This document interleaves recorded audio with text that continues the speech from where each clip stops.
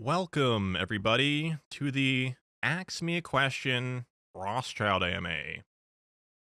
Now, this one's pretty crazy. We've looked at the Hidden Hand AMA and the Aristidini Mirevte AMA, which is apparently spelled backwards. But yeah, this is another one of those deep lore internet AMAs. It doesn't really have the same spiritual tone.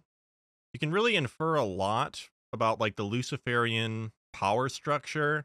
I feel like these Rothschilds are just the idiots who aren't handed down the full picture. This is a very dark AMA, and if you're someone who's like scared easily, I might recommend watching it with some caution. Like definitely like I don't know, people. This is dark, especially for women, especially. There are a lot of like half truths, and unless you have the mind for these kind of things, it can definitely be hard to kind of pick apart the truths from the falsehoods, or like the half truths or the kind of truths. But yeah, we look at the law of one on this channel a lot. And Rob brings forward the service to self and service to other conceptualizations. And the Luciferian, vision of the service to self polarity is very interesting because basically it's saying, or Lucifer's whole idea is that, Earth is less evolved, so we're going to ultimately serve their highest good, but temporarily, be an evil as to offer the choice to evolve on the negative path. And so the Rothschilds, we kind of see the blueprint or the relation of that Luciferian vision.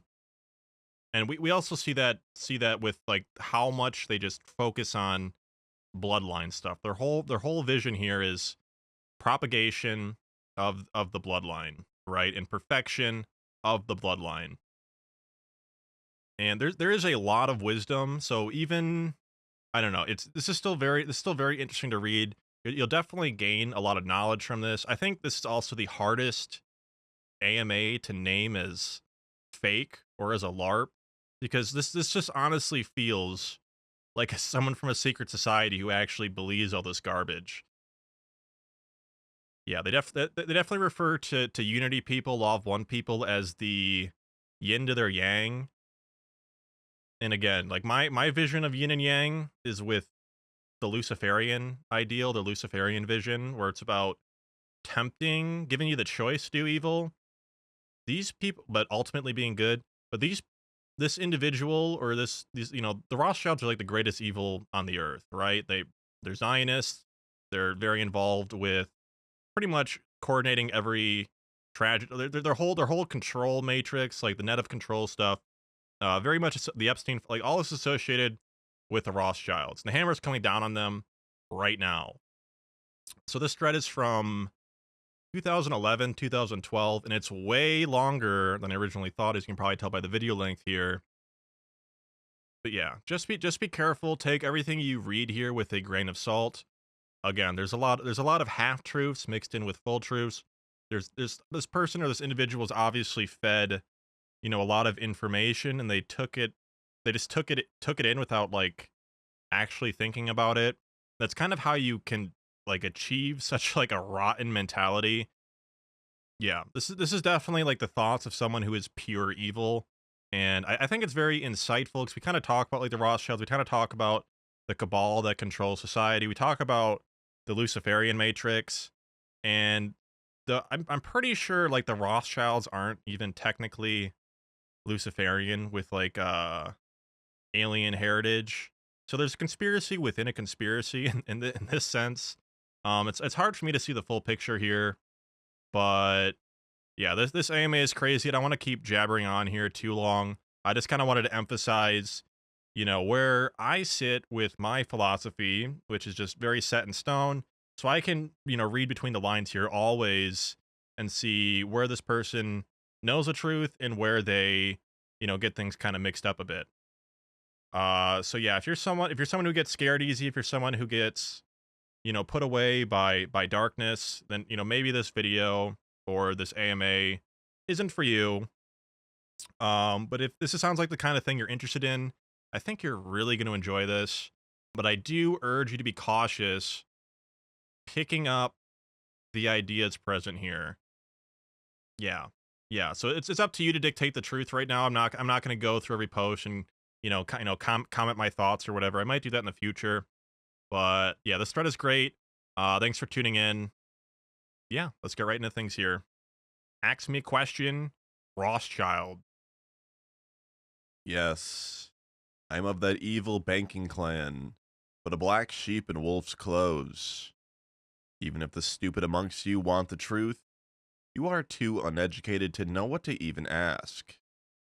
What say you, brain trust and learned of GLP? Okay, OP, I'll ask the right question then. Where did all our money go? Money? Money? There ain't no stinking money. There is only power and illusion. Das called the reality you are experiencing the beautiful lie. Is it true you are cannibals? Energy cannibals? Soul suckers? Do you know why Earthicans love meat? It's a taste of pain. Yum. As Sir Mickey Jagger observed, I shouted out, "Who killed the Kennedys?" When after all, it was you and me. Is you Abraham Lincoln Rothschild? I knows yo mama. Haha. We have no mothers. The chosen are disabused of the notion of a nurturing other who sacrifices all for the innocent being. Teach your children the ways of nature. They will learn one way or another anyway. You gonna finish them fries? No, thank you. Go right ahead. Why you know can't spell you name right? I thought it amusing. GLP has several misspelled memes. Moran, for one.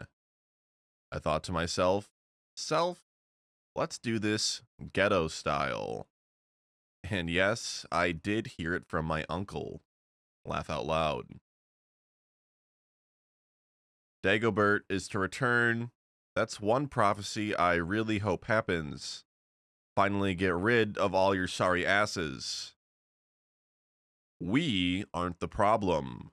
You are. No one forces you into your routines. You choose.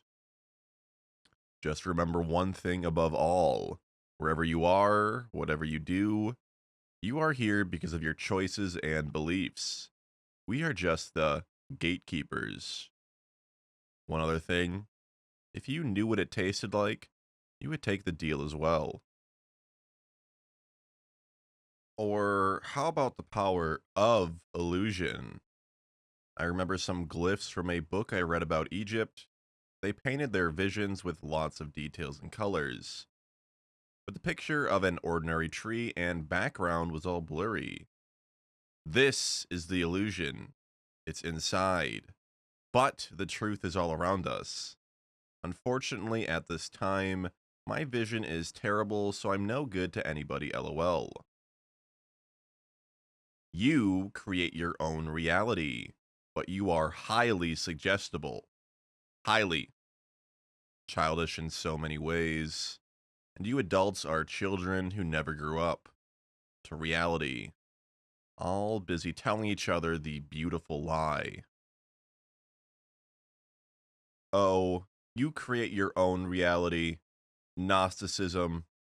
A gift of Mactor Rock Oxy, also known as Count de Saint Germain. Oh, and lies. Just never fit with anything.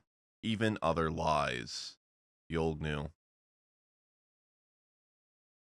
More along the lines of wishful thinking. Ask your average worker drone what they would do if tomorrow morning they won the lottery and received $1 bajillion. Now, study the answers and see what I mean. Illusions upon illusions. Stupid little children, under the care of the shepherd. I choose us. Who wrote your script? Who are you acting for? Laugh out loud, laugh out loud. I don't know what's wrong with Harvey, doctor. He's not acting normal. Laugh out loud. I am going to pick the lock. Give it your best effort, Mr. Anonymous Coward. That is the essential human quality which prevents total ruin. However, it is completely misplaced without the tools necessary and taken for granted to the experienced locksmith. Obtain the proper tools, and you would be considered a serious threat. Let me guess. Sweet as honey in your mouth? You don't know shit, Mr. Gatekeeper. Honey is such a pedestrian concept, but perfectly relevant to our little discussion.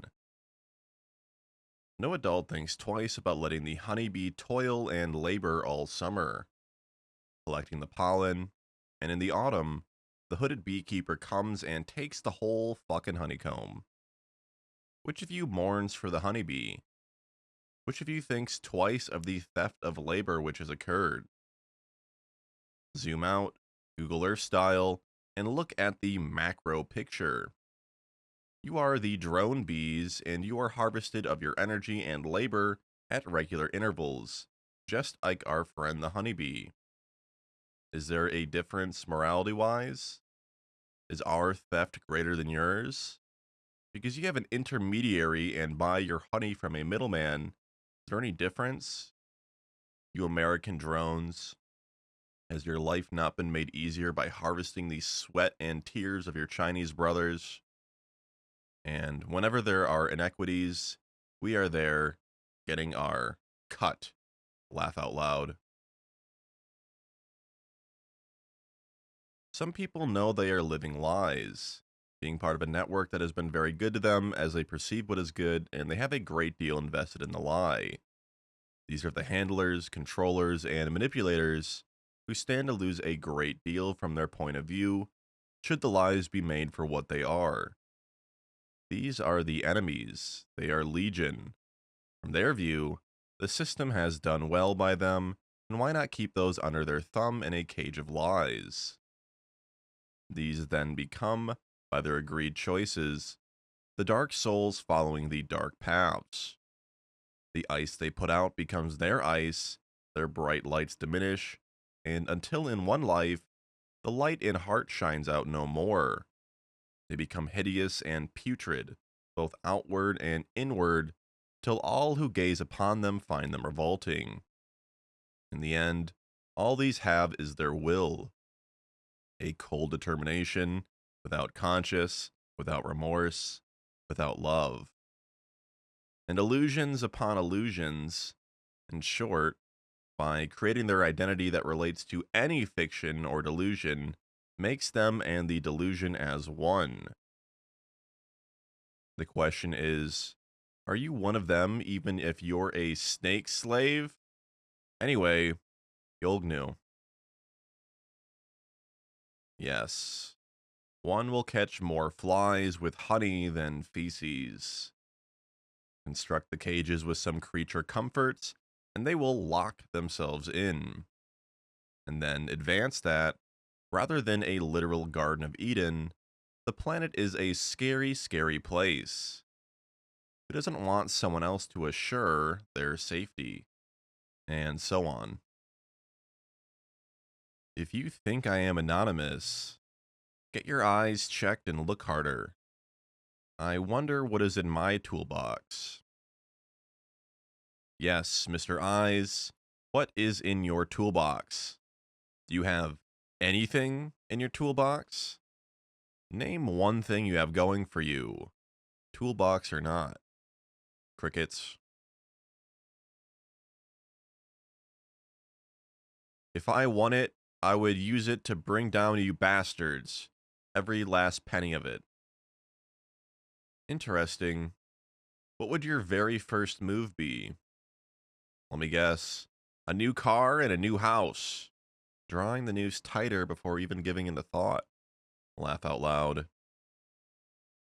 The irony is that you are best able to effect the change you espouse now, as a slave, since you truly have so little to lose. Seriously, what is stopping you from acting now, instead of when you receive your bajillion-dollar payout? Laugh out loud. Oh, this is rich. How about I show you in time? Glacial time, probably. Contrary to common perception and urban myth, we are not immortal. Please don't keep me waiting too long, Mr. Whomever you are. Yeah, keep on laughing. In the end, all matter returns to its original place. I wonder where yours is. Wherever did you get the idea that all matter returns to its original place? Or have you learned that in nature? By the way, no apostrophe in its. Its is, its is possessive. Rothschild is going down. Oh yes, sure. What proof offer you for this silly notion? Again, an example of childish thinking, making statements with no basis for support. My dad can pummel your dad. Speaking of going down, how are your kids' educations coming along? What relationship do you enjoy with your kids? What do they spend their time doing? What is their future? The only way we go down is if you wake up, and that isn't ever going to happen. Look at the stupid comments on here, and so far, not one intelligent question. You can learn because, as a man of honor, I will answer truthfully. But alas, as one once stated, the truth. The truth. You can't handle the truth. Laugh out loud. One hint, Wall Street. That would just be the beginning. Wasn't the hacker group Anonymous supposed to bring down the NYSE last week? Weren't lots of people supposed to do lots of things that never happen? You don't understand the New York Stock Exchange any more than you understand money. How can you bring down something you don't understand? Laugh out loud. Read Sun Tzu for a beginner's course, then ponder on the fact that you are taking on forces with experience measured in millennia. If you are smart enough to figure out who my spirit is, then maybe you will realize that your last comment was misguided. Wasn't the Bickle character a crazed cab driver who shot up some slum neighbors? Is that your role model? Take out a few of your neighbors to get back at the system which oppresses you? Sorry, you need a new plan.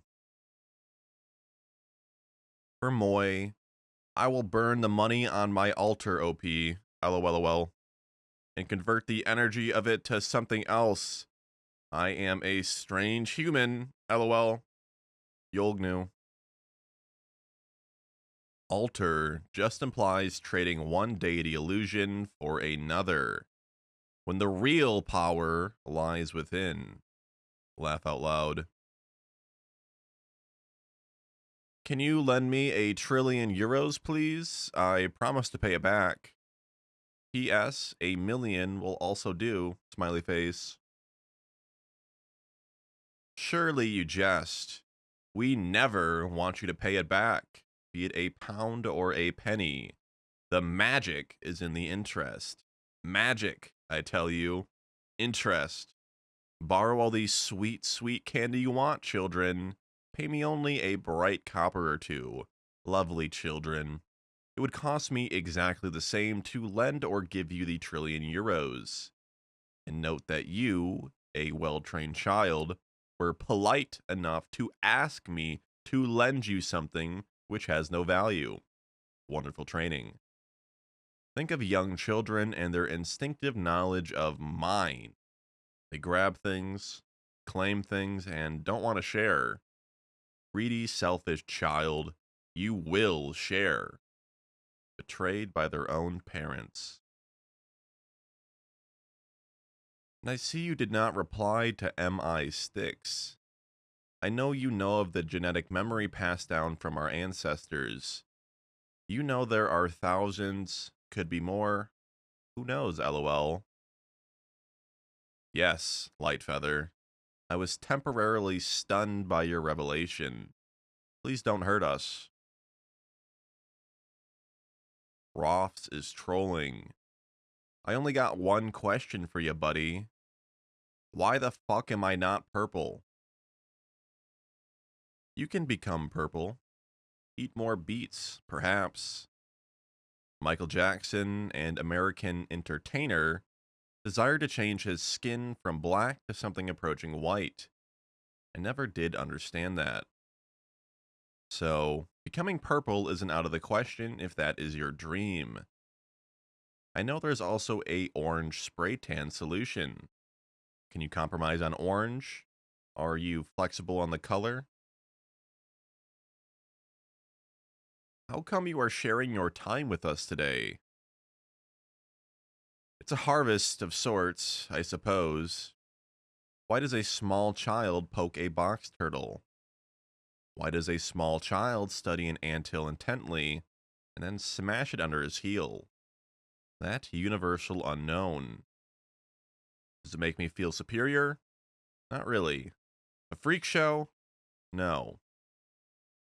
Perhaps there is a part of me that hopes for the growth of others. Perhaps I feel a duty to remain open to helping others I deem worthy. As a matter of honor, I will not lie. As a matter of practicality, I will not play Socrates. Come up with your own intellect and stretch your thinking. Thank you for your question. Your reaction doesn't surprise me, OP, lol. At least you laugh because that was the meaning of my post. Know that the petals of my heart is working well and all my 7 centers. I compare to your only 5 centers by the choices you made. Snake one day, snake forever. I hope not.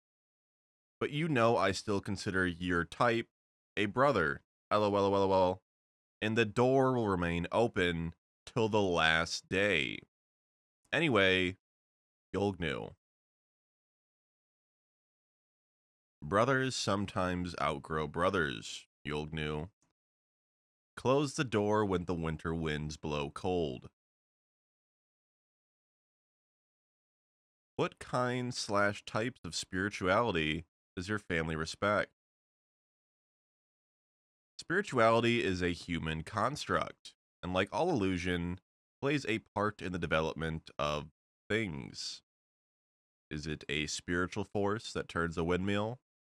A child might think so, until the mechanics of asymmetrical earth heating, which make the wind blow, are well understood. A windmill turns, and energy is harvested. A scientific explanation for a mystical phenomenon. Do Rothschilds only reincarnate into your own bloodline? What are your views on reincarnation? Reincarnation is growth, which has been packaged and stripped of its meaning by the so-called New Agers. Purity of bloodlines is the essence of history.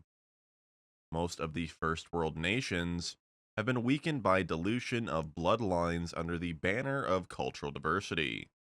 An old trick, but highly effective. The movie Doctor Strangelove put out the POE, purity of essence meme, but people laugh it off as the ravings of a madman. Check out how Israel handles the issue of bloodlines within their country, but they too are falling. Laugh out loud. Have you been to another planet? That question presupposes that there are other planets. I had my fingers crossed behind my back when I promised to pay it back. Aha! A trickster, harlequin, joker. It is sadly true that only the wealthy can afford absolute honesty. Loss of freedom begins in earnest when people are forced to tell lies to fit within a society, necessary to maintain the beautiful lie. Only the truly powerful tell the truth because, due to their position, there can be no repercussions. What makes a bloodline pure? What are the most valued bloodlines and why? There is noise in every bloodline. The real question is how the patriarchs deal with the noise. Remember that suspension bridge in Oregon, USA? Tacoma Narrows, I believe. So that would be Washington, USA then.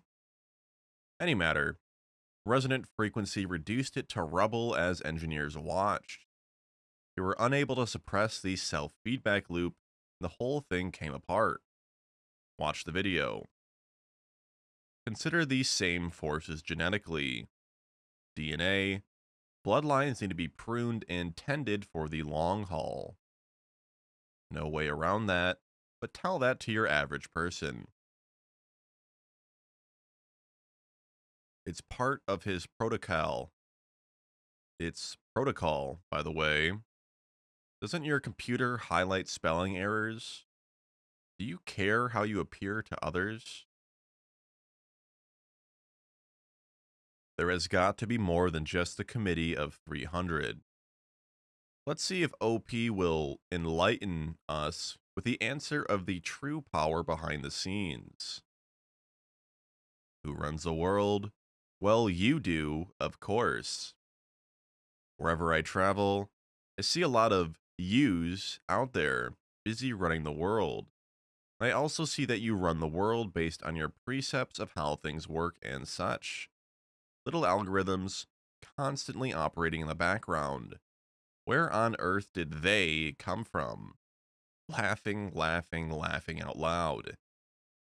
And of course, being children, things go wrong when bad or selfish decisions are made. Boogeymen are thus created to absorb the blame, deep, dark, evil forces that make things go bump in the night. They are the reason for all this trouble. Bad, bad men. I suppose another way to put it, that you might understand better, is that the world is run by men who truly understand the dark nature of the human spirit. So you provide the evil, and these men create scenarios where they know how you will react. It is scary how accurately refined these rule-based systems have become. Ironically, these men of knowledge must keep their hands clean. Must, or the magic goes. Oh, sweet irony. Believe me when I say that the efforts to suppress come from immediately above your station. Those who have a few extra comforts that you don't, and that want to maintain your submission so that they can maintain theirs. The real masters are the intellects who suggest in a suggestible way that which you cannot resist. Did you know that the US porn industry is now larger than the Hollywood box office? Well over 10 billion. But ask anyone if they watch porn, you will likely be told no. Who is the evil dark force here? The entity who understands human lust and provides for it? The consumer of the lust? Would the porn industry exist if its services were not in demand? Would it end tomorrow if people chose to not watch porn? Of course. So, pick your evil. Of course, the secrets have made more than one bloodline powerful beyond belief, and there are struggles. Ultimately, one will win out, so that's interesting.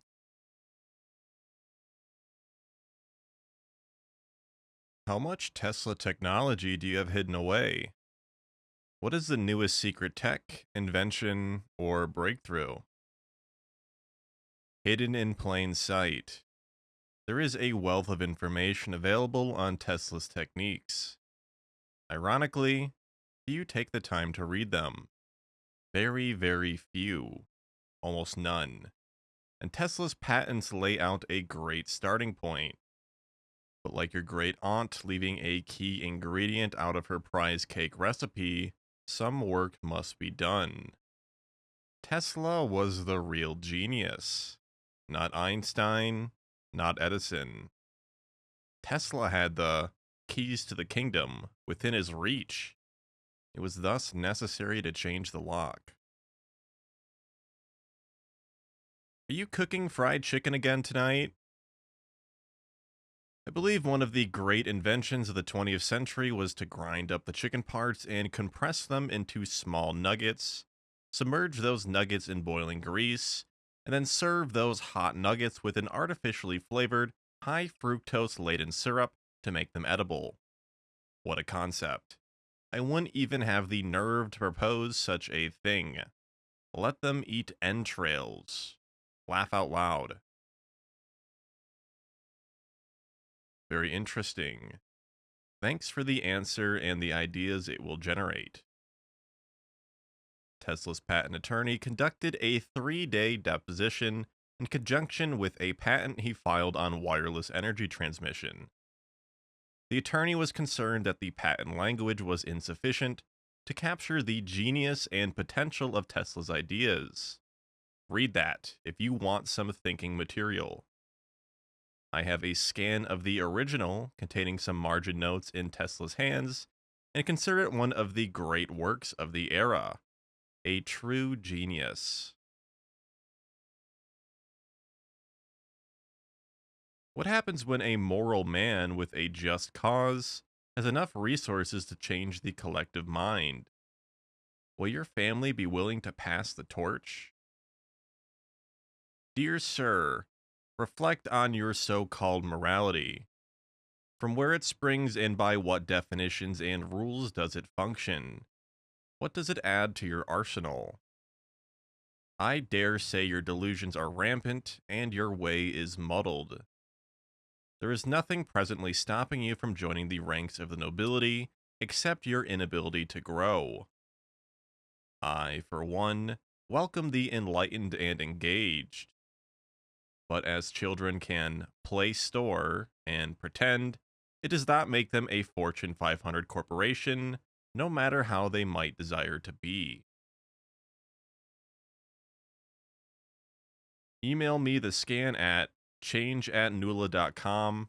It is part of your destiny. Smiley face. Such a compelling offer. How could one resist? Nicholas Tesla, a true genius, but lol, he knew how to hiss to another reptoid, dude. A reptoid. Reptoids didn't hijack this country, they invented it. From the beginning and for thousands of years.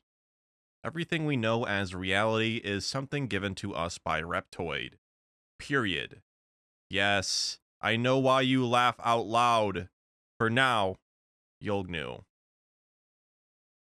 For now and forever. You can't resist. You know you want to. I want to what?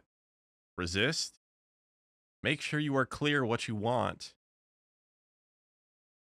Awesome thread title. Well, thank you, little yellow guy. I hold no animosity towards the brown-skinned. They have been endlessly amusing with their capering antics. Read what I said again before your preconceived notions fill the blanks. I said, you can't resist. And you know you want to email me. Well, You established the article by stating, "You can't resist." Then you said, "You know you want to." That would imply that I know I want to resist. In actuality, I am indifferent to the dilemma. This universe is too young for its inhabitants to possess the knowledge of good and evil. This knowledge corrupts this universe's evolution. I choose to return to my proper path. I am guessing I am not alone in this thought, although there are not many willing to give up this knowledge. What will happen to those who do not reject this knowledge and return to their original path? I think they will probably become lost in time and eventually go insane. OP is well on his way to this, eventually.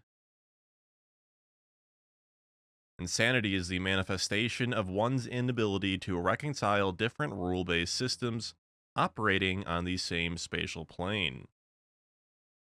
The truth reveals the nature of the one true system. That one true system manifests perfect clarity, which is the opposite of insanity. How could it be otherwise? Boredom implies a lull in the expectation of future happenings. Were the boredom seen as permanent, then many would act out insanity algorithms. This website is a prime example of the waiting expectance. Something is coming, doom, wealth, a beautiful man of woman who will whisk me away from my previously bad choices. The realm of belief is of one's own making. Can you deconstruct the illusions? You drunk? You probably already know the Rothschilds dabble a bit in the art of winemaking.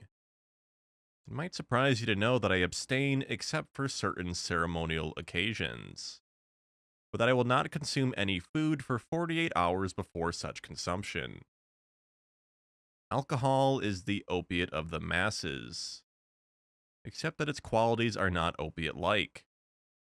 But it does drug the reason senses, so therefore useful. Maybe a little humility here, lol, Yolgnu. If I were a child, that would be a scary picture. Is that one of the tribal bloodlines in your reality? I just fixed the original statement to be more clear. Thanks for pointing that out, as my response was a little bit too ambiguous and could have been taken a couple of ways. My pleasure.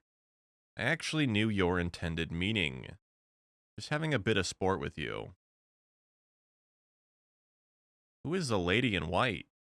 Woman in white? From appearances, a woman of some substance and bearing. She went to the Bilderberg meeting.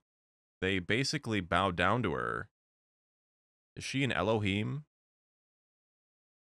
Gods are created by those who need them for their own purposes. So does Baroness Philippine make some good wine, or what? As the dark-skinned might exclaim, Opus 1, yo. Who is your god, and what do you utilize him for? Objection. Question presumes facts not in evidence. She went to the Bilderberg meeting. They basically bowed down to her. Is she an Elohim? Here are some others who attended Bilderberg this year, plus an article with all the latest gossip. Enjoy! Tell us about the Aldo Brandini family. You people get all these notions from Harry Potter books, fiddlesticks and witch hats, a scary black cat on a flying broom. Insanity, but highly amusing. I would rather go to the source for info. What? You don't think the secret societies publish their comings and goings in the local news? Well, I never. Who is the oldest living person? You mean the oldest living bloodline? Have you ever met Marius Romanus or Saint Germain? Imagine a reality where things aren't named, that you know someone intuitively, and all that is known is apparent to you without explanation. It was those Egyptians who came up with the need to name everything. It was so much simpler before. I want to hear this. A person is the physical now manifestation of the bloodline, a representative or token of no special significance. The bloodline is everything. Take care with your bloodline, dear sir or madam. Think in terms of the possibility that all moments in time exist concurrently. Future and past are simple-minded constructs. What do you know intuitively? The totality, the all. Do you really believe that that which you are can be hidden when operating in the truth plane? It's a logic fallacy from the start. Those of us operating in the truth plane cannot lie. Obviously, there is no evil or good here. These planes are so different that the lines of comprehension are impossible to bridge. And yet I try. Good nature, how I try.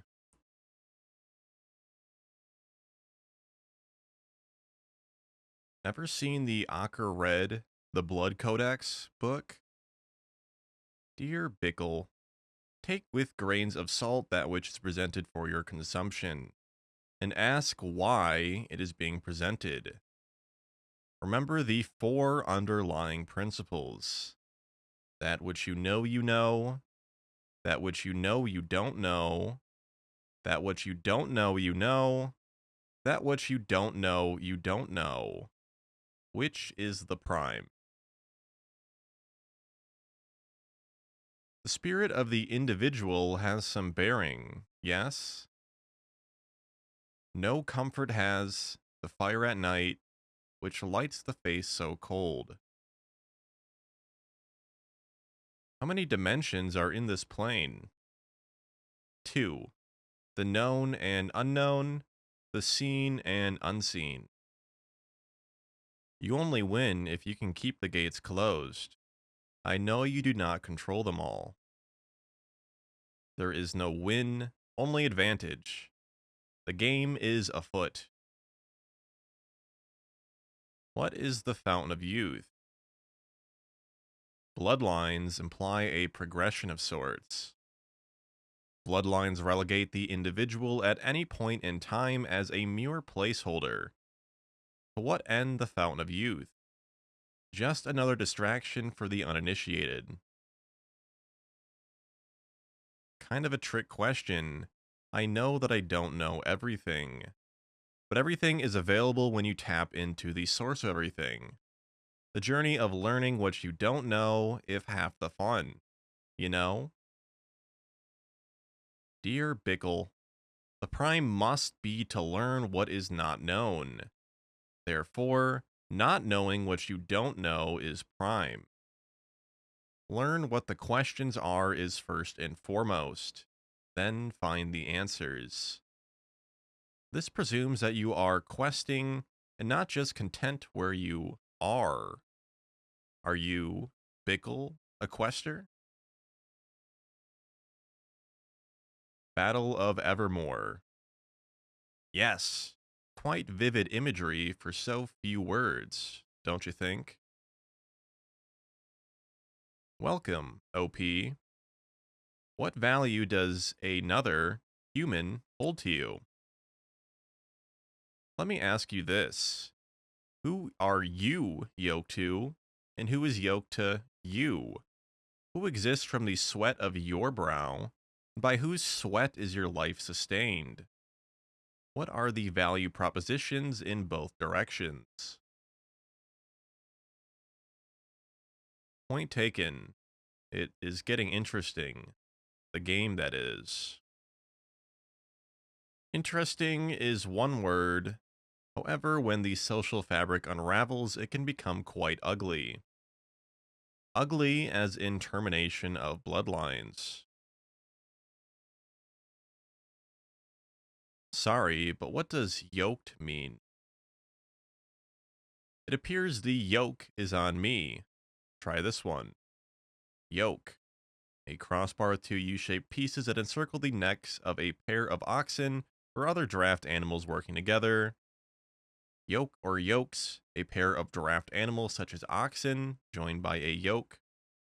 A bar used with a double harness to connect the collar of each horse to the pole of a wagon or coach.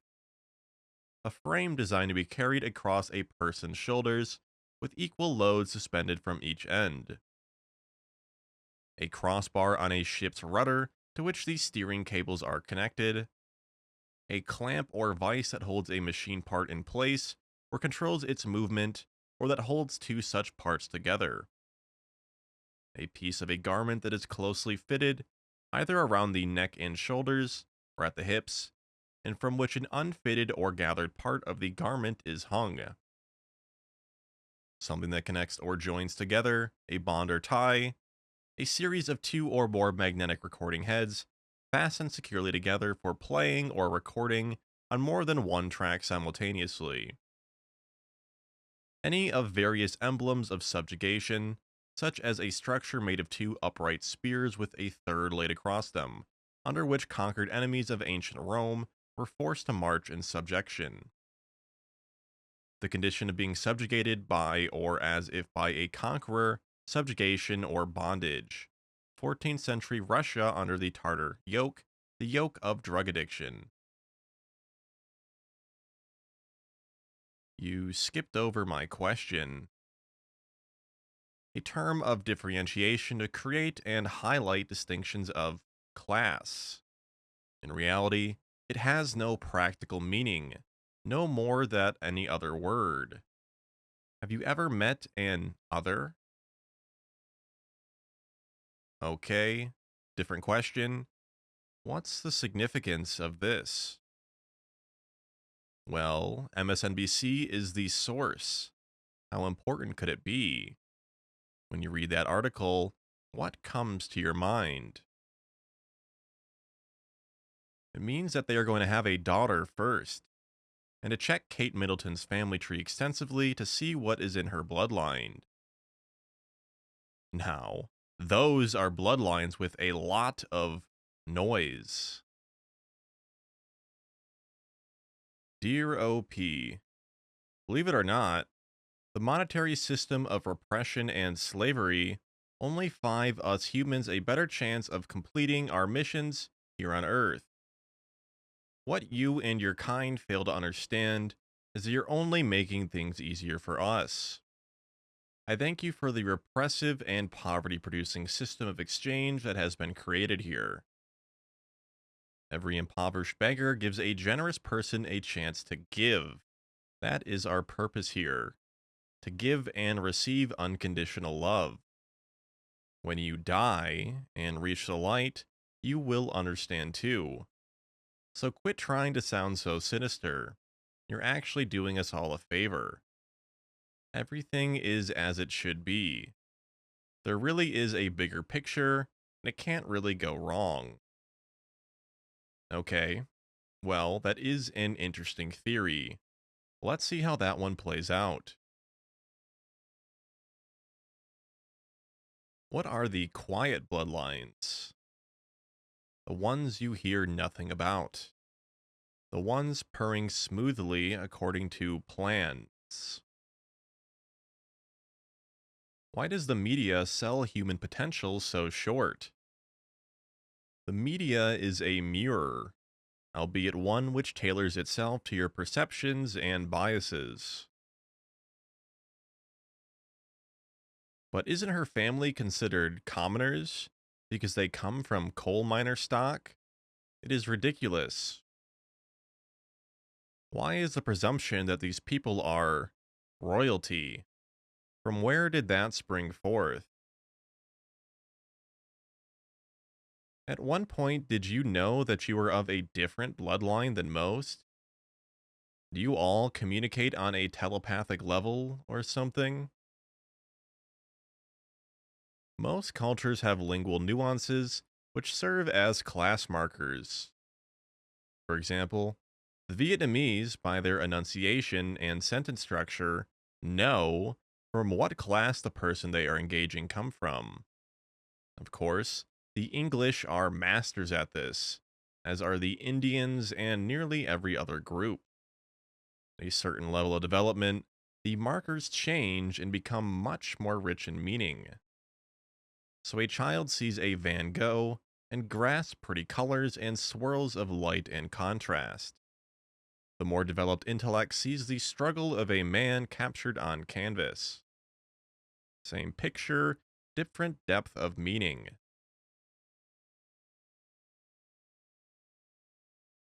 Isn't that the truth? But I think it mirrors more the insecurities than anything. Human insecurities and fear keep the windmills turning and generating electricity. Sorry, I don't believe in royalty. I believe each of us has the attainable goal of transcendence when we are ready. Most don't realize it.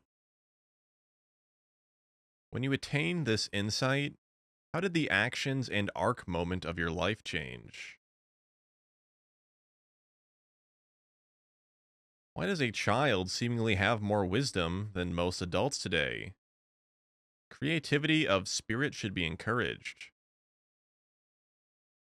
The child holds the purity of the human spirit. That's why they have to be educated. Pity that. Indoctrinated is more like it. What is the Rothschild's homeschooling like? It is difficult to explain in terms that are easily understood. If one wished to teach the ways of the wolf to their offspring, the infant would be placed in a wolf's den. You are the one who is in a delusion. You know very well what you and all these so called elite have coming. Your time is very limited, and so is your power and wealth. It will all rot and perish, and so will you if you don't repent to the true God who is in control. Look around and tell me of what your support structure entails. How prepared are you for what is to come? From where does your knowledge come from? What is the wolf's den like? Teen Wolf. Like floating in the primordial aether where all is all. The sad, greedy part is everyone could have the education you speak of, intelligence. It could better the whole world and everyone and everything on it and in it, but instead you all choose to control and own it for yourselves. What if this education process, this intelligence, is already inside you, and the educational process is nothing but unlocking the secrets within? To whom does the responsibility lie to unleash this infinite potential? Is it I that is evil for not teaching you to do what you are already equipped to do? This logic is perplexing, except for the fact it is entirely consistent with the nature of your problem. So, you astral travel? Another term devoid of any meat. Where is the space within? Sorry, hun. That's not going to be what takes them down.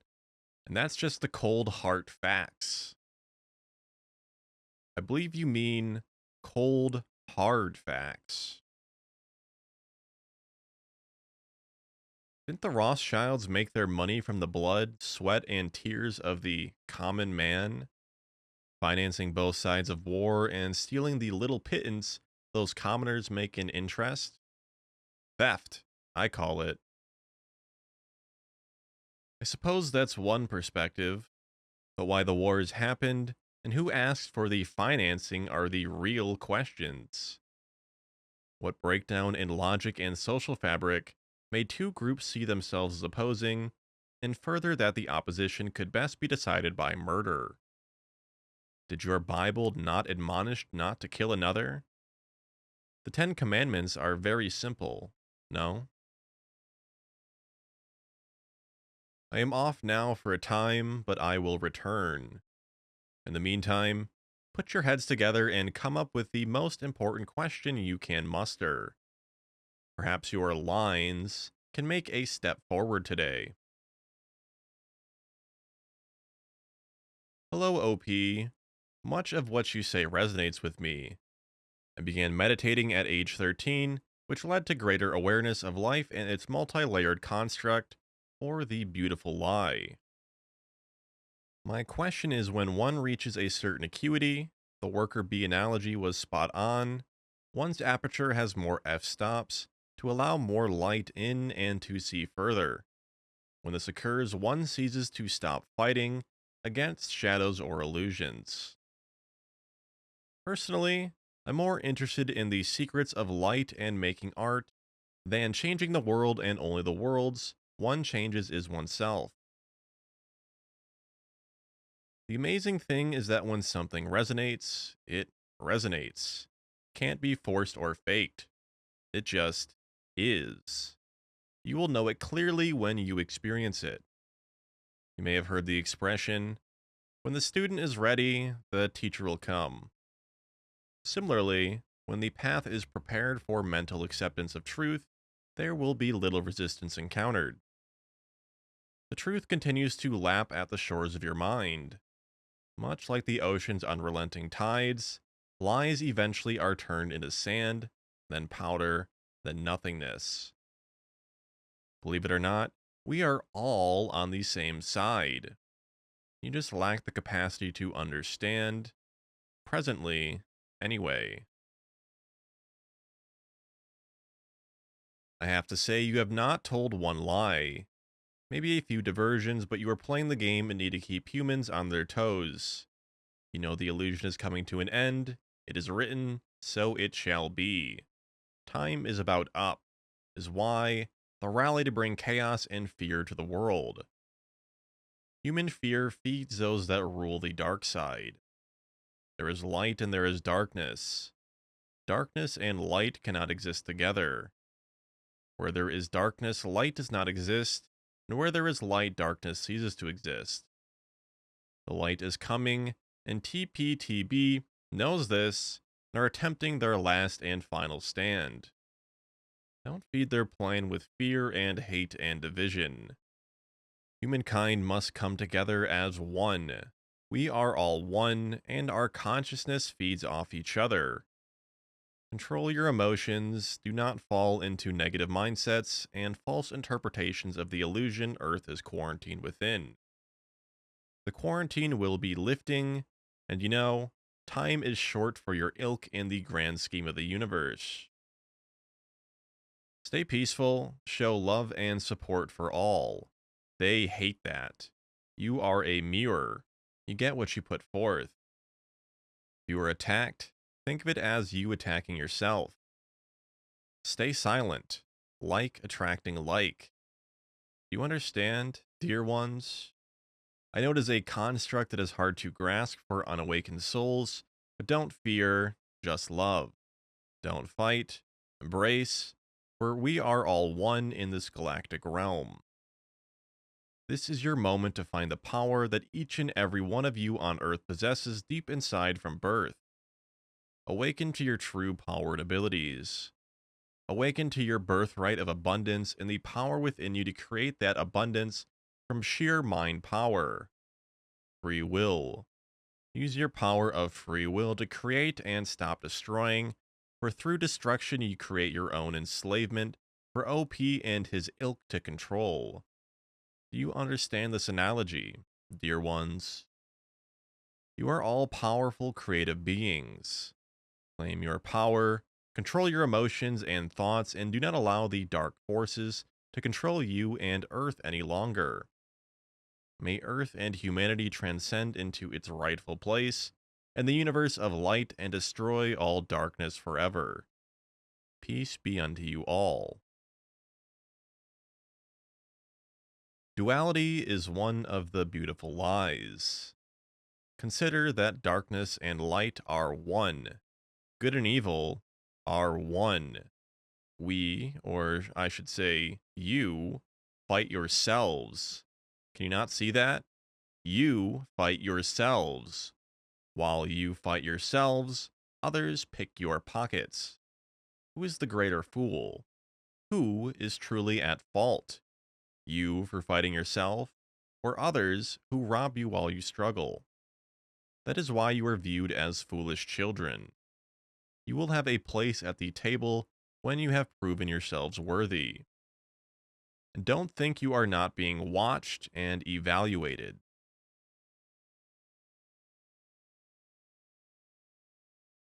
Think for a second. Absolute zero is negative 273.15 Celsius. So if you live in a place that is an average temp of, say, 20 Celsius or 68 degrees Fahrenheit, you have in the air 293.15 kelvins of energy. This incredible large amount of energy is at your fingertips all around. Just we have to sit and wait for someone who builds a device capable of transform hot air into free electricity. Mig, you are correct. Of course, anyone who is open to nature and truth would instinctively understand. A child standing face turned to the warm summer sun instinctively understands. It takes the education system to turn thoughtful, cerebral children into worker drones. And the slaves pay for their children's enslavement. It would be tragic if it weren't so funny. And look how hard people struggle to remain slaves. OP, I really hope you are able to return sometime to answer more questions. Yes, Bickle, stretch that mighty mental muscle of yours. I appreciate your desire to grow and learn. You have learned that hostility, verbal or otherwise, is a loser's game. Or at least you show signs slowly dawning. So much to think, feel about. This has been an interesting thread. Something about bloodlines. You constantly hear about the reptilian bloodline being Rh negative, that the elites are Rh negative. Is this true? Oi! Crazy Mama 73 appears from the aether to inform and enlighten. Well, reptilian is an emotionally charged word here and elsewhere, so please forget the reptilian reference for now. Consider the following facts and questions. Who are the children of Israel? Why was their seed blessed? Why were they told not to intermarry with other people and to circumcise their sons for identification? Why were they told to preserve their genealogy? Where did Adam and Eve's sons go to get their wives if they were the only humans on Earth? Many scientists believe that modern man evolved from ape-like primates. They have much proof to back up their theories, including modern blood analysis and comparative studies between modern man and lower anthropoids, such as the chimpanzee and the rhesus monkey. It has been proven that the majority of mankind, 85%, has a blood factor common with the rhesus monkey. This is called rhesus positive blood, usually shortened to Rh positive. This factor is completely independent from the A, B, and O blood types. In the study of genetics, we find that we can only inherit what our ancestors had, except in the case of environmental or selective mutation. We can have any of numerous combinations of traits inherited from all of our ancestors. Nothing more and nothing less. Therefore, if man and ape evolved from a common ancestor, their blood would have evolved the same way. Blood factors are transmitted with much more biological precision than any other characteristic. It could be argued from scientific scrutiny that modern man and rhesus monkey had a common ancestor sometime in the past. All other earthly primates share this Rh factor. This leaves out the people who are Rh negative. If all mankind evolved from the same ancestor, their blood would be compatible. Where did the Rh negatives come from? If they are not the descendants of prehistoric man, could they be the descendants of planetary travelers? All animals and other living creatures known to man can breed with any other of their species. Relative size and color makes no difference. Why does infants' hemolytic disease occur in humans if all humans are the same species? Hemolytic disease is the allergic reaction that occurs when an Rh negative mother is carrying a Rh positive child. Her blood builds up antibodies to destroy an alien substance the same way it would a virus, thereby destroying the infant. Why would a mother's body reject her own offspring? Nowhere else in nature does this occur naturally. The same problem does occur in mules, a cross between a horse and donkey. This fact alone points to the distinct possibility of a crossbreeding between two similar but genetically different species. Why does science, i.e., the little people science, fail to explain how Rh negative is possible? Those familiar with blood factors admit that Rh humans must, at minimum, be a mutation, if not descendants, of a different ancestor. If a mutation, what caused the mutation? Why does it continue with the exact characteristics? Why does it so violently reject the Rh factor if it was within their own ancestry? Who was this ancestor? Difficulties in determining ethnology are largely overcome by the use of blood group data, for they are a single gene characteristic and not affected by the environment. The Basque people of Spain and France have the highest percentage of Rh negative blood. About 30% have RR, Rh negative, and about 60% carry one R negative gene. The average is only 15% Rh negative, while some groups have very little. The Oriental Jewish people of Israel also have a high percent Rh negative, although most other Oriental people have only about 1% Rh negative. The Samaritans and the Black Caucan Jewish also have a high percentage of Rh negative blood, although again, the Rh negative blood is rare among most black people. Could the Basque people be one of these colonies? Or could it have been the original colony on Earth? The origin of the Basques is unknown. Their language is unlike any other European language. Some believe that Basque was the original language of the Book of Genesis. Some believe it was the original language of the world and possibly of the Creator. Genesis 6:2.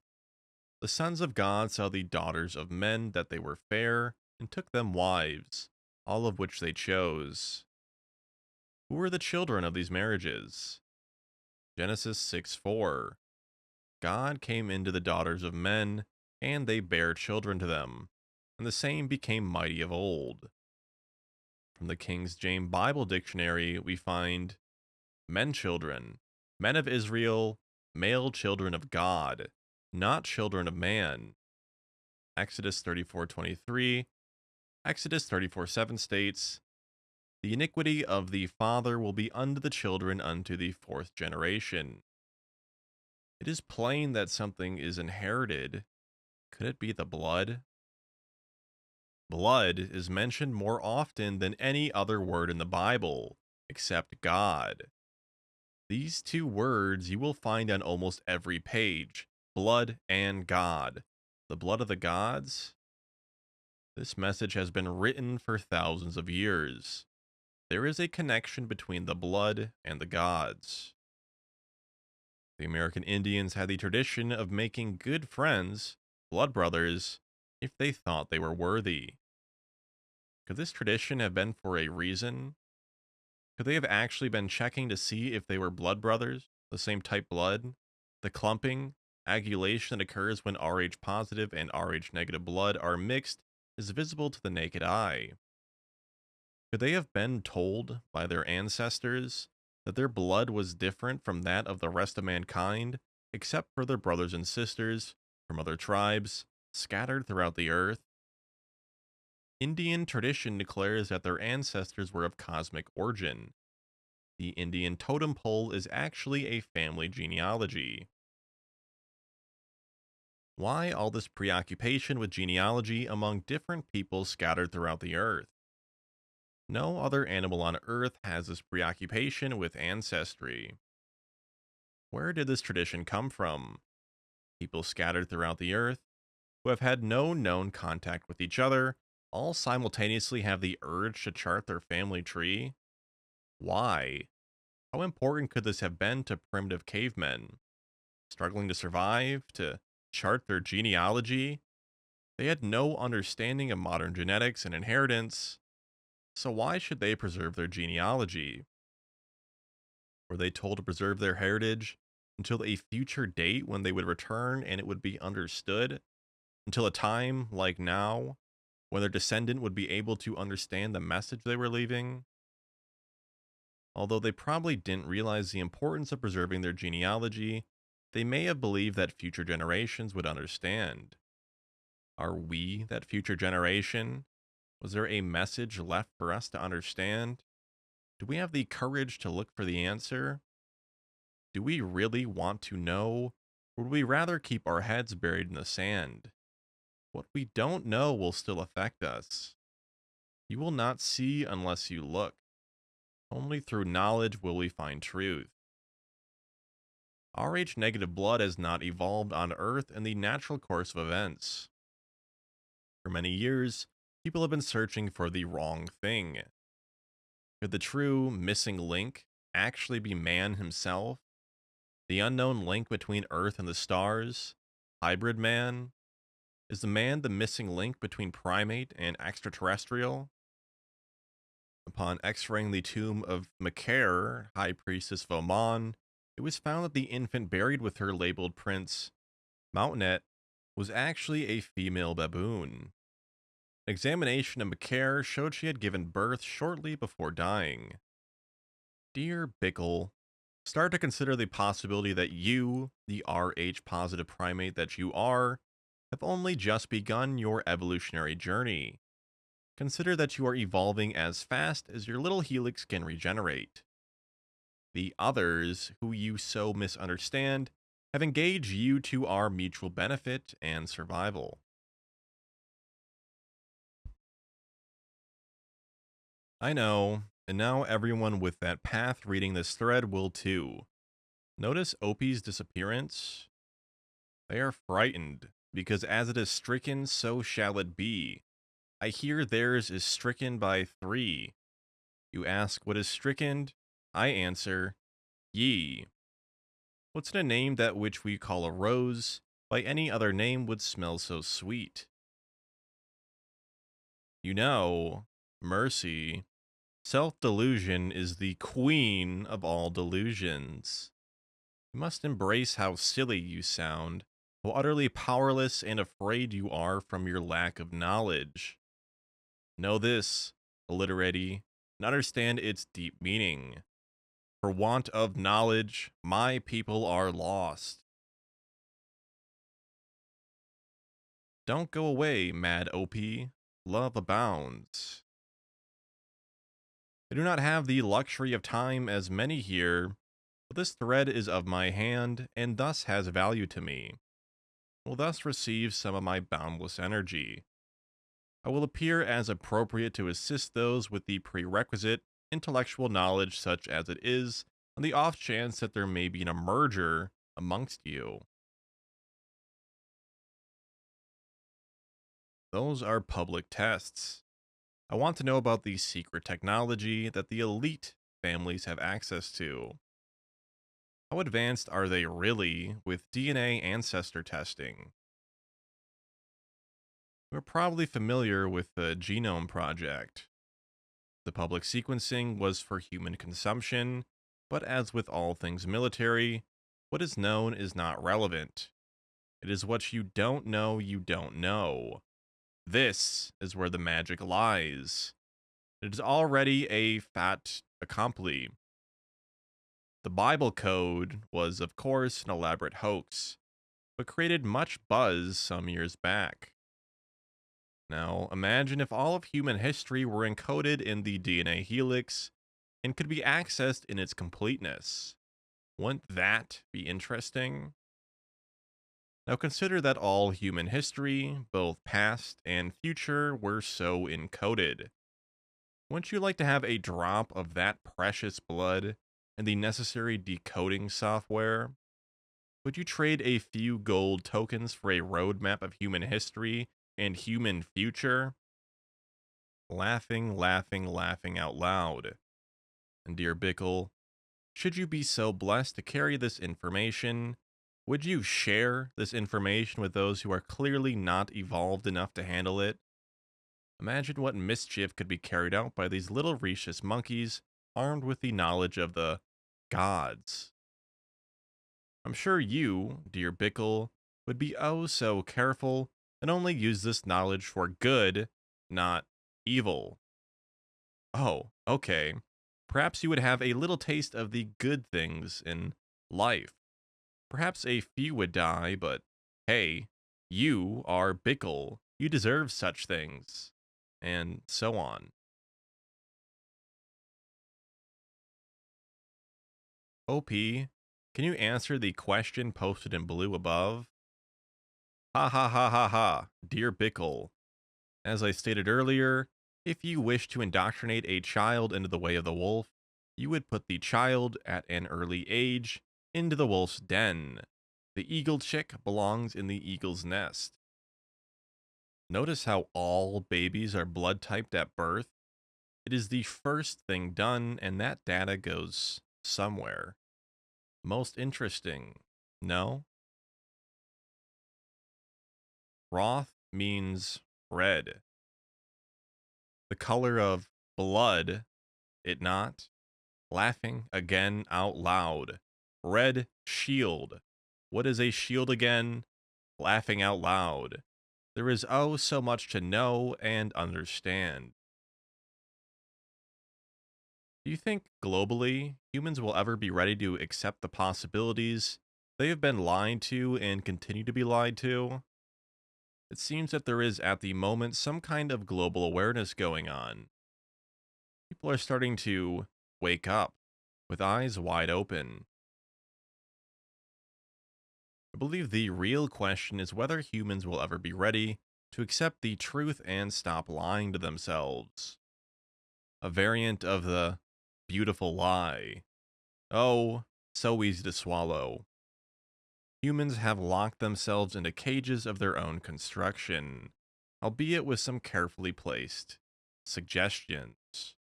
Laughing out loud. I am also type O negative. Yes, some things he mentioned are true. I just find it frustrating that there is really no answer confirmed out there as to if the negative factor is a mutation and how/when. Everything is speculated. I believe I read the same post he did from another website while trying to find an answer. For some reason, I guess I was assuming he may know more, being from an elite family line. The truth is the truth, crazy mama. Take it or leave it. Really, what more does one need to know? And then to start acting accordingly. You speak not with forked tongue here, except I do not agree with your continued dark-sided veiled insults to the plus humans. I am O negative, RH negative, and I see through you. Insult? How so? If a child is developmentally retarded in some way, does the parent do the child a service pretending it is some other way? Does the parent teach what it can within the limits of that child's understanding? forked tongue, and after I specifically asked those posting to suspend that childish superstition, ne conjugare nobiscum. Some will, some won't. It is not our path to choose or manipulate. It is theirs, and their path is perfect for them. You are right. Humans choose their cages, but that gives no other soul the right to lock the door. Why do you laugh at human pain and fear? I stated clearly before, human pain and fear are harvested. I didn't state by whom, and one must realize that many forces are at play here: primary, secondary, and tertiary. And then there are those who benefit as middlemen. Some blood, laughing out loud. I do recall a picture of Jesus. Chinese version, he is in red. The other version, he is wearing blue. I like blue. Goes well with those apples or grapes if you wish. You would mock Jesus? Why? Is reality created for us, or do we create our reality? By your existence, you create reality. However, you, yourself, or at least your awareness, were created. Thanks for playing. The reason why I asked this, when I was younger, it seemed I could manipulate the reality around me. I thought the world was created for me until I was 12. Curious. Are you Rh negative? Deprogramming is common, the norm. Why do you think so much is invested in the education system and media programming? Those who are evolving faster are ostracized by their own, held back, instead of being groomed to become the teachers and leaders of their people. Who among you have not seen this dynamic at work? Perhaps in your own lives. Children, even Rh positive, have great powers of perception and much latent power. Some are able to activate and represent the evolutionary force at work. How they activate and to what end is cause for great and continuing speculation. The evolutionary process is known, but also a wild card. Bloodlines are genetic purifications at work and span centuries. As with crops, a wild seed blowing at the wrong time can wreak havoc on the most carefully laid plans. This is why control is so very necessary. OP, if you really are a Rothschild, please support my football club. We could use some decent players. I will advise you as follows. You will develop the greatest football team in history if it is your destiny to do so, with or without external financial support. Realize also that any support you receive from those who do not share your vision is external and will come at a great price. That price will leave your dreams in ruin, for that is the nature of things. If you have passion and that passion is great, others with similar passion will take up your cause, and you will prevail. Be forewarned, however, that ultimately your passion will destroy you and your dreams. Dream, rather, that your progeny will have the type of team you desire and begin to lay the foundation for them. This applies to everything, not just football. Preaching to the choir here, don't laugh at their ignorance and pain caused from their choices. You would presume to tell me what to do? Do you know if there is some truth to the studies that people with Rh negative blood type seem to be more intuitive and so forth? Why does Rh negative seem to have more copper in their blood, yet Rh positive has more iron? Why does it seem that more people with Rh negative blood have extra vertebrae, lower blood pressure? Is it just by coincidence? Higher copper is relevant and a factor from the environment of early developments of the Rh negatives.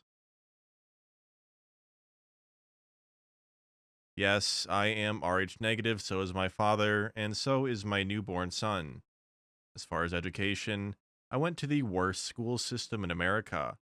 IPS, I was given chances to go to better schools because of my IQ, but like you said earlier, it is all about choices, and I've made a shitload of bad ones. As I got older, I realized I'm uneducated and my opinion means nothing. Well, with any luck, my child will be the one to break the cycle. A heartfelt observation, Brennis. Embrace your bad choices as a learning experience and think of this. Did you make your bad choices despite the studied advice of others? If so, you are in the company of giants who have come before you. Know that you cannot make good choices in the realm of your existence. Your father's ignorance was handed down to you, as yours will be to your child, unless you break from the paradigm which you find yourself. Have you ever considered what legacy you would choose to gift your progeny? That is where it can all begin anew. Which Rothschild are you? Who is asking, and why? The whole thing about the First Nations elders traveling around North America with the 13 crystal skulls, stating that it is now time for us to finally understand our meaning/reason for being here. Will that actually be a step in the right direction for us? If so, why would it be allowed to happen? You would do well to stay focused on your study of the Rh negative issue you raised. The NAI have their own knowledge and superstitions to contend with. Far-fetched question, but worth a shot. Since the House of Rothschild owns pretty much all of the Hollywood movie studios, are you allowing some of these doomsday movies out to possibly help people open up to the possibilities of something more being out there? Your family owns so much. Geez. Just going through a list from a book I have been reading. What is released into the social/media consciousness is never an accident. It is all in accordance with an agenda. Romance movies, for example, can create discord within a family, and the family is where the bloodlines reside. Human females are easily subverted and largely selfish. I could comment in greater depth, but this would result in the activation of racism subroutines. I know the power of that, laughing out loud. There are events which will come to pass, and others that will not. Looking at the site will educate those who understand that doom distraction is a powerful tool, a very useful tool of distraction. Of course, every family bloodline should prepare for whatever eventuality they can reasonably imagine. But taken to an extreme, it is counterproductive. Can you really prepare for an ELE? No, but you can prepare for a famine and currency collapse.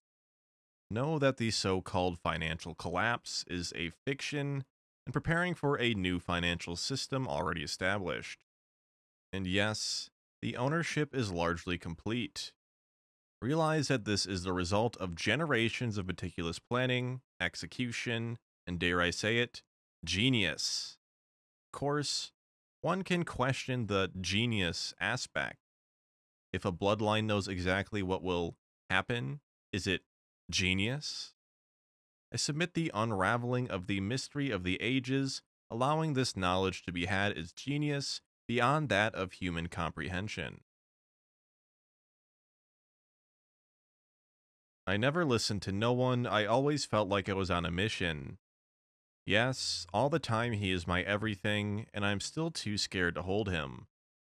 I would love to give him the chances that I never had. Let me say this. If you are a troll or a disinfo shill, You're the best damn shill I ever seen on the web, and you are a very wise person. I had fun talking to you. I assure you, I am no shill or disinfo agent. There is no incentive to mislead. You did not answer my question about your wish for your progeny. What are you hoping to pass to him? What knowledge do you hold dear? Have you considered this? If you had those choices to make again, what would you do differently? How do you think it would have changed your current situation? I do not understand your inability to hold your child. You must be strong, for the strength of the bloodline comes from the paternal side. You do not have the luxury to act any other way. I'd rather die honest and poor than die like a bunch of fat, egocentric bastards who care about nobody but themselves. Well, you sound like you are positioned to do just that. Let me ask you, do you have any duty to your bloodline's future well-being and growth? Can you afford such bravado? How will you discharge your duty? Silly, see what plane you operate upon? The joke's on them. There was no money in the beginning of creation. So when all matter returns back to its original place, guess what? No more money. And yeah, I'm laughing my ass off, OP. You can take that to the bank. Curious, Lightfeather, do you have a bank account? Do you transact your business in fiat? If no to both questions, then we may have a basis to talk. What are the right tools for a human to pick the lock? The bloodline is all. I have said this from the beginning. Are we more advanced than you guys are when unlocked 100% human potential, of course? Advanced? How so? As I understand your question, no. Is it true that you guys switched off 95% of our DNA/brain? Not directly. Think free choice. About the bees you mentioned earlier, I agree with you we are doing the same thing, but isn't that because we were not given the right knowledge to evolve correctly?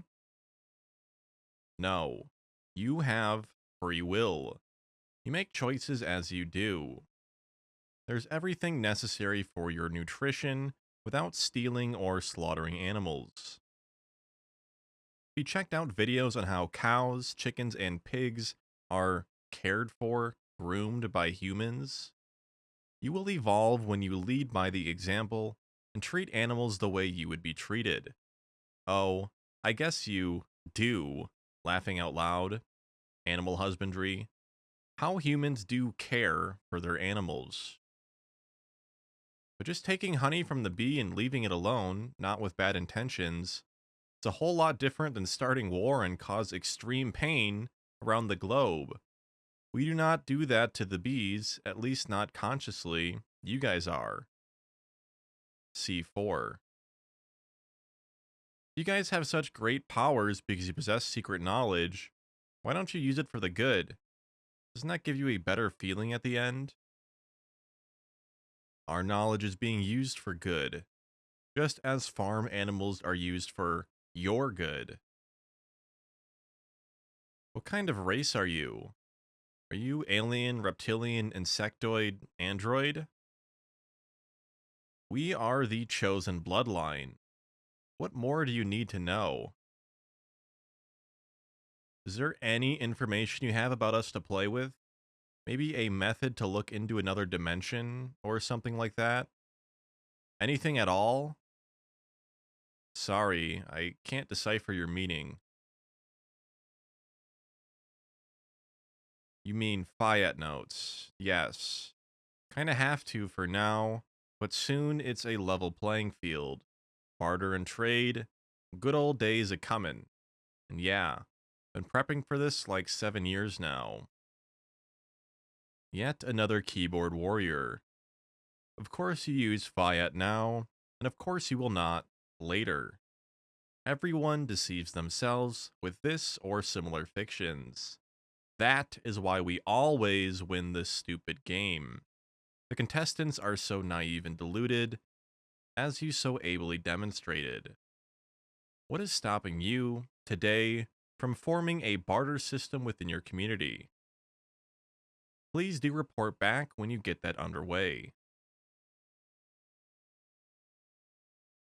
I will teach him there is more to life than instant gratification.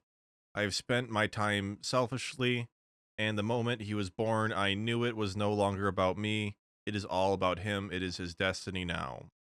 The knowledge I hold dear is that the universe is God. I would have stayed in school, gone to college, and made something of myself. I would not have joined a gang and done all the stupid shit that goes with it. I would not have joined the military and done all the stupid shit that goes with that. My life would be better had I not spent most of my time partying and chasing women. Therefore, he would have so much more opportunity. I failed in living up to the expectations they had for me. I hope my son Brennus Alexander will.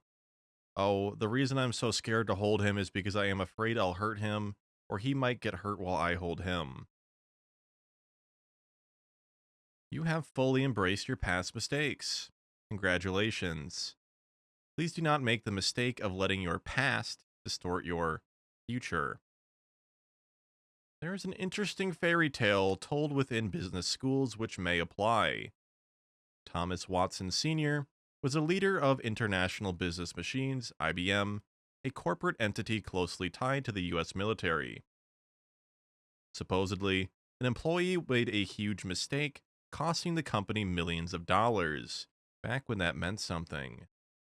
The employee was summoned to Watson's office and assumed he was going to be fired. Watson Sr. asked the employee to explain what happened and what he had learned, and then told him to go back to work. The employee was flabbergasted and told Watson that he had expected to be terminated. Watson said, "I just spent $10 million on your education. Do you think I want a competitor of IBM to benefit from that education? Think about how well you will be able to advise and guide your son. He is lucky to have a man of your real world experience to guide and mentor him. It is doubtful you will be spouting useless platitudes and harmless untruths. You, sir, have been in the real world and lived to tell its tales. You must have family members who can teach you the correct way to hold your son. Do not be deprived of this experience for both of your sakes.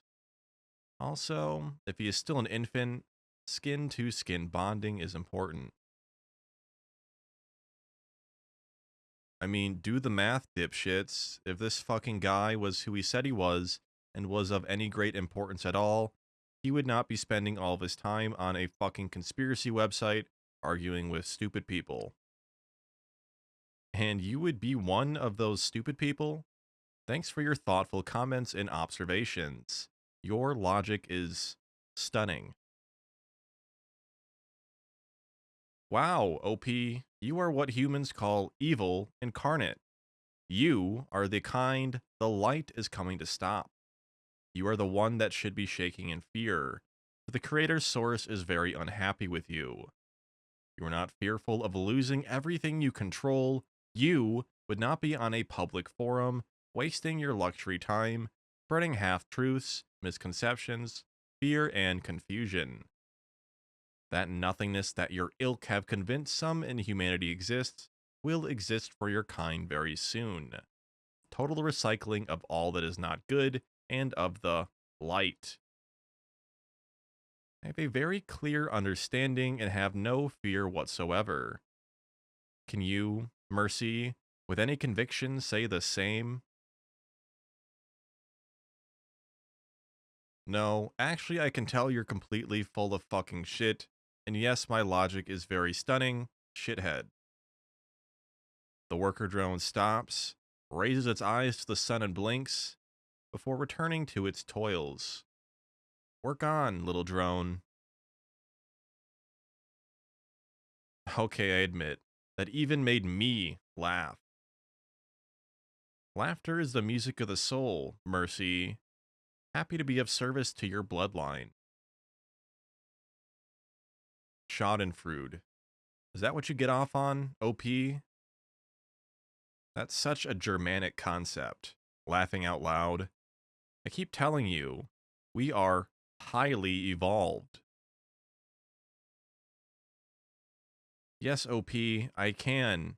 Human emotion is part of the illusion of this dimension is meant to control. That is part of the secret, now isn't it? Human emotion evolved to protect and nurture the bloodline and is critical to its survival.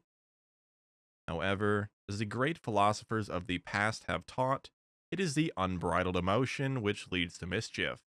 Great mischief.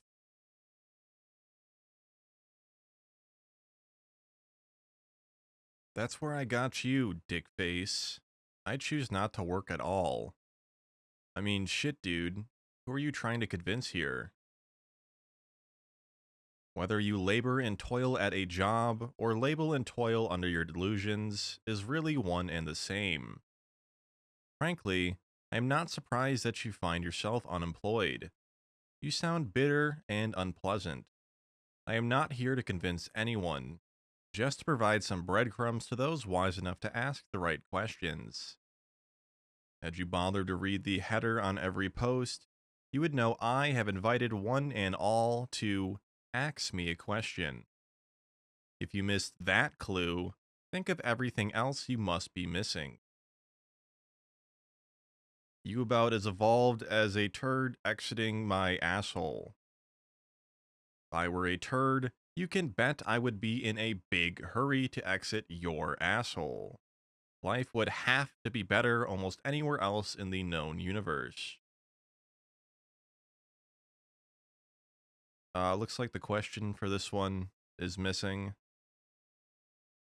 I don't really know offhand. There are a variety of autoimmune disorders which are primarily environmental in nature, but caused by a genetic predisposition. If I locate any relevant information, I will post it here. Which means, in layman's terms, emotions are the issue with humans. Your thoughts create emotions, your emotions create actions, and so on. Become evolved, one cannot succumb to human emotions. They control them. They create with them. They use them to their advantage. Wake up, people. It is so easy. If you would just open your eyes and see what is higher than what this third dimension holds. I cannot even show you the path. You have to find it yourself. Free will was chosen. Human emotions are a hybrid between the ancestor, fight, flight, and adopted characteristics. Obtaining control of the human emotions is humans' greatest imperative and challenge. How many aeons is that one going to take?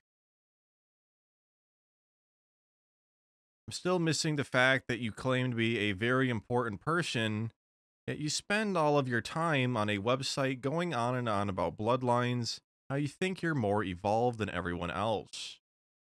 Well, fuck you, man. I'm not buying your little troll story.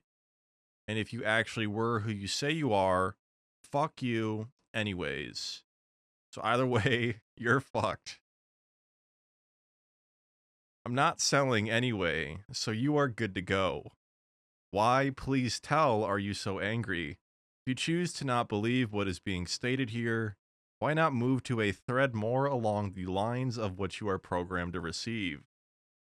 Something like America's Got Class, or whatever the popular meme of the moment is, laughing out loud. And have I once said anything about trolls? Cute little imps?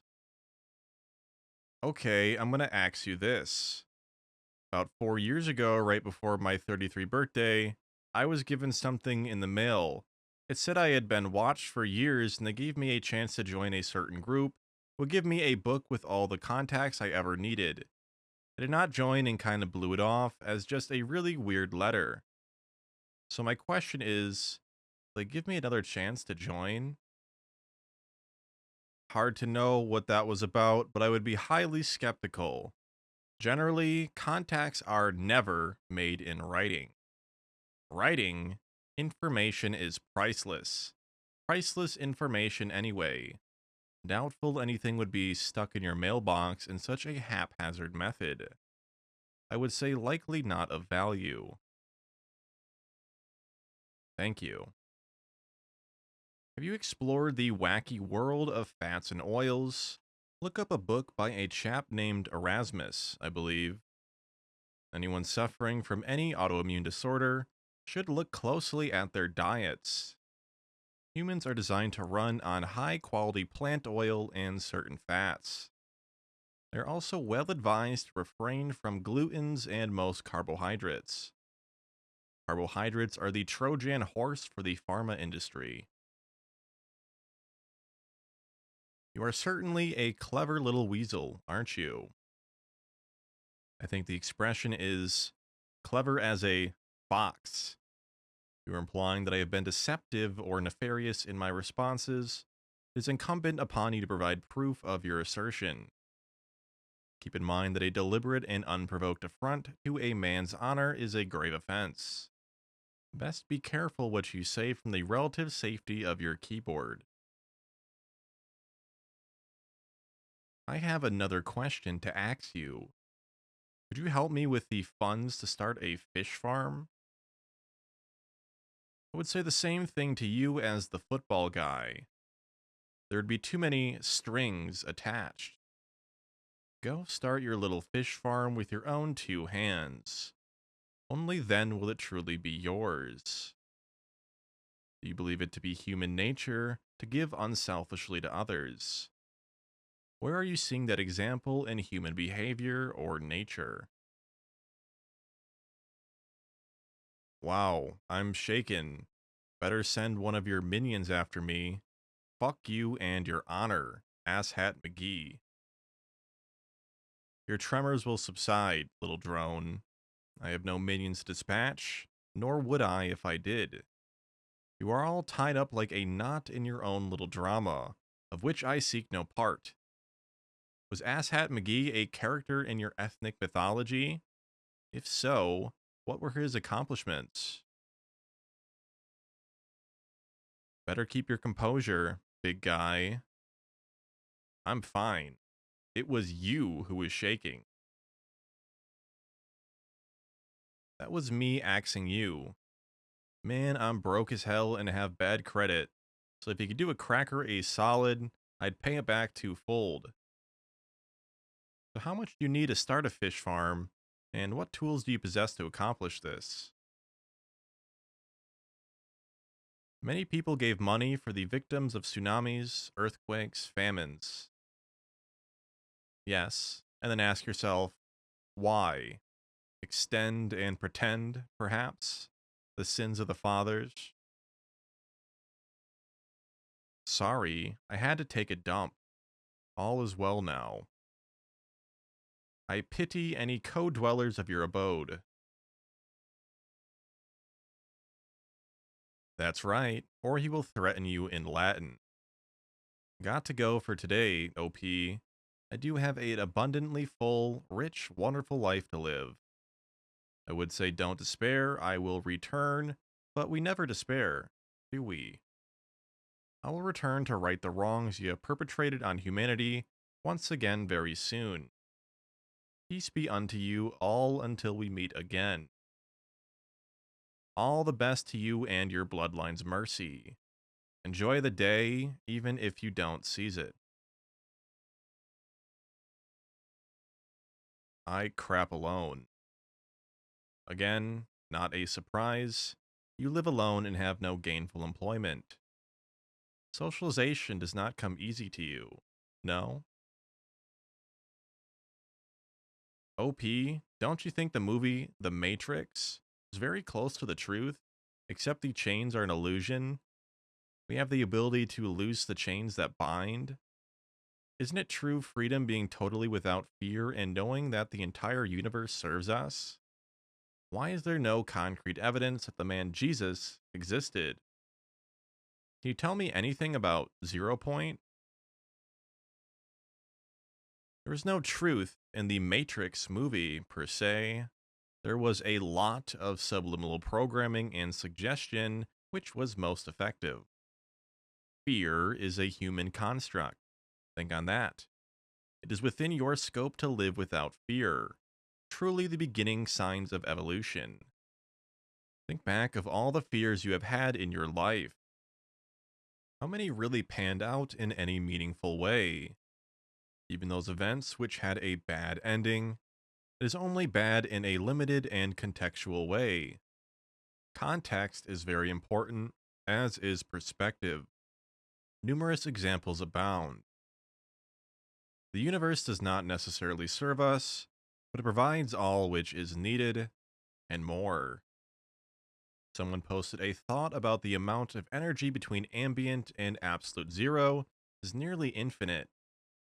The energy contained within an atom is beyond human comprehension. Read of Tesla. He is the real deal. Don't waste time with the hucksters on the internet, although there are a few who acknowledge and are trying to continue Tesla's work 100 years later. Okay, it's been fun giving you shit, dude, but I have some shit to do. It's been real. Farewell, sir. I bid you well in your travels and future bowel movements. Huzzah. Enough to buy 10 acres, or at least have a down payment, a small backhoe, could rent the backhoe, to dig the ponds.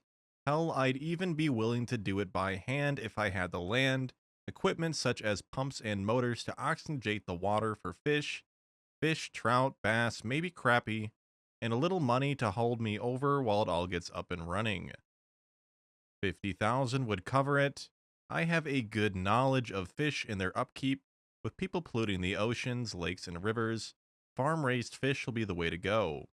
It seems it would be a good business opportunity. There are areas around the world that will deed you land if you will work it. Are you agreeable to relocate with your family? If so, I may be able to provide you with some information.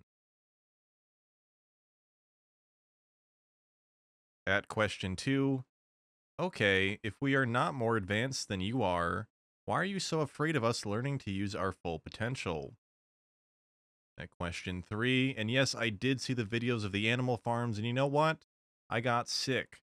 I never knew this. I got sick to my stomach and all the way back. After this growth in consciousness, I decided, with all my family, to not eat meat again, because we do care about a better world, unlike you guys do with your high consciousness. At question 5, so you admit you are doing it for your own good. So basically, we're saying we are both doing the wrong thing, right? Because the only right thing is unconditional love, right? Loving something not because it's for your own good, but just because it is. How come I am changing myself to make a better world, and how to tune into my unconditional love state of mind, and you, as highly evolved as you are still stuck on the same low vibrating level as us humans? That doesn't make sense. Either you guys are just full of shit, or I don't want to evolve. Because if that's the price to pay, hurt other beings' conscious, then I'd rather be stupid than highly advanced. The chosen bloodline, for what? And yes, you do need to say more. Question 7. Well, if you are so highly advanced and got a head start of a few thousand years in knowledge, then you must got something for us humans to activate something inside of us, or something. Unfortunately, I started at your question number 7. Must got something for us humans to activate something inside us or something? No, but you do. Glad to hear you have given up meat eating. You should take up the cause with your family as well. It will benefit your particular bloodline.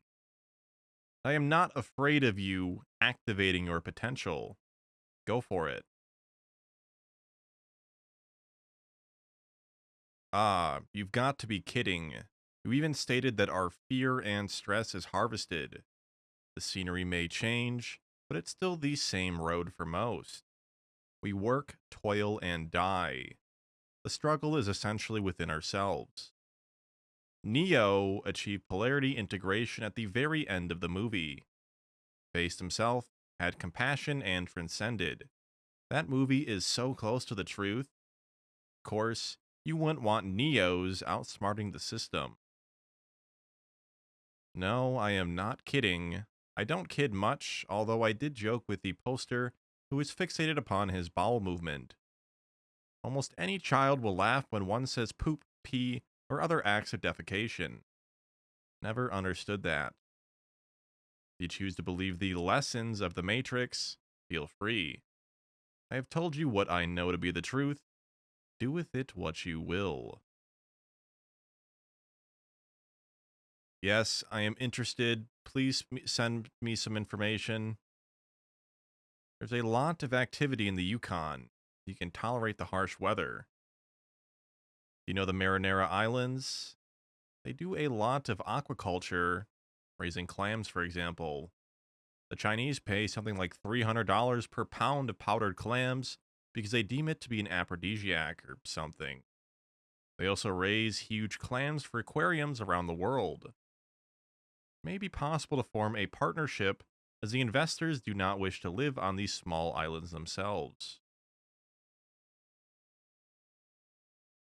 Okay, thank you. I know that I possess that potential, but we have little or no knowledge at all about our soul, brain, higher self. I just wouldn't know where to begin. Maybe I already begun, because I'm changing myself for the good of all. Got 4 other questions. Number 1. Are the conspiracy theories put on internet by purpose to hold people in fear for your energy? Or is it really because of people wakening up? Why are we reading that you are doing everything to stop our awakening? What happens on the internet is a good example of the human devolvement, for lack of a better word. A kernel of truth and knowledge emerges from whatever source, and immediately a swarm of humans take that kernel and grind it into a useless meal.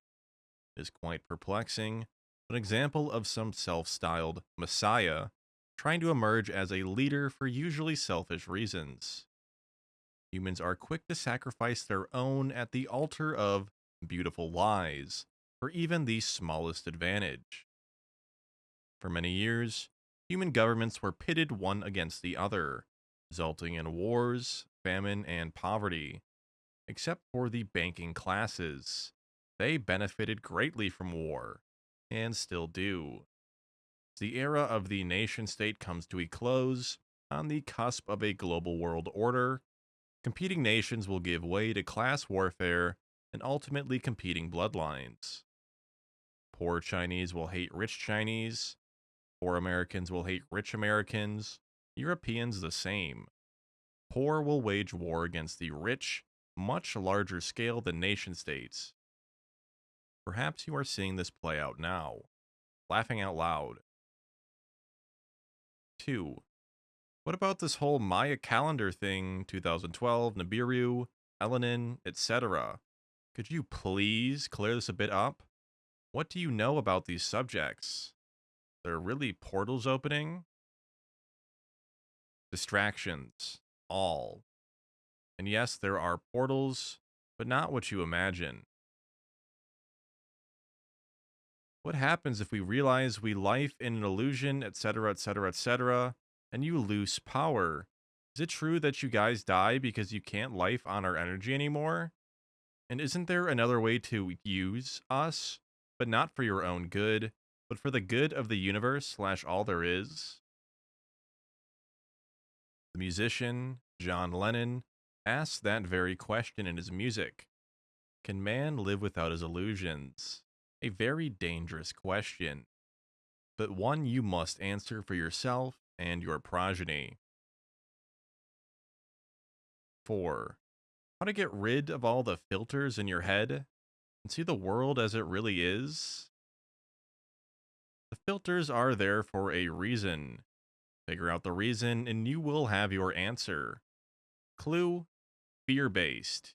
Children are programmed from birth to respond to fear. Why? Off for now, children, but do keep those cards and letters coming in. OP, I am not sure if you have read a book called Old World Secrets, the Omega Project Codes. If so, any truth to what he said? Have not read this book, CM. No, I don't see it quite yet. Don't understand the context you placed it, the meaning, but I will, thank you. Are you serious? So you were saying that a whole history with temples and stuff was created to fool us? Or distract us? Distract us from what? There must be something going on that does not benefit if you guys want to distract us.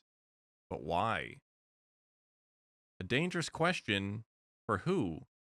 Dangerous question for the person in question because the ego sees it as danger, because it's an outside of the box question, or a dangerous question for you guys if we ask that for ourselves. I know that they are there for a reason. I also know it's fear based because every time we get fear, we let our reptilian brain survival mode take over. We are literally clicking backwards with our amygdala into our reptilian brain, instead of clicking forward into our frontal lobe. Am I right about the fact that the reptilian brain is a huge part in the manipulations? I must say I get chills on my body if I see how perfectly planned this is, and effective. I got respect for it, but not for the purpose it's been used, but that's a different thing. Am I also right if I say that our ego gets trapped by the fight-flee working of the reptilian brain? Got a new question. How do you look at us humans? Do you see us as less or as the same? Do you feel sorry for us? Do you have a sense of guilt? Do you ever think about you abusing humans as a highly race? I know we are doing the same, but if you possess the knowledge for unconditional love, and you are conscious of it, and that without it you create pain, then I don't understand, from my point of view, why you do not use this. If I got the choice to give up everything I have, to just taste a little of this knowledge, I would give it all if I knew I could use it for good purpose, of course. If you are reptilian, is it true that you don't have a mammal brain? And could that be the reason why you can live with yourself without having a feeling of guilt? If you choose to believe the lessons of the Matrix, feel free. I have told you what I know to be the truth. Do with it what you will. So, you don't even know if your truth is the truth, so your truth may not be true. Where does that leave you? And how do you know that you don't live in an illusion? Just like us, and the same thing happens to you. Ha ha ha, that would be ironic. The energy harvester is getting harvested. No, but serious, if you speak the truth about you guys harvesting us without us knowing, then how the fuck do you know that you don't get harvested slash manipulated? Ever thought about that? I was never comfortable seeing the world as it is with all the violence and pain, because if we do it, who else is doing it and on what level? Aren't you uncomfortable by your own actions and not afraid it happens to you? Well, I did my whole life and look at it now. I'm about to learn that it is in the universe. When I said distraction, it was relevant to the development of your bloodline. Not that the pyramids were built to confuse and confound you. I do affirmatively state that the Mayan timeline is a distraction that has no relevance to future events. OP number 1. So you are the chosen bloodline, but for what? And what does it grant you? Hello, Mad Code. Chosen for survival and propagation of the species, I suppose. Chosen to assert our history and bloodline. Chosen is a misnomer. However, we are engaged in an epic struggle, as are you. 2. What is the purpose of the world government? Will banking class create new wars and profit from them? Actually, what I want to know is, what is your future visions and plans? Tell me what you can, please. The purpose of the world government is to assert total control of the masses and harvest their energy. In a sense, there is no future. Currently, you note a consolidation of the few remaining countries without a central bank, and how rapidly this is occurring. Look for Syria next to fall and fall quickly. North Korea has already cut a deal under the aegis of China. Fait accompli. Cuba has also agreed to the North American integration once Fidel passes. That leaves Iran and biblical prophecy. The fallout from that conflict sets the stage for the true New World Order, as has been broadcast in the media the last 13 years or so. 3. Do you really believe that humans have free will? If you do, please explain why. Thanks. Of course, humans have free will. However, free will without intelligence, imagination, and the will to evolve is meaningless. Similar to giving an infant the keys to a vehicle. What are they going to do with all that potential? Look to the routines in your own life and ask what you do with your free will to improve your bloodline. You know your money and power can't save you from what's coming upon you. That goes for all the other bloodlines that are affiliated with the elites. Money is meaningless. Only power matters. We have all that is needed. From where does your power come from? So, what is your diet like, OP, since you don't eat meat? Do you grow your own food? Do you buy organic?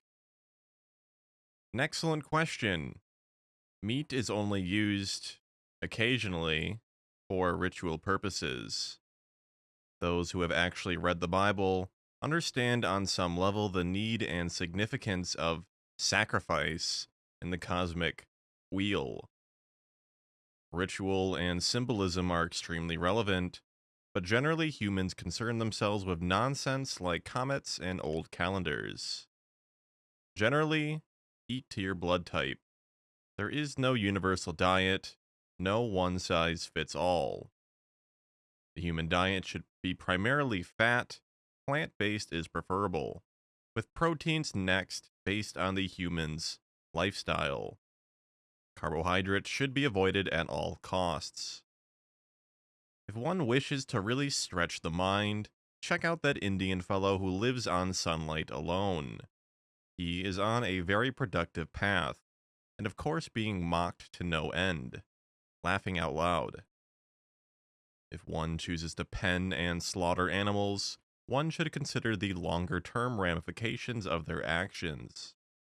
It's very simple-minded to think there are no consequences for the wholesale slaughter of innocents, particularly with so many better options available. Dear Anani, would you mind to elaborate why we would need to pay more attention to our bloodline? Rest of us, 95%, is mixed at that point that nothing is authentic anymore. So the question is, could it be better genetic material around, even better than your lineage, by mixing different types or even by altering extras? I understand you have to care about your own bloodlines as a gatekeeper, never know what can be obtained by diluting it. On the other hand, this is somewhat you have figured it out. I would say there is still room for improvement. To me, the concept you presented could be valid to a certain degree. You didn't explain how unseen matter is connected to genetic material. Please expand a bit. Pollution of your bloodline is the only relevant issue. As I quoted earlier in another post, the word bloodline is mentioned most frequently after God in the Bible. There is a reason why. Note that many ethnic groups try and protect their bloodlines. Indians with their arranged marriages and so forth. Look at the efforts by Israel to prevent their offspring from mating outside of the tribe. Lots of stress on that one as the kids have fallen from the faith. The tools to dilute opposing bloodlines has been very effective. Look at white women who are now breeding with. That would have been unheard of even a generation ago, but now it is paraded as being progressive. However one feels about any particular race, all that is necessary to do is look at the prevalent characteristics and decide if future generations would benefit or be detrimental to their future growth. Carry on, children. Haha. I'm surprised that you don't know that all the elites obtain their child rearing information from this blog. So many learned posters with so much wisdom. Look up the occipital sloping ridge and opposing digits and see how you are stacking up developmentally to your competition. Very evolved that the trolls and troll ops are throwing diversions to distract from things they don't or don't want to understand. I didn't know they allowed computer time at the loony bin, OP. Most obviously they do, as confirmed by your presence here. Welcome and do post again. OP, how's the rift within the global power grab among various interests, bloodlines, unfolding? As one would expect, I suppose. Keep in mind that two or more who hold a great secret, conferring great power, have a vested interest in maintaining the status quo in many respects. The real struggle will begin after the consolidation, which is coming soon to a theater near you.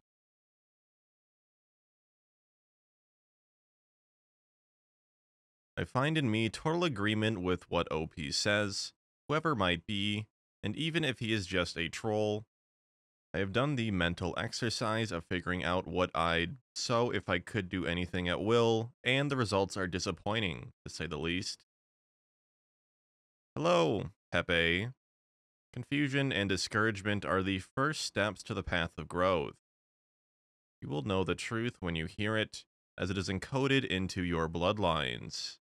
You are a placeholder in time for your bloodline, nothing more or less. Make the tough decisions now and do what you can. Now, I am intrigued and surprised. You seem to be way more perceptive than I could imagine.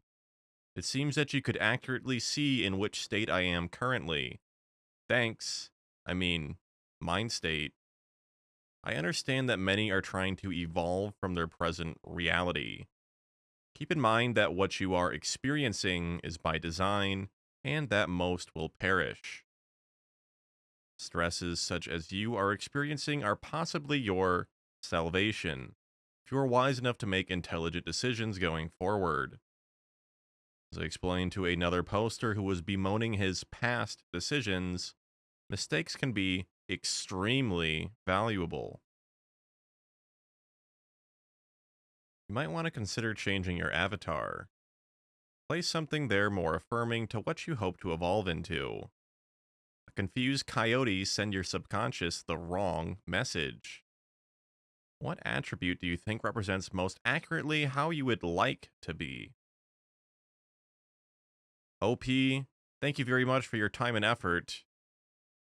You are welcome, Artman.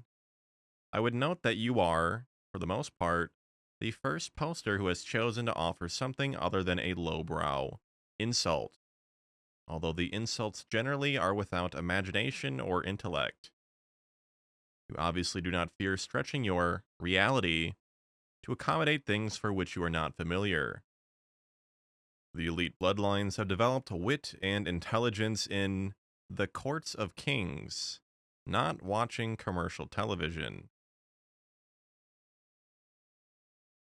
You are so fucking full of it. There is no such thing as a fact. And one man decided that the black race was less intelligent. And no, I am not black. I think it's obvious what bloodlines have been in control and the shape this world is in. Who is the more intelligent? Believe what you will. Laughing out loud. So you're saying that your race is opposed to the white race? If so, that means the Jewish people are trying to breed us out and make us stupid by making it cool to breed with yo boy. I think Eminem is the best rapper. He be spittin' dat hot fires. You may have noted this trend in your local media. Now, check out what the nation of Israel is doing to encourage their offspring to avoid Goyim infiltrating their family bloodlines, and draw your own conclusions.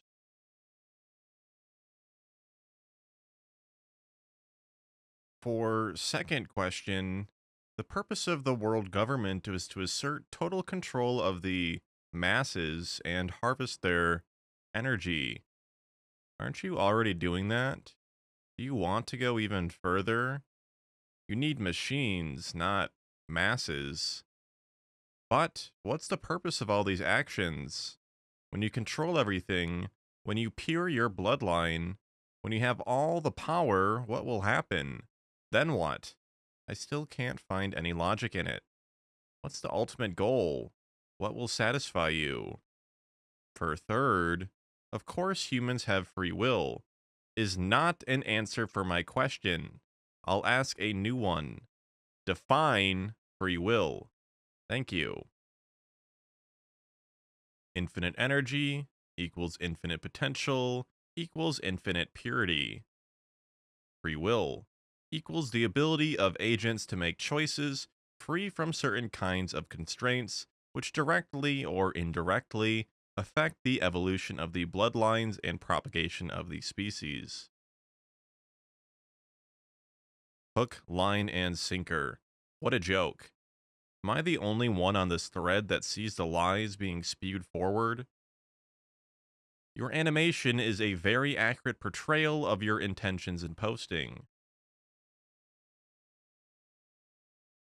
Anything to share on the epic struggle? How do you read in regards to the carbs earlier? Image. Hello, Artman. The chart says it all, I believe. Now, what will your bloodline do with this information? What advantages does your bloodline have that other bloodlines do not? Discipline and knowledge for starters. Not to mention, control of the Earth's assets. So, OP, what your connection with the Salvation Army, aka the Red Shield? Salvation Army? None. If you have not watched this video yet, I advise you all to do so. Thread, Vatican, owner of the world's biggest banks and top companies, Catholic Church exposed. Any comments, OP? They mention your family. Did not watch the video, but the Vatican is a repository of much of the true knowledge. Quite an evil organization, laughing out loud. The church even refers to its followers as sheep. All the knowledge, power, assets do not help you when you swallow hot particles from Fukushima. I suggest you don't swallow them then. I'm not. Okay, I have a problem, OP. I have 2 girlfriends and I want to choose one to carry my offspring and secure the bloodline. One of them is a highly educated and intelligent black woman from the Bantu tribe with an IQ of 143. The other is a very dumb, white trash trailer park woman with an IQ of 87. Which one do I choose? I am a blonde Scandinavian. See, right there is your problem. Why are you limiting yourself to 2 candidates? And why are you associating with a white trailer trash woman? Why did you not watch it? How can you reply without seeing what is said in it? What type of reliable information are you expecting to obtain from YouTube? What are the credentials of the poster? Why do you believe this information as opposed to some other information? Then tell me how money really moves in mass around this globe. Tell me where it sits, how it works. Don't give me YouTube bullshit and hacked shit off the net. Tell me in your own words. Because what you just posted is bullshit. Shit feed to animals who've no control to filter important information from real information. Who cares what they do? The church is useless. Now, explain to what was asked, if you dare. If what was posted is bullshit, why do you inquire further? What do you mean exactly by asking how money moves? You mean how it circulates? The question is vague. Don't forget, money is illusory. All that exists is human energy / power and control. In regards to the uh, poster with the two girlfriend problem, has your family weighed in on the issue? Have they proposed a suitable mate from their circle? Are they disinterested in their own genetic bloodline's continuation? Yes, that's what most bores would, but it is not an answer to the question. The question was, who should I choose? Free will does not require you to choose either. That is the answer. Would you agree that we are all related? Do you have any other aspirations higher than those related to the bloodline? If you were to recommend one book, what would it be? There are some excellent books in the Vatican Library. Do you have a library card? Oh, and how is your Aramaic? How would you know? A real world example of the power of knowledge and control. For want of knowledge, my people are lost.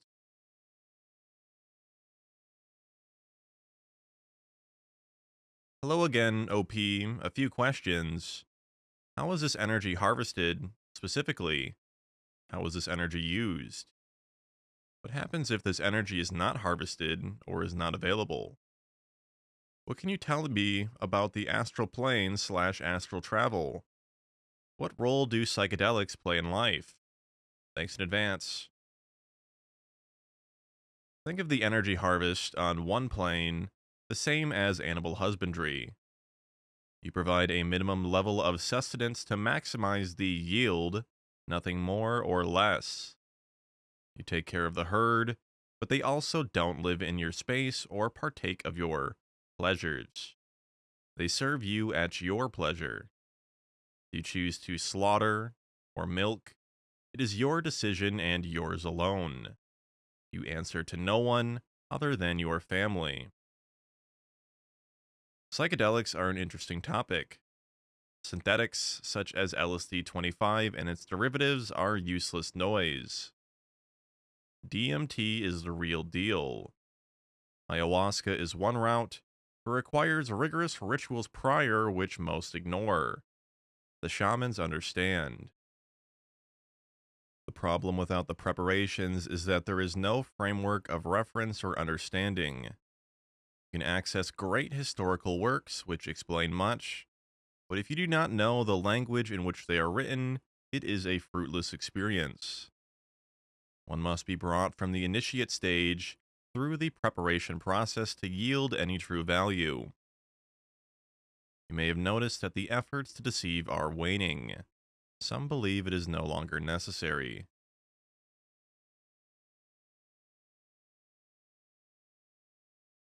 More questions, OP. How do you think you would score on a psychopath test from 1 to 10? Why are some people born psychopaths? Does your family promote that personality type? This is a very immature question. There is only enlightened self-interest. The concept of a person who is so selfless that they put their needs below an unrelated other is absurd on its face, which is why the story of Jesus was so enduring and polarizing.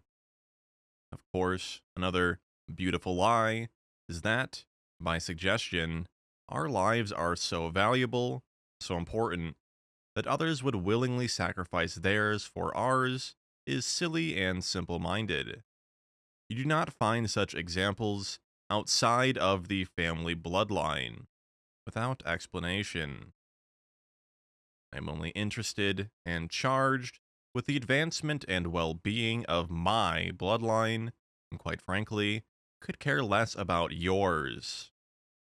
If you want to assign a name to that, fine. If you want to operate on a service to others basis, even better. Based on your belief, you should have no problem working to advance the bloodlines of the bankers you claim to fight. LOL, not anymore. You may control fiat at this time, but you all are scrambling for that gold physical, for soon fiat will be worthless. I hear that gold is being confiscated by the light forces, and the dark forces are doing everything in their power to grab as much gold as possible. That is why gold went up so high, where the useless eaters and mindless zombies would rush in and sell all that priceless gold physical for worthless fiat. No wonder he's laughing out loud. It isn't much of a scramble. Laughing out loud, we can control demand just by bouncing the price up, down, up, down. Do you realize that people don't even stop to consider that the price of gold and FRNs is completely irrelevant? What difference does it make when one pays in paper? Laughing out loud. However, the fiat pays for physical precious metals and yields a nice little misery harvest as well. People get so upset when the metals kick one way or another. Oh, the wailing. I bought gold and it went down $50 yesterday. Pity. Paper, people. You are handed paper. What don't you get? The paper costs nothing to produce and has the taxpayer's blood, read you, as backing. So you provide the guarantee at gunpoint. Keys to the kingdom, indeed. Seriously, how can anyone who voluntarily participates in this system believe they can grasp higher level concepts? Have you seen all the gold stores that have popped up across the United States? People are flocking in and not even getting spot price. Cheated twice. All voluntary, mind you. One would think that precious metals would be the family jewels, so to speak, and be kept for the next generation. But the next generation, by these people's actions, can go to hell. Funny. It's even called the London price fix. Fix? Get a clue. What I would like is to better understand why you feel the need to allow us a chance to ask the right questions when the right questions are just as redundant as the wrong questions. You feel some form of remorse or some form of helplessness for those who aren't awake to illusions, giving us a chance to ask things we would only ever dream of. If I had a chance to sit with the elite, or reptilian, or Obama, what would I really need to ask? We all have that, but yet we are presented with a chance, and all questions that have been asked are all the same in some way or another. Extraterrestrial, financial, doom, bloodlines. Whether you provide us with a riddle or true answer, isn't it all to be perceived as smoke and mirrors? You're dangling this ever so tempting forum with your right hand, but what is it you are doing with your left hand as our attention rests on the right hand? Do you have something that you want to share with us, or is it just a way to amuse yourself? Most of us have the intuition that something big is coming, so much is being hid from us. Now, whether or not that is to keep us from panic, or to simply keep us in the dark, most of us, all of us, feel it. Why is it that everything seems to be coincidentally based in the month of November? Why is it I feel I know, but no matter what, I can't pin it? Now, for some stupid questions that probably aren't the right ones. You say it's because we are all sheeple. We are asleep to what's going on. Is there anything one can do to help awake themselves from this metaphorical slumber? Is it by awakening our true divine self? All these protests, they are designed and infiltrated to help bring in martial law. If not, what is the purpose to so much hate is breed into us from day one? What is to come of us? What is it that they, being the elite, have in store for us? How are the four basic steps of propaganda helping? November, as you know, is a highly interesting month. What is your opinion, knowledge, and knowledge of the probable outcome? According to American Indian folklore, any poison which occurs in nature has its remedy within 3 meters. You might be surprised to learn that every so called intractable position which one might find themselves has a remedy, without exception. That is the natural law, and it is observed religiously, so to speak. The keys to your kingdom are within your reach. How could it be otherwise? But continue to blame others and look outside for your answers if it makes you feel better. For me, I am a man of honor. I've committed to tell the truth, and I do. Can't formulate a question of importance. How is that my issue?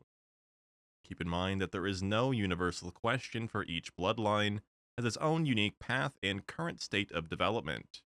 How could it be otherwise? How do you spell axe? Same as you do, apparently. Any comments on Atlas Shrugged?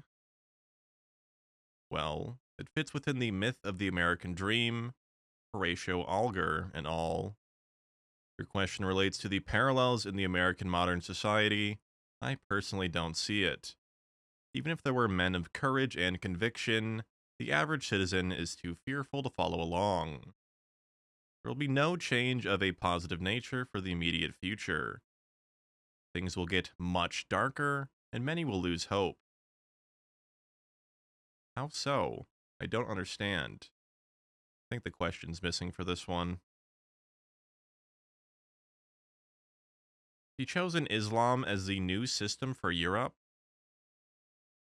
Islam is manifesting its bloodlines, as one would expect. One would do well to study how they integrate and subvert the existing culture. One aspect is the reproductive rates and their control of their own lines. Reminiscent of the Irish long ago, before they evolved into the modern world. It is largely irrelevant. Energy is energy, slavery is slavery. Islamic religion forbids usury, so on the surface it would seem to be a conflict, but it isn't. They are allowed to rise only within the constraints of our needs and vision. I just got one question to Axia. You got change for 100 fiat? I went dirty my hands. How many of you have heard the expressions, to err is human or nobody's perfect? Do you believe these concepts? Any clue how these concepts became immortalized in the human lexicon and disseminated to virtually every child at an early age? Do most human parents reward or punish failure? How many of the faith have heard that the Pope and Catholic Church are infallible? Where did that message come from? The actions of the Pope and Catholic Church demonstrated infallibility from virtually any metric or perspective. Consider that to err implies failure of some sort. Of course, there are errors of different magnitude, but it would be prudent to reflect if the magnitude of the error really is relevant. Is an error an error? One must ultimately decide if perfection is attainable in general, and specifically to one's bloodline. If the belief is that perfection is unattainable, it is game over. Does not matter one iota beyond that point what one does. If one has become aware of perfection as a very real state of existence and desires perfection, then all decisions will flow to that end. How could it possibly be otherwise? The concept of bloodline must be considered in its most elemental understanding. There is one's bloodline and everything else. An amusing cover on the American publication of The New Yorker, I believe, depicted a cartoon-ish drawing of the world, appropriately labeled New York, and then everywhere else. The joke being that New Yorkers are essentially New York-centric. There is New York, and then everywhere else. This attitude is imbued in the very fabric of the city and reflected in its people's actions, mannerisms, and attitudes. It makes New York uniquely what it is. Political decisions flow from that baseline. Love it or hate it, it is a path and a choice. Similarly, there is really only one's bloodline, and then everything else is other. If other, by definition, is an outside entity, the natural order sees the other as a natural competitor for resource and energy allocation. The human buys a parcel of land overrun by trees and weeds. He clears the land in order to build, and of necessity, wipes out the trees and weeds, pulling them by the roots and throwing them in the fire. Are the trees and roots the human competitors? Technically, yes, for had they evolved the means and tools to defend the use of the land, that defense mechanism would have certainly been deployed. The human, of course, does not regard the trees and weeds as a threat, for he has superior tools and intellect. He applies these to the job of clearing and prevails.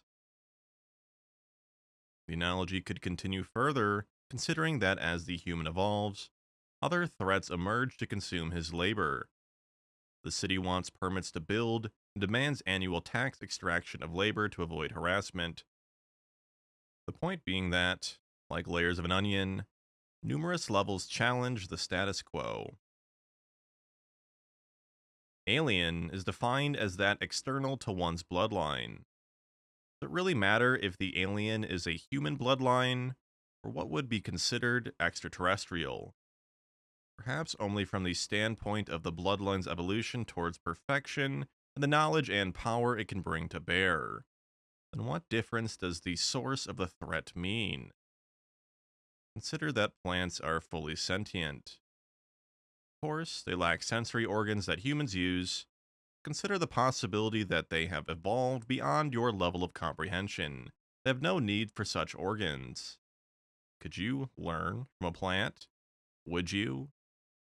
How would that change your perspective to know that every single plant had a superior intellect and knew what you intended to do? The green sea slug has been discovered to have obtained the ability to strip chlorophyll from algae it consumes and integrates the algae to allow the slug to obtain energy from photosynthesis. Once the green sea slug has its initial meal, it need not dine again its entire life. Will that not impart some benefit to the green sea slug and not enjoyed by other, lowlier slugs? Is it the duty of the green sea slug to so educate other slugs outside of its genetic footprint? What is the green sea slug's next move? It just freed itself up from the big burden of gathering food and has time to spare. Evolution, people. The Indian gentleman I referred to earlier has evolved the same capability.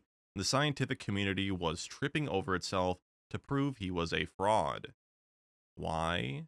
Because it upsets the status quo. The order must and will be rearranged to accommodate this new human ability, but not without a fight from the humans so affected. Laughing out loud, fight progress, humans. There is so much going on, except that you know nothing at all. That which you believe you know is incorrect. You are an infant, but filled with bad information. The tragedy, for you anyway, isn't that it happened, but that you would be unable to understand that the knowledge of your academic betrayal is irrelevant. You cannot grasp that by knowing that you don't know, you are now free to begin the journey to knowing. Humans, almost to a person, much prefer to use the revelation as a self-pity party. Your breeding demands it. Pity that. Well, based on your answer, I think you would score quite high. I don't really understand how service to others among the sheeple would help your bloodline. Isn't the demoralization of society a big part in controlling it and expanding government? People who help each other are not that easy to control, right? Thanks for taking the time to answer. Demoralizing and partitioning, controlling the educational system, the media, medicine, law, religion, the government, and almost forgot that pesky money supply. Yes, that should about do it, leaving only the details to be filled in. Glad to hear I received a high score. That fills me with pleasure. A butterfly flaps its wings in Kyoto.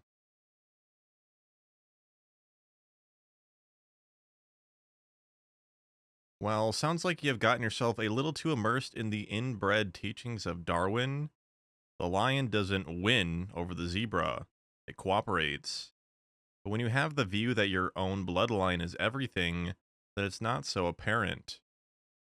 Are the trees and roots the humans' competitors? Technically, yes. For your own well being, I hope that was a joke. If there weren't any trees, there wouldn't be any humans. And that, contrary to Darwinism, is a fact. Not sure how you conclude the lion cooperates with the zebra. From that perspective, I suppose you are cooperating with us, and we are certainly content with the arrangement/slash relationship. The analogy is not to be constructed as a declaration of war against plants and trees. Simply, as was stated, two life forms competing for the same resources. One prevails and one dies in a fire. What is so difficult to understand? I thought it was quite clear.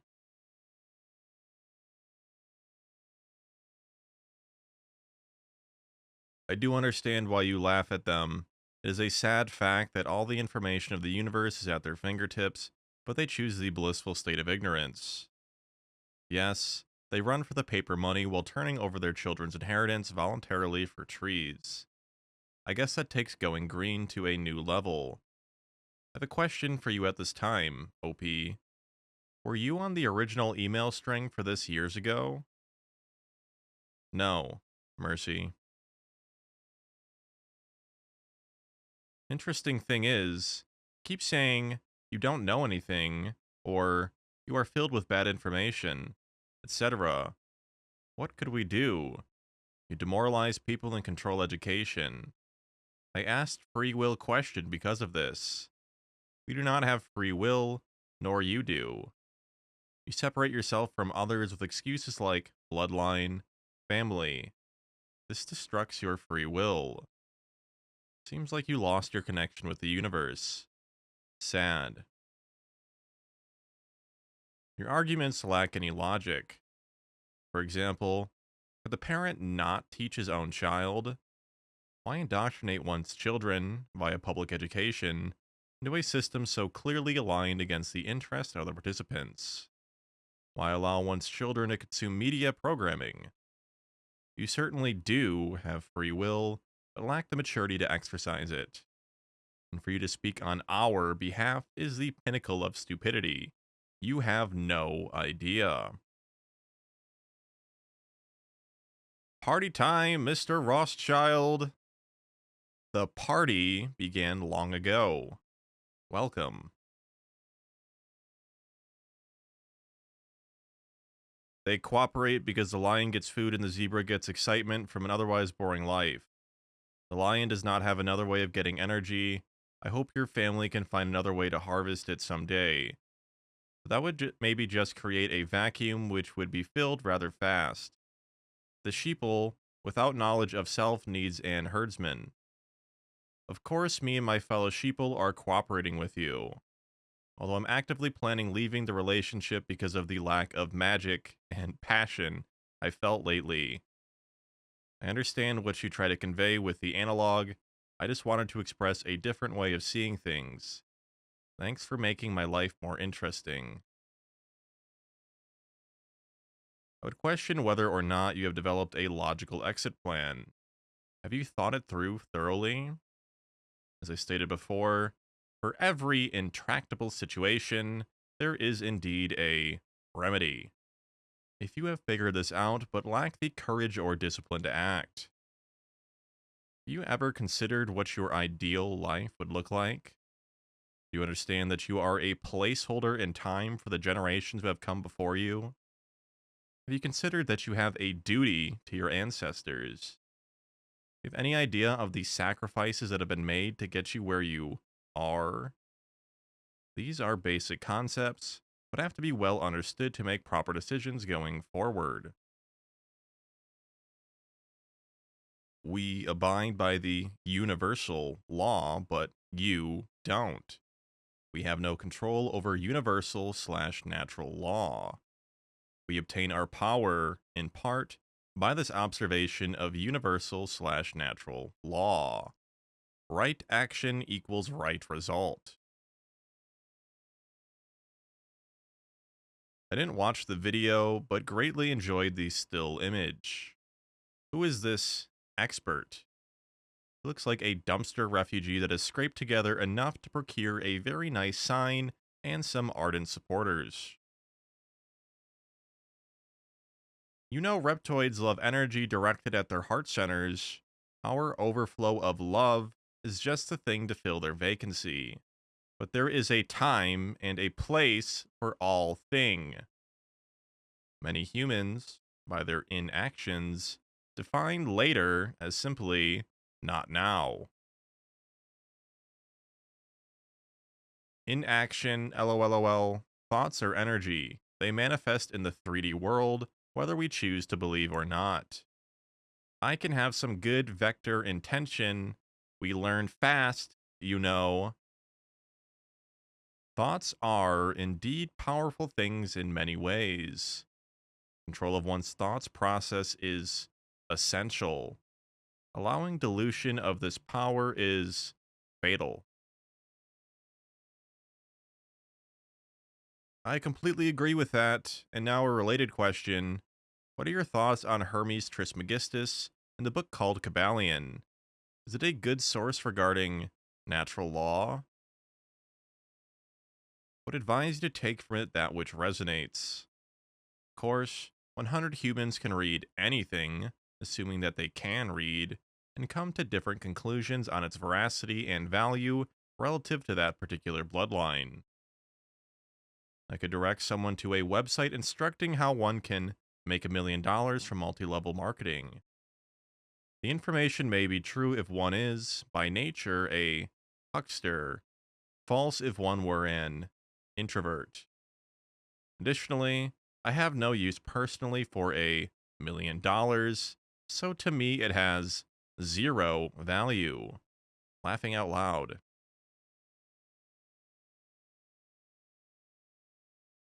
And by the way, some of us can probably ask our son, Deva, up there, you know, our radionic device to see me wipe out all snake in this surface planet.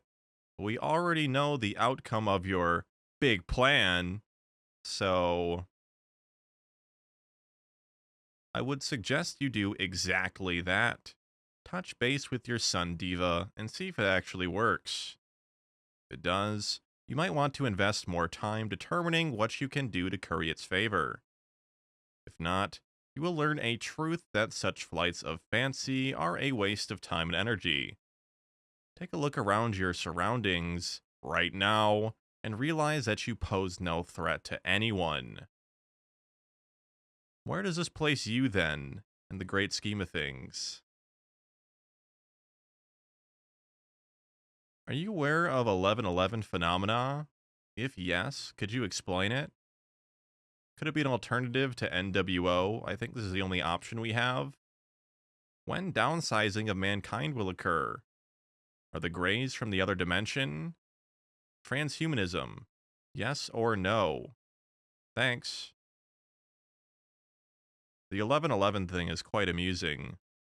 I fail to see the relevance, and from what little I have read, no one else really does either. There was an indie movie done a few years ago which is much more relevant, Pi, which documents a mathematician's struggle to understand the interrelationships of nature and math as its language. Upon trying to explain the breakthrough discovery, Max says it's not the numbers, it's the space between the numbers. His understanding transcended the learned who were desperate to find the keys to the universe. Interesting. Sad to say, human children are de-learning math. Math understanding and capability are going, gone. What if math is indeed the universal language of nature? Will the next generation of humans be deaf and dumb to the natural order? Apparently so, but they will be proficient texters. Laughing out loud. It is the fault of anyone but the parents for this being the case. Anything stopping the parents from teaching math to their bloodline? But go ahead and blame the elites for your own failures and see how that serves you. As to the other questions, of course, there are many species alien to humans, some in your own backyard. As I mentioned many times before, there is only your bloodline and others. How much clearer could this be? Does the form they take make any difference whatsoever? 1111 phenomena, M Kids, and MK Ultra mind control. 11 codes 1111. CIA reinforcing codes for end times programming of sleeper agents. Over 4 million and plus in USA alone. Keep right on thinking that.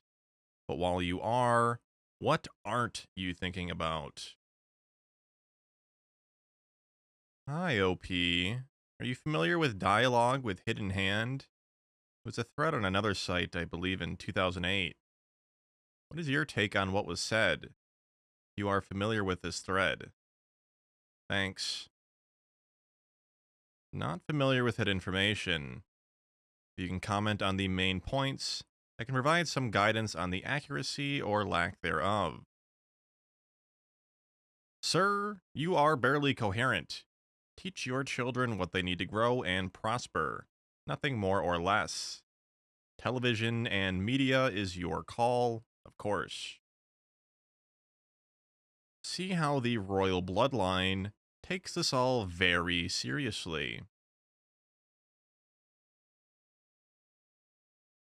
I'm no Rothschild, lol, and it's a no-brainer where all the money went. It went to fight your Bush 1 and Bush 2 war. That's where it went. Will surely drain your economy just like Afghanistan drained Russia and sent it bye-bye. Obama was in a no-win situation, taking over that mess. How could he withdraw when there was a bunch of blind, misled patriotics trying to defend a money pit war to shoot down any terrorist, which wasn't even accomplished until recently, in a terrorist situation that was a false flag in the first place? Blind patriotism has caused this financial crisis. With a financial dead USA no longer the superpower, who does it make way for? The money doesn't go anywhere. You must understand the basics by now. 1. Money is created on a fractionalized basis, but has no intrinsic value. Rather, the Federal Reserve Act of 1913 allows the Federal Reserve to create a money substitute which circulates the same as real money. The FRA makes the U.S. citizens responsible for the repayment of all debts accruing from the use of these instruments. 2. Usury, or interest, is charged along the way. The owners of the Fed receive a cut of this interest. What is represented, of course, is the blood, sweat, and energy of those so yoked, which would be you, of course. 3. Thus, there is no issue with deficits and deficit spending, as your Mr. Cheney pronounced to great dismay. What difference if the debt is 15 trillion or 150 trillion? Only the interest has to be paid, not the principal. There is no principal. It could not by definition, ever be repaid by design. Laughing out loud. Keep repaying the interest. Keep toiling, and all will be well. So, what do you know about the secret of the British monarchy and the truth about Prince Harry? And what about the Judas Code? What about that? Oh, and the serum. It's all about the bloodlines. The Bush bloodline is of no relevance except to them. They are regarded as one would a lowbrow neighbor when wittingly came into some undeserved windfall. They won't be a factor. Of course, every bloodline has its secrets. Your point being, and of course, you have no idea of the real secrets. Not clear what the other gibberish refers to. Hi, OP. I see you are back. Care to respond? Thanks. I believe I previously responded to these queries. Stop living in fear. Then we might see something. Little like telling an alcoholic not to take that next drink. But the way to stop living in fear is to stop believing the beautiful lies you take comfort in. Start by seeing the way things really are and choose accordingly. I wanted to thank you for replying to my rant. I also wanted to say whether you are who you say or just another person, what you said has given me another outlook, information I didn't know that you essentially taught me, and well, thank you. Oddly enough, it gave me the answers not to what I asked, but to what I ask myself daily and how I conduct myself in actions and how I perceive things. And for that, I thank you. You are most welcome. Your first step to a new awareness should be to change your avatar. It makes you look weak and threatened. Your name be surrounded to a higher aspirational energy. I know that. Are you not here to inform us of such? Why start a thread for us to ask if you're not going to tell? Harry is not like William. Why? I believe I agreed to answer worthy questions. Worthy being loosely defined as relevant. Personally, the royals are a bit like watching the Hollywood entertainment industry. Certainly, you don't think they have any relevance. Those who hold the power shun the public view with all their collective might. No one wants attention when they are holding the strings. OP, can you give a little hint about some of the real secrets? I must say I have been quite intrigued by your mention of bloodlines a couple weeks ago.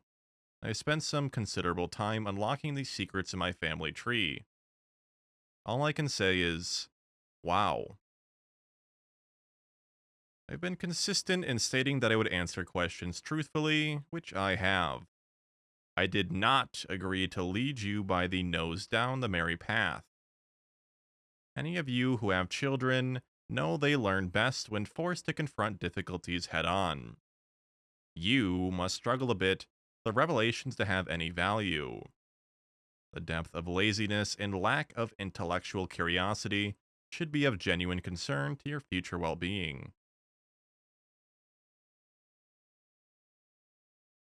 I think OP has provided a lot of info on that point. Basically, bloodlines are everything in that most humans are being kept alive in order to harvest their energy. Geez. What were you looking for exactly? If that isn't enough, bad news. What is? Normally I blow off these kind of threads, but this one is different. Most of the Moran chill posters on GLP keep upping the ante. Things get more and more outrageous until someone sniffs out the BS. On this thread, it has been pretty consistent on point and little obvious sensationalism. Although reading between the lines reveals one of the scariest threads ever, IMHO. I'll be watching this one going forward. Wonder if this is the real deal. You should consider that in knowing, one can begin to control their destiny. Ask most people, and they will tell you they feel not in control of their lives. They feel they are buffeted by one force and rocked by another, and they don't even know from where the forces flow. If even 1% of the reader of this thread could assimilate the simple reality of bloodlines and the harvesting of human energy, those people could begin real changes to their lives. Changes that would save the future for their progeny. 10 generations forward, they would look back in awe of the people who rose to the challenge against all odds. Unfortunately, for almost all of you, this will not be the case. So sad, so sad. And as the book so succinctly stated, for want of knowledge, my people are lost. My people, my progeny / bloodline. How much clearer could it be? What are the bloodlines that know the secret? Which one will win? What a silly question. You know if your bloodline knows or not. If you don't know, why does it matter if another does? The critical life-snuffing fact is that yours doesn't. I can tell you that yours won't at your current state of development, so why do you care which will? OP seems to be long gone. Some questions he did not answer. Would love to have him answer some more questions I have. They've answered the questions which were framed as a question. If I have inadvertently missed a question, repost it. They do not spend much time here, but will check back from time to time. We are entering a period of great upheaval. It will be very interesting to us to see if any of the humans figure it out. From what I have observed so far, it looks very doubtful. If any of you actually studied the history of the great families, might be worth your while, although be careful of these sources. There are many hidden agendas on all sides. Because when the sheep rise up, they will remember who placed them in the sheep pen against their knowledge or consent, and not be agreeable to their agenda. Bickle-san, the sheep will never raise up. Never. That's why they are sheep. Oh, wise one, I have 2 questions for you. Is Fulford right about your deal with the dragons? When is the Jubilee? Your contempt for your fellow man drips with your words. I have empathy for your soul. Your questions? No. There will be no Jubilee. Count on it. What's mine is yours. Or should I say, what's yours is mine. You have never owned anything because you have never paid for your purchases. Using the private credit notes does not extinguish a debt. Easy come, easy go. Ever wonder why the life lived in the US is so easy compared to the rest of the planet? Oh yes, I nearly forgot. You are God's chosen people. Not like those nasty black children in Africa who deserve what they have. Heathens. Laughing out loud. The real difference between you and IOP is access. You were born with access, I wasn't. I am just as capable and have as much intellectual curiosity as you do. You were spoon-fed the knowledge. I have to sift through countless words to piece together information like a puzzle to get real knowledge. Even when I do figure out this knowledge, it's usually agenda-driven or through one-sided perceptive, where you, on the other hand, have access to absolute knowledge and connections. You can try to relate to me, but you know you can't totally. This is why some of your family members are raised with the sheep to help maintain a sense of groundedness and desire in the family. Better to keep it in the family, eh? Power corrupts unless you have a high sense of self, a healthy perspective, and a realization that nothing lasts forever, that losing everything is part of life. This is true, except I recently figured out that some of you have figured out to cheat death and keep your memories when you reincarnate. So, in a way, it is unfair for you to question my intellectual curiosity when your deck has been stacked since birth or since you learned to keep your memories from previous lifetimes. One last thing, I bet you are anxiously awaiting the day when I start to remember mine. It's gonna a lot of fun and an interesting ride. Ah, dear Bickle returns to pontificate upon topics for which he does not hold the requisite knowledge, never one to allow lack of information to stop his arguments. Dear boy, you are picking through a dung heap of so-called information. The odds of you piecing anything together is zero, or should I say, absolute zero. Laughing out loud, absolute zero is where no heat energy remains, or lack of molecular activity, similar to the lack of firing neurons in your pathetic little cranium. Do not see your life as a compartmentalized time unit. You are part of a stream, a river, flowing through the veins of your ancestors and future progeny. Like it or not, you owe a debt to those who came before, and a greater debt to those yet to come. Yet you squander your little energy and few neurons, railing on about things for which you have no knowledge. At least go out to the motorway and collect empty soda cans for scrap. You have at least made some contribution, then, as critical thought is not your long suit.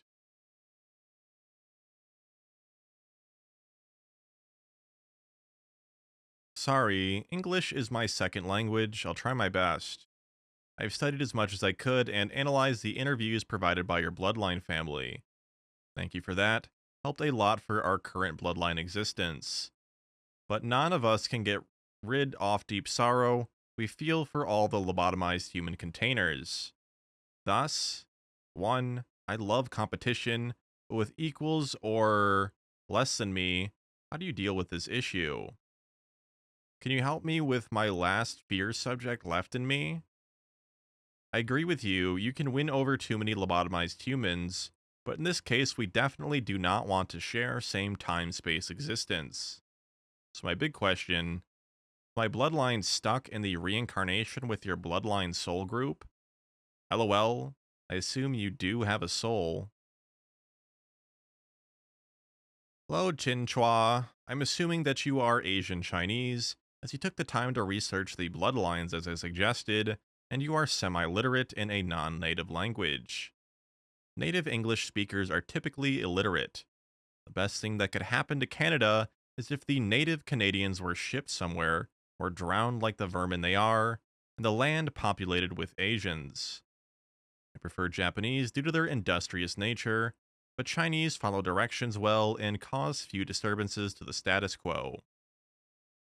Regardless to your questions, 1. One does not deal with competition. It is the natural state of humanity. One cannot opt out, take a rest, or hit the pause button. Of course, one can do all of those things, but at a great cost. 2. Yes, all bloodlines coexist in a concurrent timeline/spatial sense. Intersections and near misses. Laughing out loud, you are likely aware of the teachings of Buddha, or at a minimum, the Buddhist philosophy. They espouse giving up the game entirely. They surrender because they understand the futility and paradox inherent in the current state of development. To suppress/conquer all desires, to tread lightly, to be one with all. It is the yin to our yang. It is the only counterposition to our gambit. We know this, we also know human nature. Christianity also pays lip service to this. Turn the other cheek. Why? To deprive the other of your hate energy? That is the only way to prevail, but how many Western minds can comprehend this simple teaching? Charles Manson, a famous prisoner in the US, although he committed no crime himself, said something to the effect that the hatred of the Americans towards him is what kept him going, or words to that effect. Imagine there is someone who actually understands the dynamic and, as such, had to be incarcerated. Laughing out loud. The strongest weapon is the non weapon. One is indeed all, but don't tell anyone. Laughing out loud. Ah, Bickle, you daft porcine. Course, and you don't need a community to do it. As Miss Hillary Clinton so wrongly suggested, it does not take a community. You can do it all yourself. Your problem will be that you do not believe you have the requisite skill set. Others probably tell you the same thing because they, like you, are fearful. It would be even worse if you broke out and they didn't, so they are vested in your continuing failure. Fully vested. So, it doesn't take a community unless you want your script reinforced. I truly hope you aren't sitting in your mother's basement wearing weak old boxers. It would seem to be a distinct possibility. Take a look around your current surroundings and try to wrap your mind around the fact that, by your actions, you are exactly where you are. Should you move on to a different script and make different decisions in your life, you would end up in exactly the right place for those circumstances and decisions. Remember Bickleford. If you do what you did, you get what you got. Repeat that upon arising in your current shithole of an environment and see if that is sufficient to set you upon a different course of action. I thought not. Laughing out loud. Ironic that you said that considering the secrets hidden in my family tree, you say I owe a debt to those before me, and yet I still have yet to discover who all those people are. Patience, young Jedi. When referring to secrets, a pedophile uncle or father incoherent nightly from spirits does not qualify. You being the spawn of the neighborhood milk carrier isn't a secret like you suppose. People know stuff.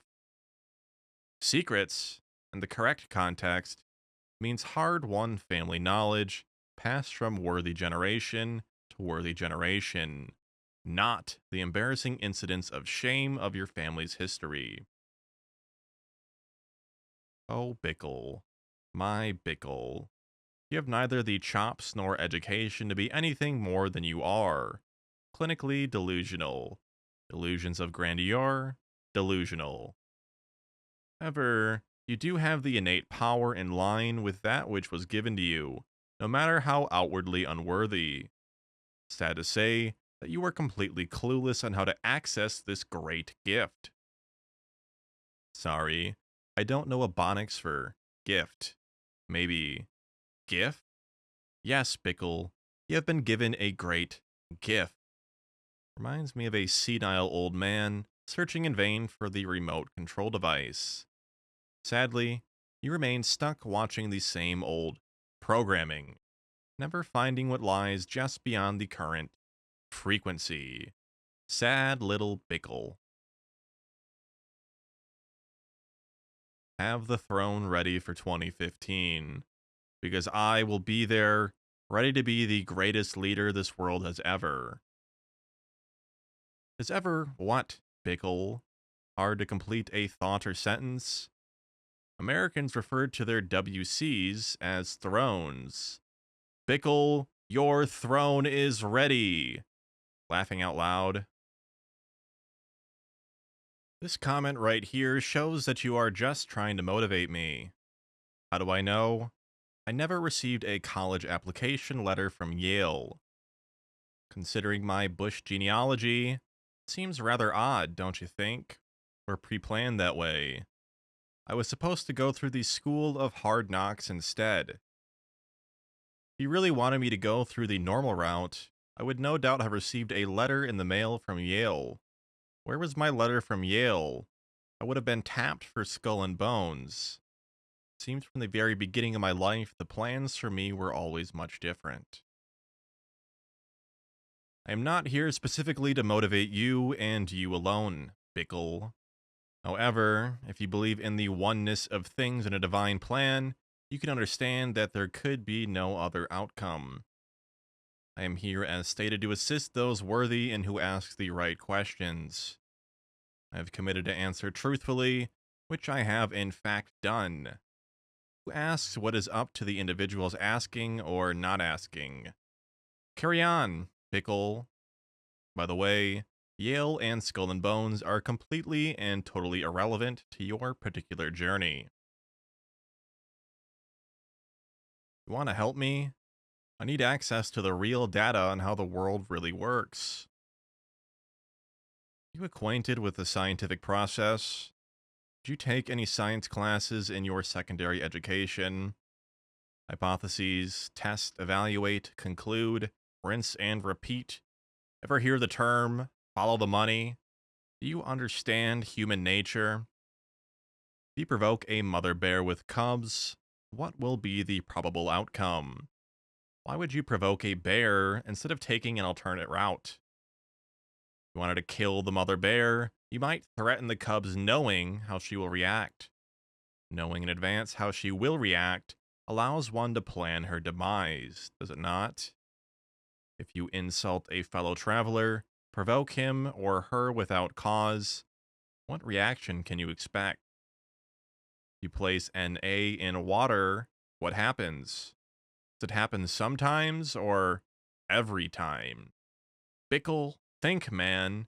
Where is the puzzlement you express? This is clockwork. Timepieces doesn't go from 1203 to 1313. They go to 1204.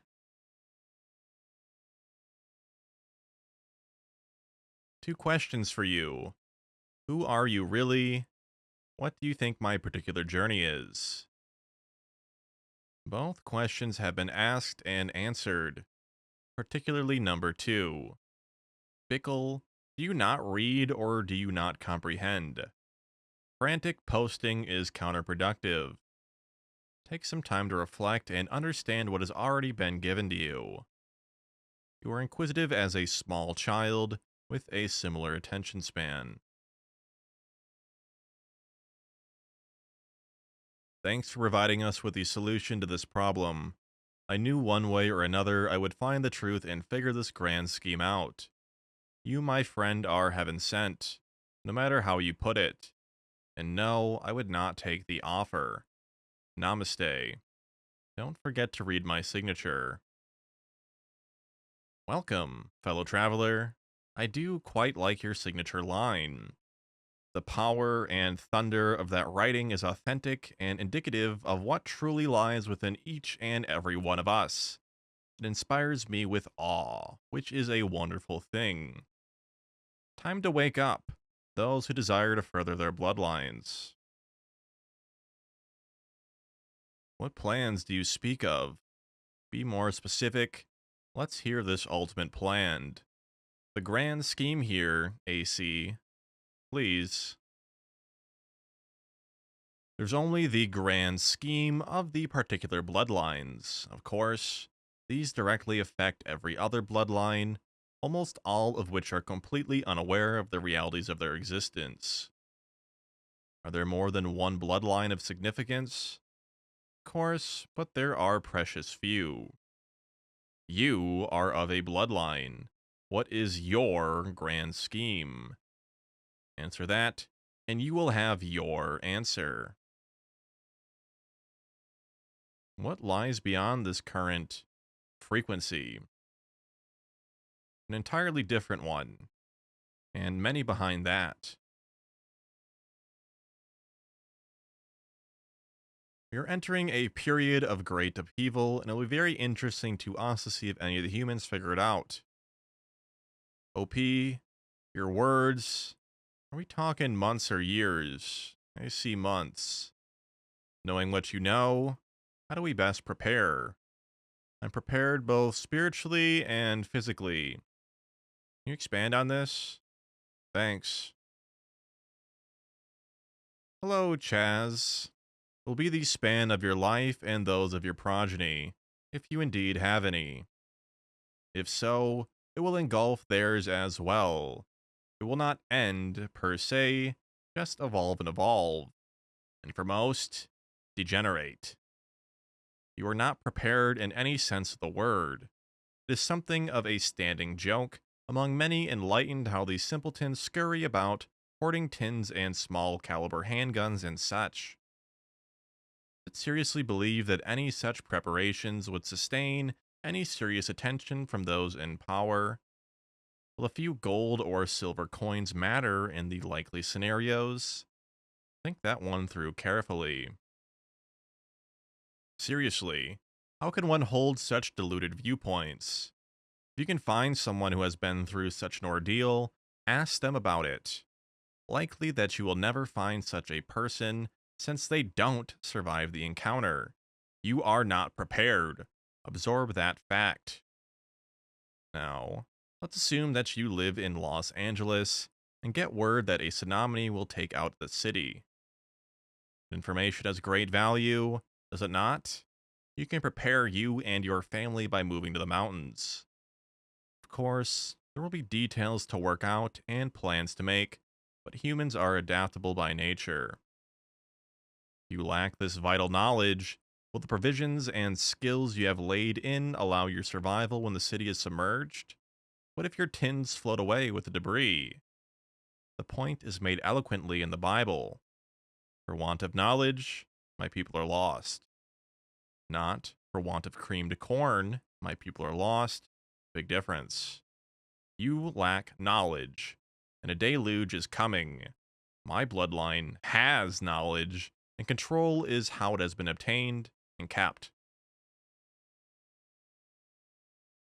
I can't share everything just yet, as I don't want to spoil the surprises.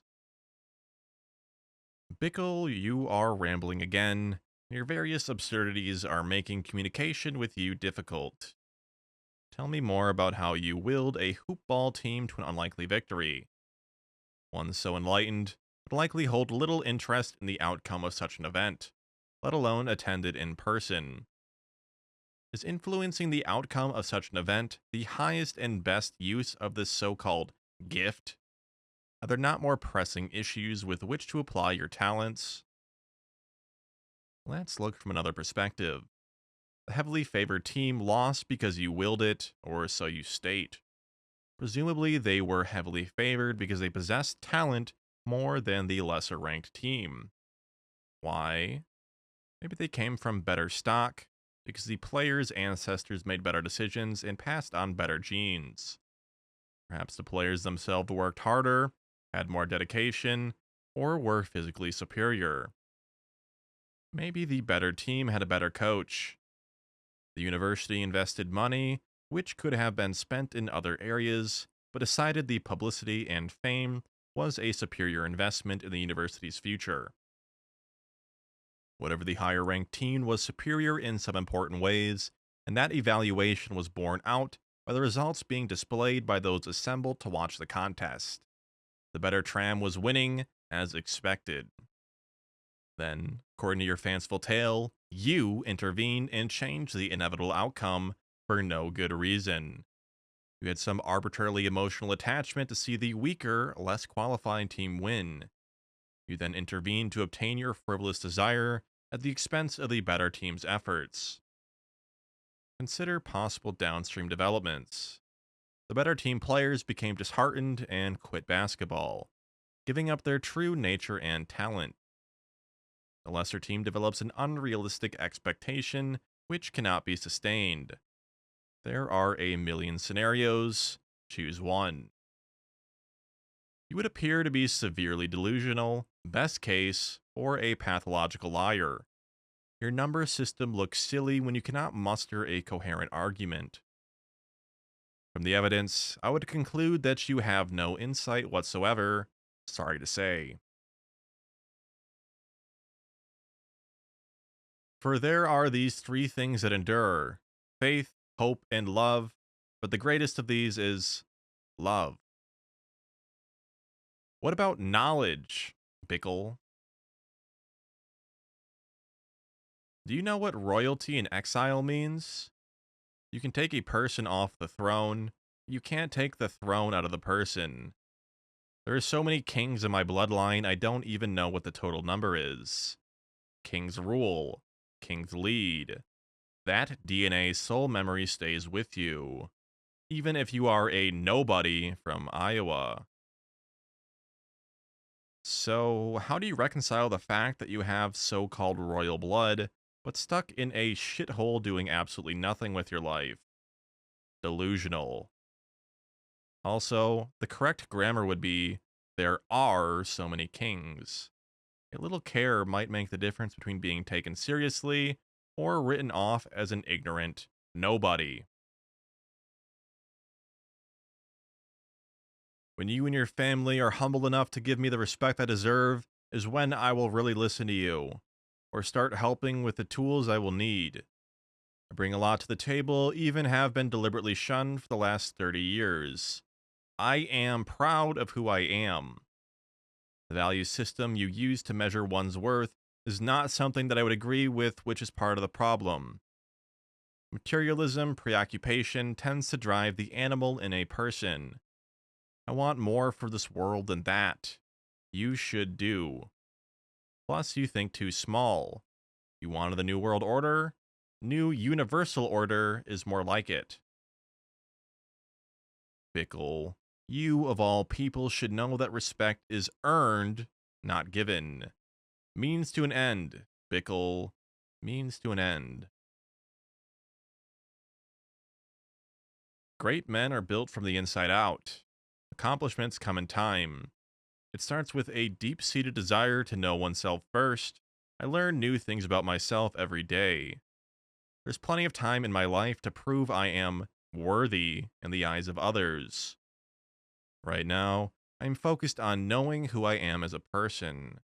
I've been studying presidents lately, trying to learn what makes them great men, how they inspire others.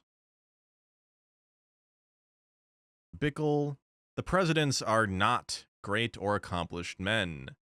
They are empty suits, willing to sell their souls for some simple comforts and perks.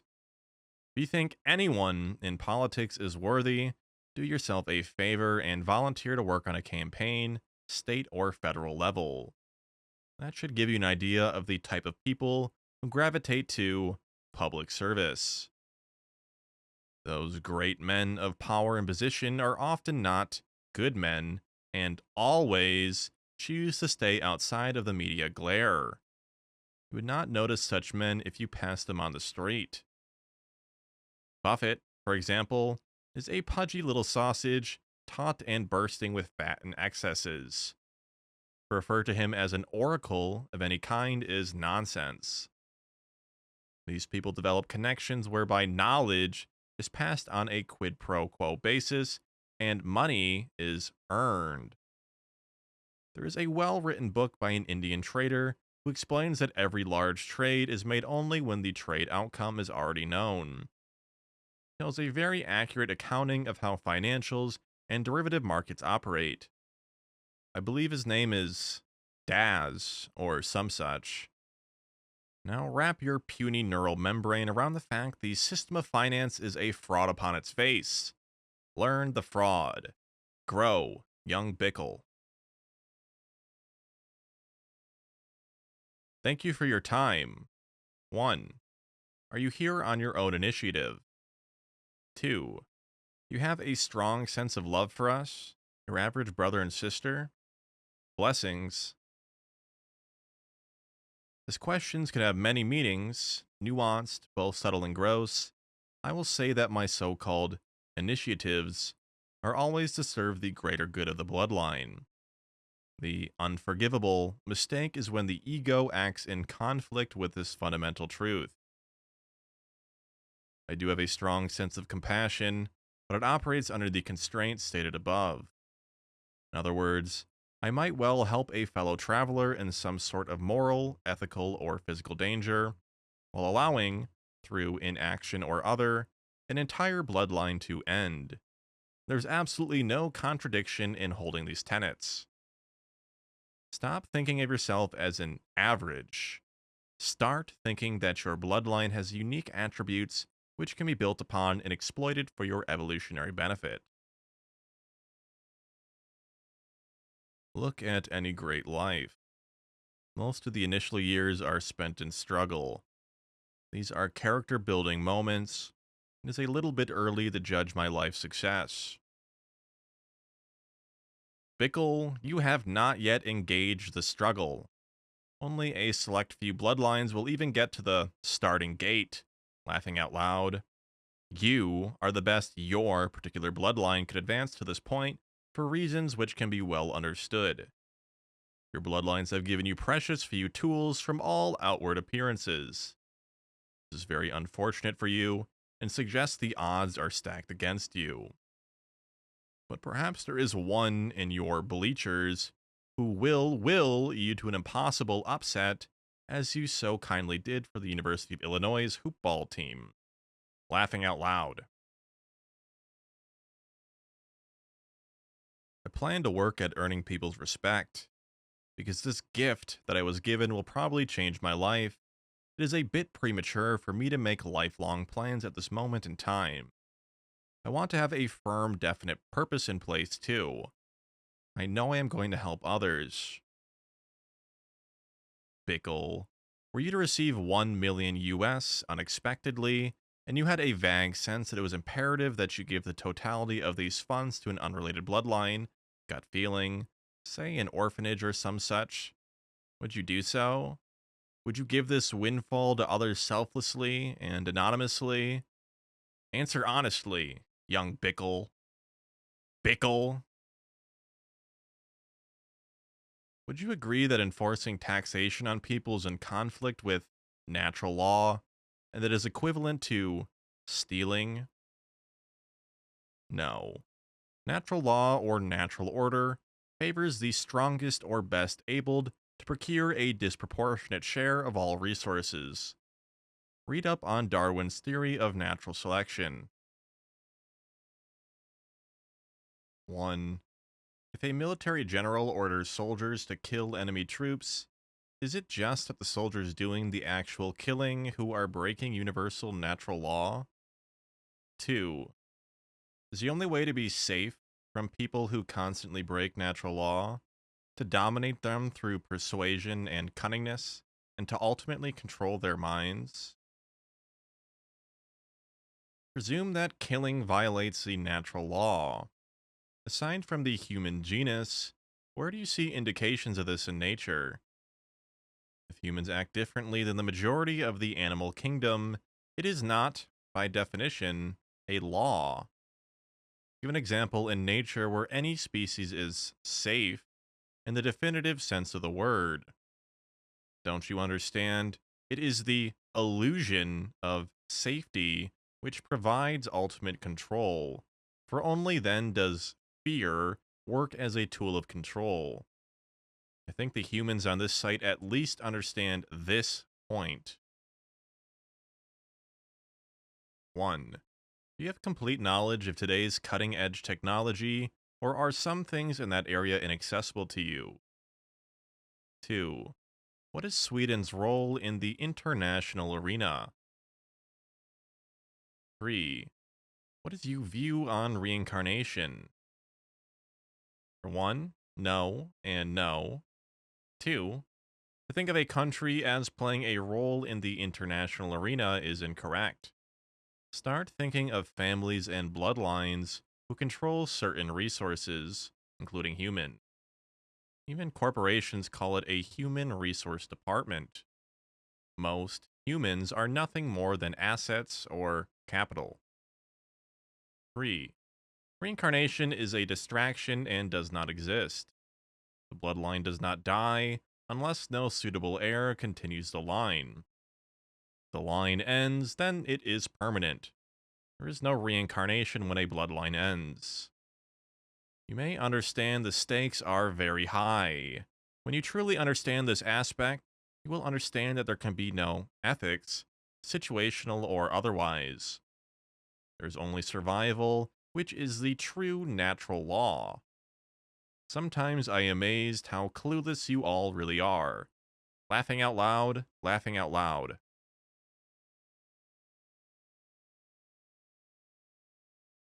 Oh, hello, Rothschild. What an honor. It's rare you say hello to anybody. You say that native English speakers are illiterate, and yet you are having trouble typing Chincha?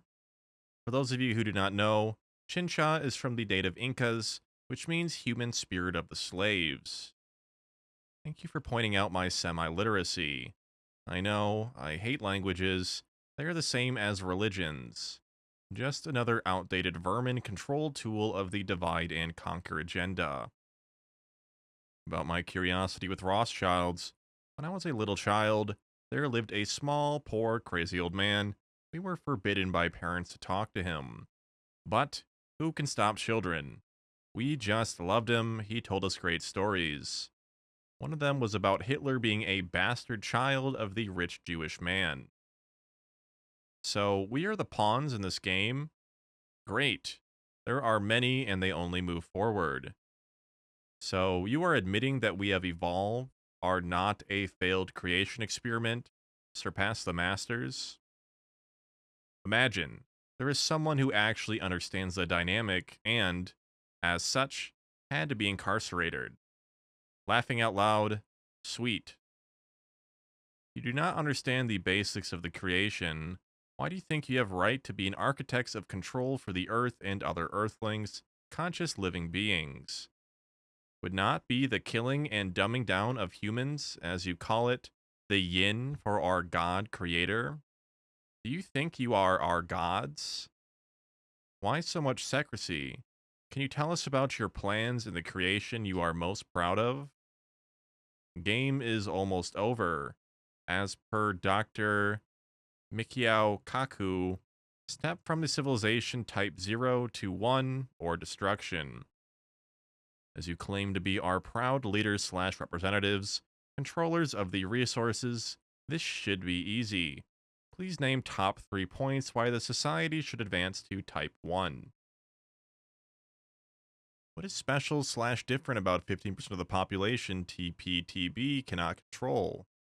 RH negative is only disclosure in the plain sight? LOL, gods want to know how close you are to figure it out. Whoever is the current controller, nobody's fool enough to take the credit, definitely not you, OP. Somebody just does not like the Rothschilds, no name, the scapegoats of this madness? Or is it the bitch karma for not sharing the knowledge with other bloodlines? Do you know what happens to those who use the secret knowledge for their very own betterment? Will you please share your heritage wisdom with us? I want to know.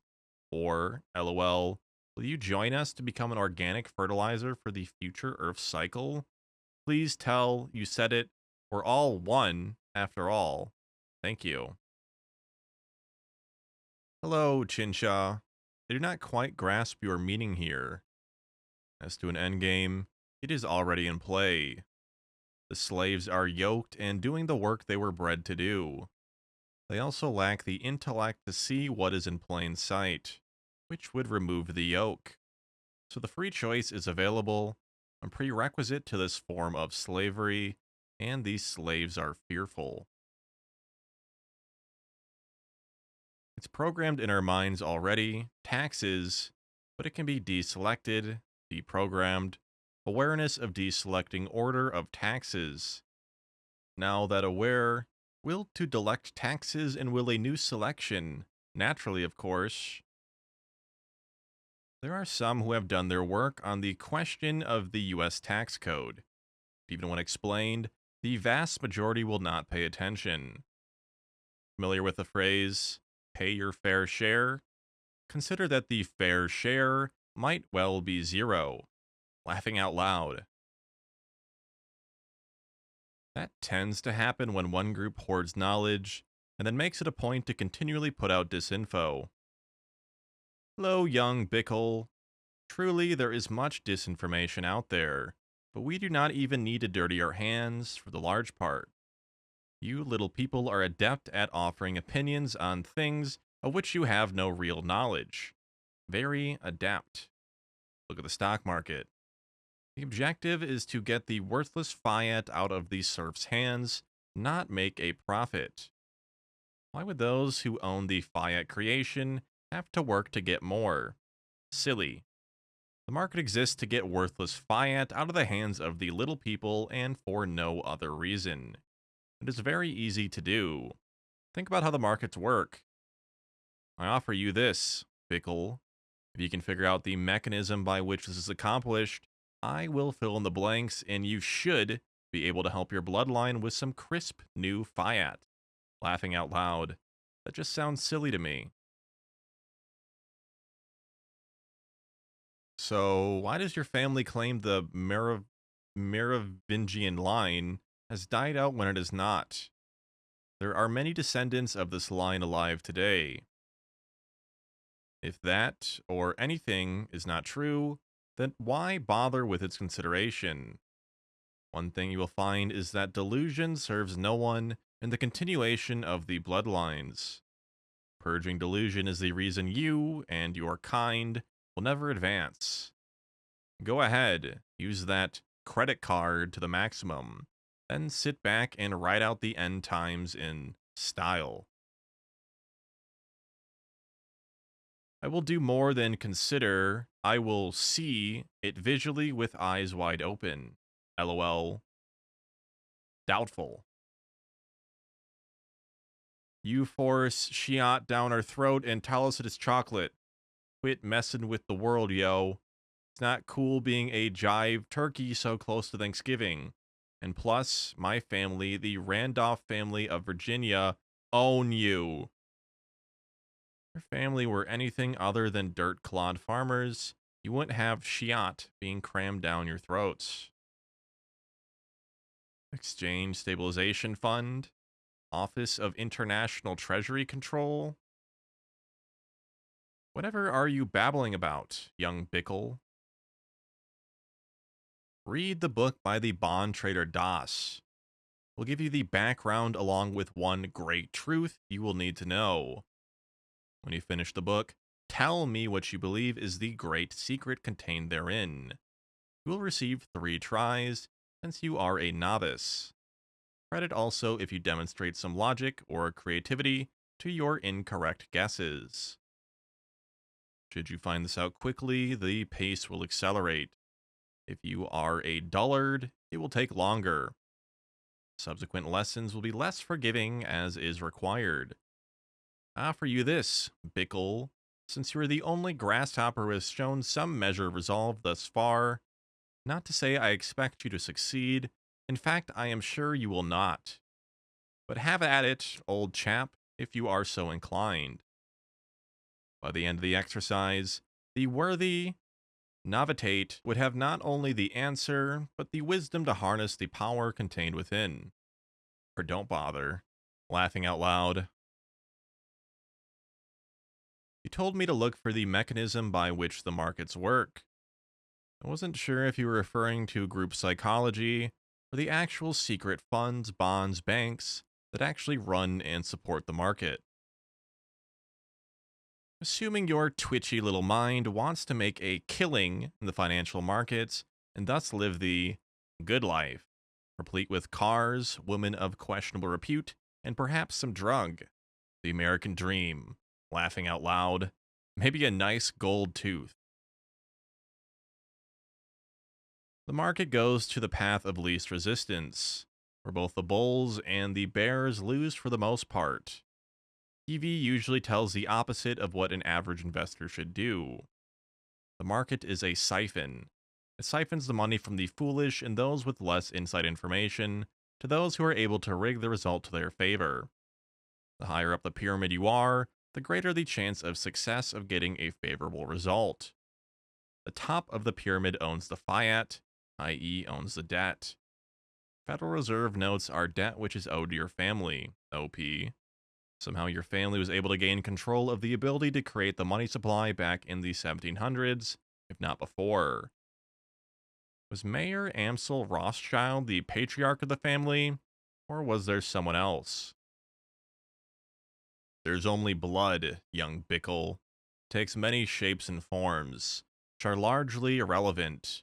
Laughing, laughing, laughing out loud. What shape will the humans see it as tomorrow? Blood is the river of life. Drain yours and see how important fiat is to you. The youngish Bickle unwittingly stumbles into a life changing scenario. The crowd draws a collective gasp. Will Bickle rise to the challenge or fail as he has so many times prior? Bickle. There are two DAS authors and they have multiple books each. To which book are you referring to? Based on our prior conversations and the limited information you have, what would you surmise? Family. No, Bickle. What book title of S. Das would you conclude you should read? Please try to follow along with the people at Heim. I'm glad you're back, OP. Breaking new records and sarcasm. Some more questions. What are the best countries to live in for the next 20 years? Was HIV man made? What are your thoughts on the Jesuits? Is it impossible to cross the Van Allen belt? Countries are a political definition, influenced by geographical conditions, but primarily political. There is no universal answer to your question. You are a cockroach, you will starve in a gold mine, meaning that you will thrive in that area which offers you the things you need at the lowest cost of extraction. Siberian Husky is miserable in the tropics, but loves the hard conditions of the Yukon. You would recommend life in Haiti, but I assure you there are some there living quite comfortably. Those politically connected, no doubt. They will also own even more through the reconstruction process. The dumb brutes on the other end of the spectrum are not so well placed. Do you see my meaning? Situate where you have the most resources, connections, or whatever is important to you. HIV is a biological source material with outside influence. There is a lot of public information on that topic. Jesuits are actors on the stage, playing their part with no particular significance. Of course. Well, the reason I asked was regarding an older question. There you said that there were remedies for every intractable situation, and I asked, why do you leave remedies? I have also heard that some high up Luciferians are following some kind of moral code. Guess I was wrong, or you're not that high up. Your initial presumption is correct. There is always a solution for any intractable situation. Always and without exception, forever and ever. My statement was that natural law favors the strongest or best abled, not that the strongest or best abled always prevail in every situation. It is rare that humans invest the requisite effort to learn these remedies. For want of knowledge, my people, read bloodline, are lost. When will we see proof of Darwin's theory of natural selection? LOL. Never. You won't be around to see the final act, likely. Here's a rhetorical one. How many children does the paradigm you helped create sacrifice to the Baphomet on a daily basis? None.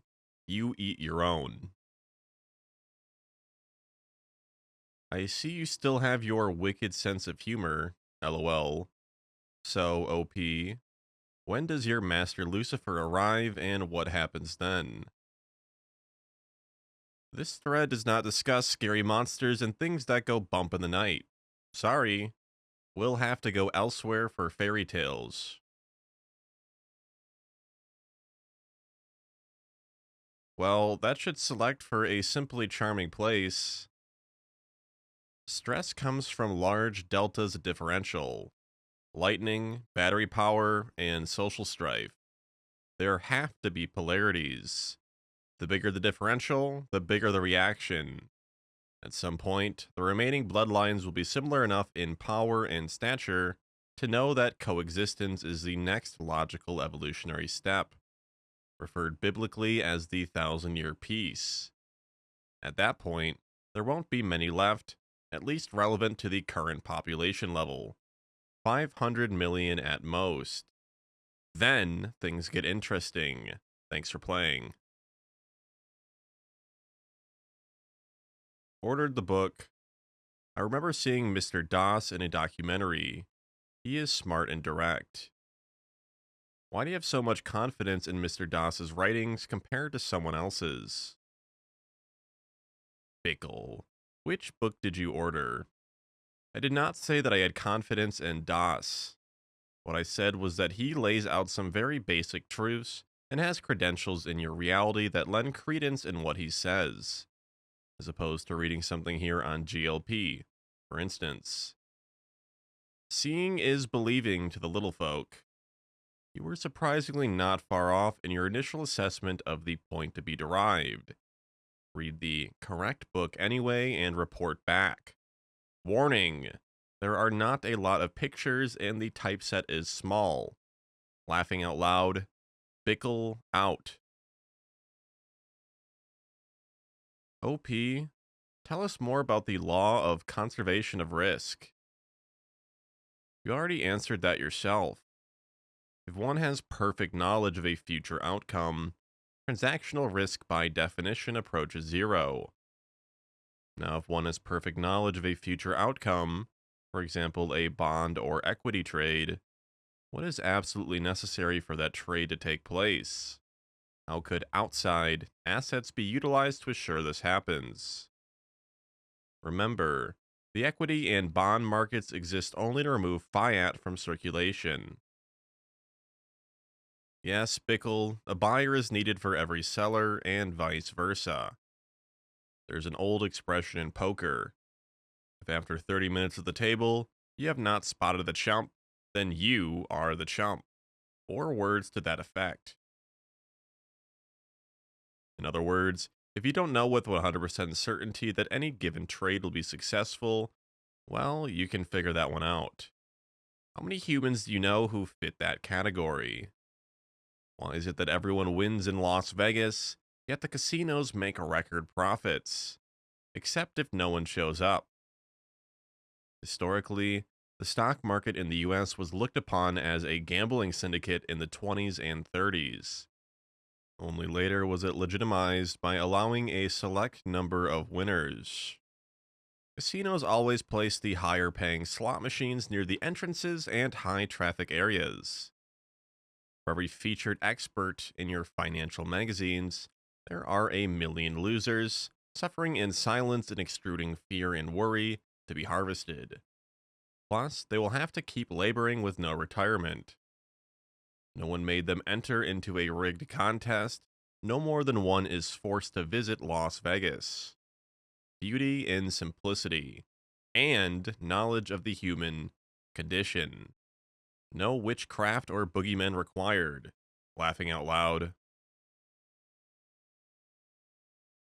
If your family is trying so hard to remove fiat from the system, why does the inflation percentage keep skyrocketing? You trying to convert fiat to more controllable items like bonds? Because bonds give your family some type of competitive advantage against the bondholder, more so than fiat does? Simpleton. Of course, the objective is to flood the world of fiat, but not in your twitchy little hands. Assets bought cheap. Artificial demand for dollars and euros, of which you will have none. Sorry to say. Enjoy your pagan holiday interval. You say you're a black sheep. What's the deal? Bloodline.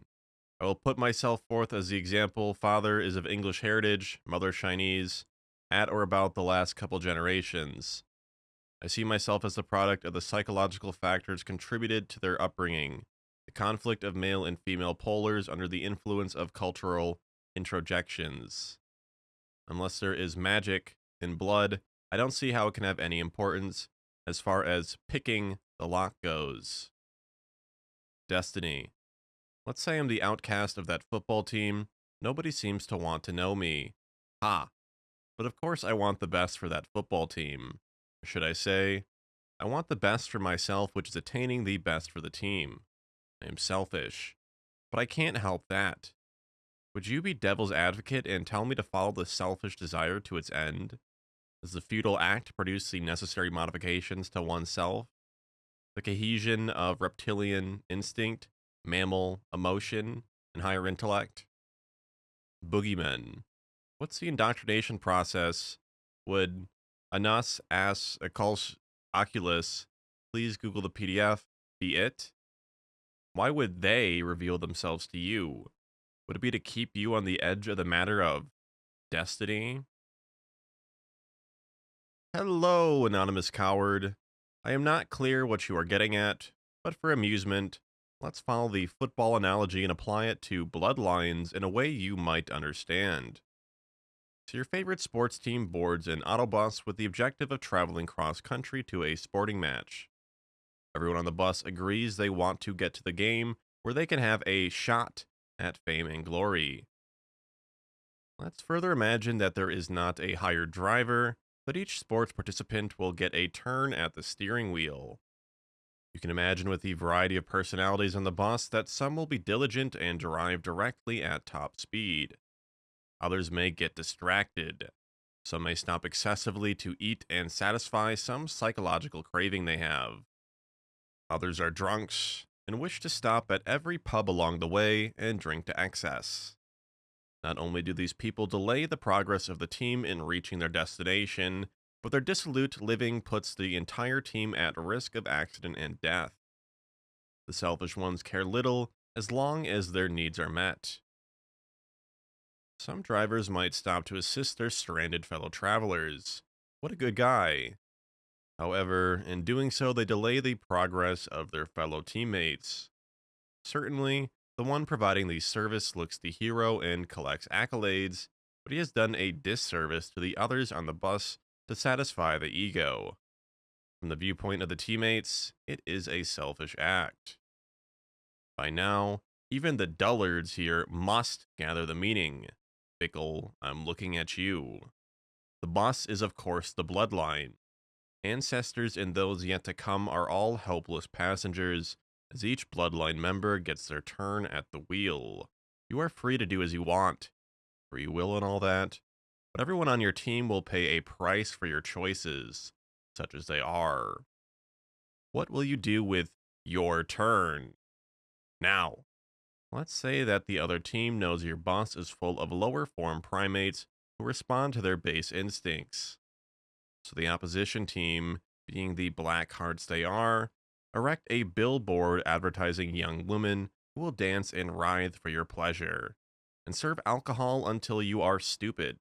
Hooray! Who's responsible for the team bus now parked in that parking lot? The team or proprietor?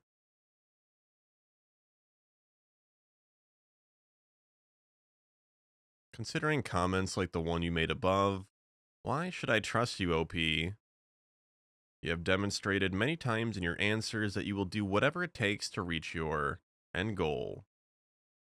Please enlighten me why I should have confidence in you to keep your word and integrity intact. You also said that you only make trades that you already know the outcome to, i.e., trades that you win. Bickle, you single-celled amoeba. You would ask me, the one who you presumably are reluctant to trust, why you should trust me? Do you want me to convince you? After all, I have written about duty to one's bloodline as an exclusive duty. You would ask such a question? Hang your head in a blizzard of shame, grasshopper. You are both protective and selective, lol, but then it is your thread. So tell us, OP, what if from your perspective, do you guys fear most? I.e., the so-called wild card. Now, I know it is not seemingly in your nature to even believe that such a possibility exists, but if it did, what would it be? Broad strokes would be fine. Hello, Chaz. One point made repeatedly is the utilization of fear as a tool of control. Fear is rooted in a feeling of not having control in one's environment or lacking the skill or knowledge to react appropriately in any situation. Let's say there are two criminals in the dock. Court for you Yanks. Both are accused of some petty crime. The first is nervous and afraid of being punished. When his name is called, the stress skyrockets and he begins to sweat and his voice cracks. The second is calm and collected. Why? Because the judge is a lodge member or a relative or on the payroll of his boss. Do you think he feels fear? You are an adult. It is a windy night and you hear a tree branch repeatedly striking the house. You know what it is and don't think anything about it. How about a 6-year-old who has just finished a horror movie? Fear is a tool to suppress and control other bloodlines. We do not fear. We deal with what is, utilizing an almost infinite toolbox of possibilities. Are you the same person who claimed to be from an elite family that we despise, and blessing us with your wisdom again? Smiley face. Stroking that ego. No, Mr. Awake, I am not. Wisdom is there for those ready to receive it. The game ends only at the time it ends. Until then, any game needs participants and actors. Because I wanted to see how you respond to adversity. Dear Bickle, you lack the tools to create adversity and visit it upon others. You need to venture forth from the basement space and get some fresh air and sunlight.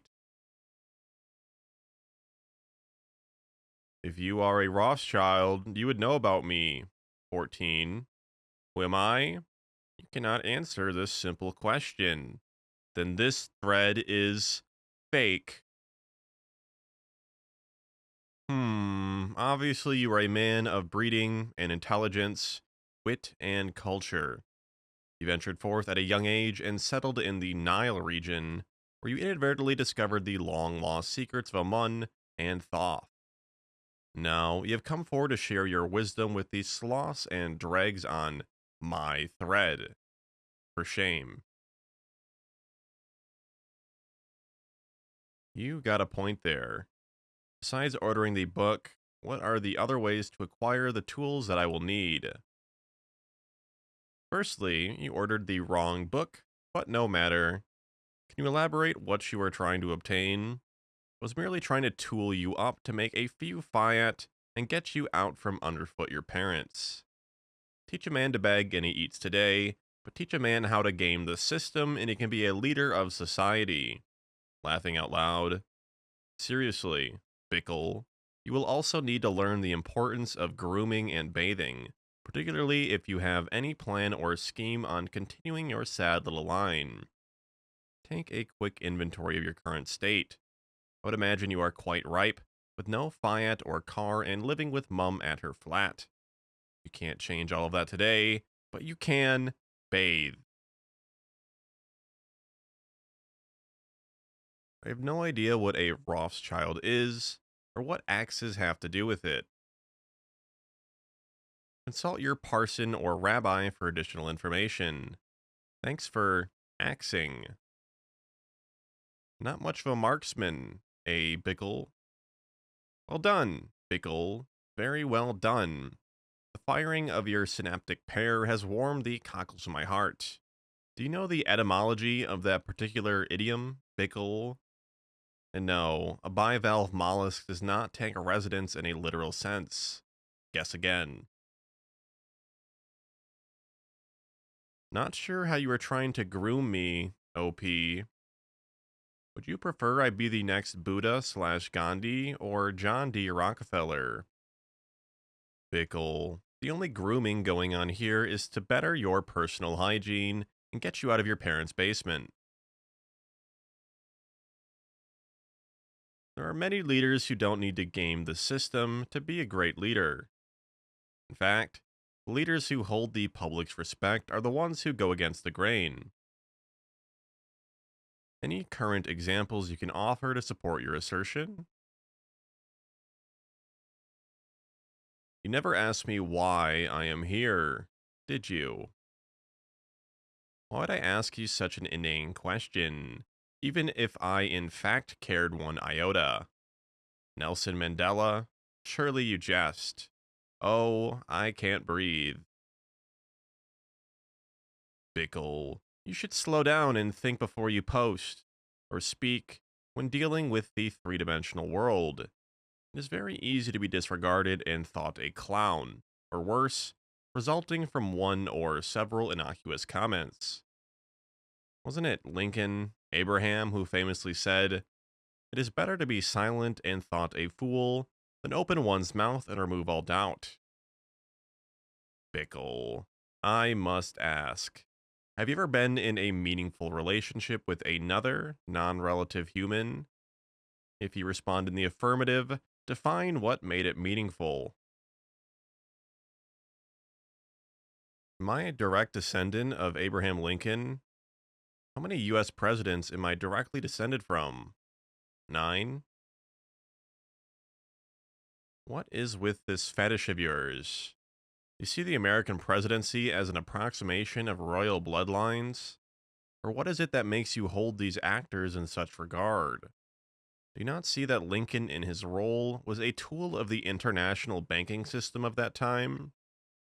What did Lincoln do, in your mind, that would make him a worthy ancestor, if such were to be the case? And please do not say anything regarding slavery.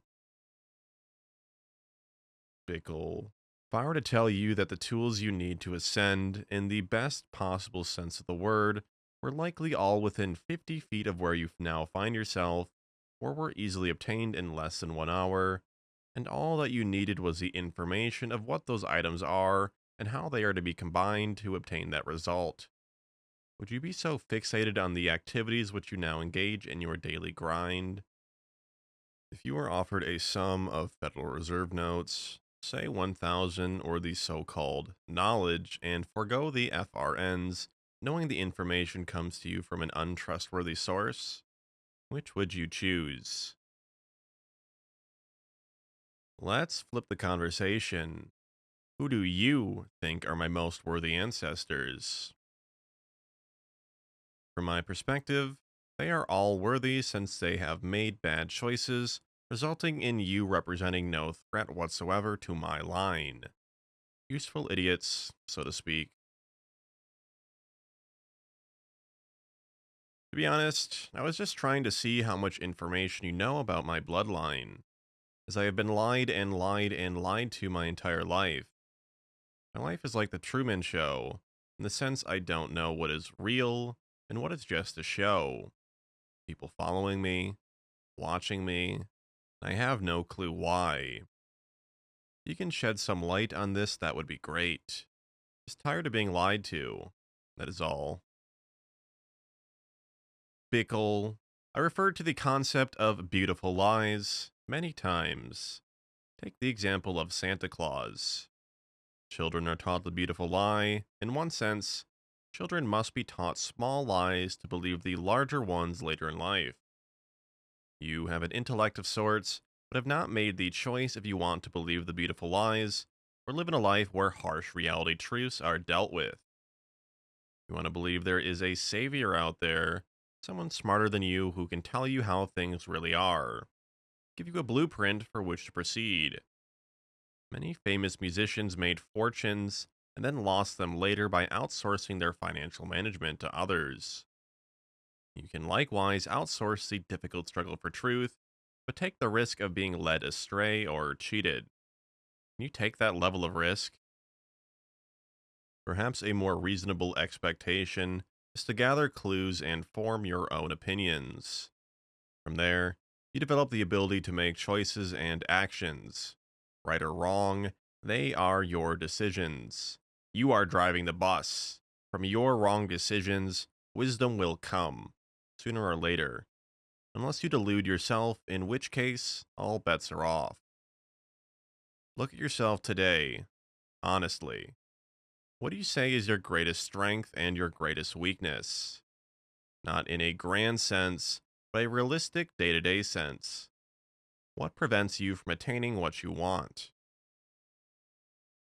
Take a look at pictures of some of the most blighted areas of Detroit, USA, or other urban blights. Consider that if humans would have left that area alone, untouched, today it would be a beautiful natural woodlands. Think of all the delusion and bad choices that would be necessary to create such a horrible condition. Nature, in its perfection, meets the hand of man. You have a nature side and a human side. My greatest strength is my willingness to do the right thing even when the odds are stacked against me. My greatest weakness is my inability to sell out even one iota in order to get ahead. See, Bickle. That is the type of horseshit answer I would expect from a delusional personality. I ask again, what is your greatest practical strength and weakness? First, please respond with your definition of practical. What are the characteristics of your personality or genetics which assist you in obtaining your goals or failing to meet your goals and objectives on a day to day basis? For example, you desire sexual congress with a woman in your mind, but make choices such that your genetic material ends up in a napkin on a daily basis. Perhaps you are a closet introvert and create a fantasy world to avoid going out and meeting people. Things of that nature. Not sure why you trying to fit a square peg into a round hole? You know my gifts are spiritual, and to be 100% frank, there are some delusions with the idea of spiritually, meaning that you cannot prove it with 100% certainty. It is a belief. Beliefs, by very definitions, are delusions. Spirits living in a material world. Strengths. Well, I am great at math, calculus. Weakness. My imagination is so powerful that it can create a reality more fulfilling in my mind than the real world. Master creator. The challenge is turning that creation from my mind into the physical reality. Once I learn how to do that, then I will have massive physical reality creating power. Okay, that's a better start. Elaborate on the weaknesses. You live in a fantasy world of your own creation. You are isolated from others and introverted, although you can interact socially if you choose to. You are a procrastinator. You are harsh with others and get frustrated easily. Are you on any medications? How's your diet? It is a positive that you are proficient in mathematics, as that is the language of science and the intellect. What is necessary is to lay bare all of the weaknesses. Be brutal, as others will likely be. Conquering the weaknesses, or at least compensation for them, is critical. The strengths flow from the subduing of the weaknesses. Interesting narrative. Keep in mind that you didn't win or lose anything of value. You had an artificial experience. Playing within the confines of the options you perceived you had, you obtained a measure of success. That success, later evaporated, really through no fault of your own. You did not have the information you needed to prevail in that arena. No shame in that. Be careful in the legal arena. You similarly lack knowledge to prevail. Do not overlook the basics, for example, subject matter jurisdiction and in personam jurisdiction. Learn what those are and make sure that you are subject. Is it a federal or state venue? I would assume this is a subrogation claim. You do need to decide which path to transit. One can do both, but efforts and energy are diluted. Bickle, you must keep faith that you will find the correct path for yourself. Do not let irrational fears or doubts cloud your judgment. Ritalin and armor thyroid. Diet is usually good. And back to my weight I was in the spring of 2009. I'd gained 50 pounds in late 2009, and in the spring of 2010 I have been working to get back to normal. To lose 50 pounds is an achievement, even if you think I have been up to nothing, OP. I assume you've already researched Ritalin and understand the implications. Thyroid issues are sometimes tricky to diagnose, but Armor Thyroid is a natural extraction and relatively safe. Congratulations on your weight loss. That is a great accomplishment and one to which you can be rightly proud. There was a thread on GLP regarding the use of fat in weight loss. It is one of the rare threads which is true and fat-based. The battle for most people is to stay away from carbohydrates, which are injurious to human health. Would you recommend that I stop taking Ritalin? Do I even need to take Armor Thyroid, or do they just need a sample of my blood on a continuous basis? I would never make such a recommendation.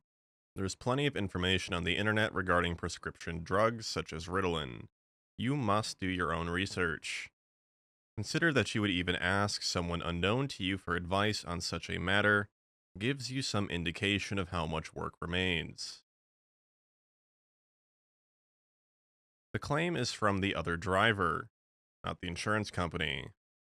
It is out of state, too, where I lived in 2009.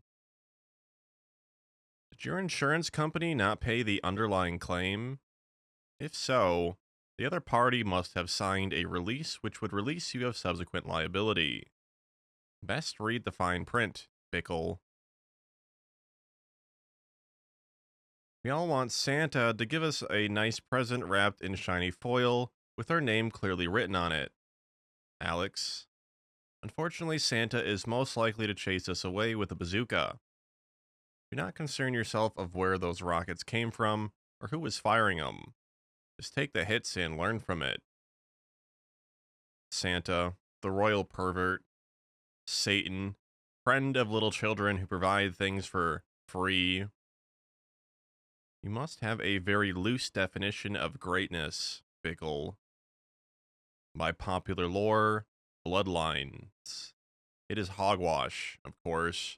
No one of station and standing would so dirty their hands. Money to get power, power to protect money. The Medici family. People don't know what money is for, or what is best done with it. Check out those who have won a cash lottery prize. Doesn't seem to matter how much they win, the path is always the same. Take a look at what the American Indian has done with the vast cash flow from casino gaming and see how it has helped their people fall to the bottom of the heap. It isn't the money per se, it is the knowledge. With the knowledge, money becomes an expedient, which is beneficial but not the end game. Money has become your god, and it is a false god. What is the Rothschild family's biggest competitor in terms of another family? In terms of what? Bickle? Did you not read what I wrote? Are you ever off of the internet? Why do you invest so much time, and what have you accomplished with the time investment to date? Reaching the peak in terms of what I can learn posting on a website. I have learned a lot in the last year, though, so it is my opinion that it was time well spent. A new challenge will await soon, no doubt. Hello, Bickle. You are young, presumably, and need to get out more and interact with others of your own ilk. Here is a video production which may motivate you to live your life a bit. But you are tempting. I think I may ask you some questions if you do not mind. I am not good at asking questions, so if you wish to hear me out, please bear with good humor. Hello, Mr. Egypt. Thank you for rating my thread. I presume that 3 out of 10 would be a source of concern for many, but I can use the 3 you have awarded and add them to the others I already have. 3 more. The parade continues for at minimum another day. Laughing out loud. By all means, ask what you will. One thing young Bickle has demonstrated is patience, which may ultimately be rewarded. Patience is a rare virtue in today's hit and run culture. Bickle, start by understanding how little you know. Do not act like the young man in the video. It is part of the great agenda, and a very dangerous thing indeed. You are welcome. It is rated 3 because it is psychologically distressing for me. What is the main virtue people of your respective class look for in other people they usually approach? By approach, I mean dealing with the approachee in a manner that requires a flux and reflux of item and favors. Of course, unlike the honeybee example you so astutely provided. In this example, I see that the bees are provided by nothing except what is available to them naturally, and of course, robbed of their efforts. So, suppose you would approach a person in the former manner, rather than the manner described in the honeybee analogy. What would you be looking for? Or is your family so pervasive that none merits such an approach? Can you tell me the purpose of money in the sense of maintaining governments and ruling systems? I also am well aware that money in the sense it is known in most of the insider/elite family threads is merely propagandized. I think money in nature is a way to track favors. The more money you have, the more favors people owe you upon the receiving of the informing item, i.e., the Federal Reserve note. I think also that money was based on a righteous moral decision. That is, it can be refused, and the receiver has the option of refusing a deal put in monetary term, all compelling social and material conditions aside, i.e., the person offering the money is a scary gangster, or it is a desperate young woman offering money for shelter during pregnancy. The human species, by its nature, responds well to favored influence. The invention of money, which I am sure is a great intellectual victory in its own to whomever achieved it, is merely a solidifying of this instinct. To have a society that does not recognize the favor of others under compulsion is to have a perfectly normal human society. To have a society that recognizes contacts and places of favor and bribes is very healthy. Rules that are absolute are ones that assert themselves by instinct rather than outside behavior and motivations. The law of gravitation, for example, distinguished from gravity in the physical sense and many other things. I would then ask you to tell me what you think of these things. I would like to ask, if it is not too much, about the importance of externalizing certain aspects of the human animal to its conscious and subconscious brain. What is the purpose underlying them? I hope I did not burden you or anything. It is Miss, by the way.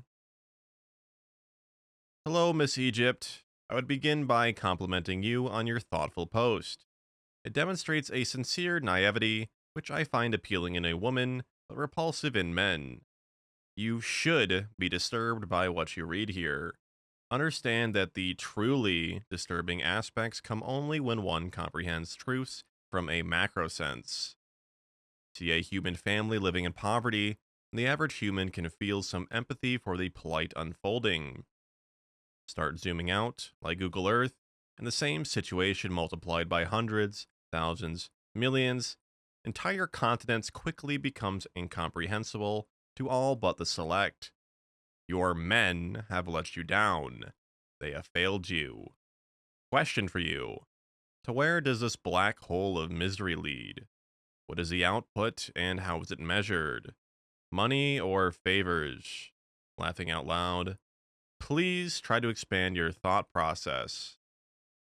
Okay? First, you must understand that words have meaning. You use the word virtue.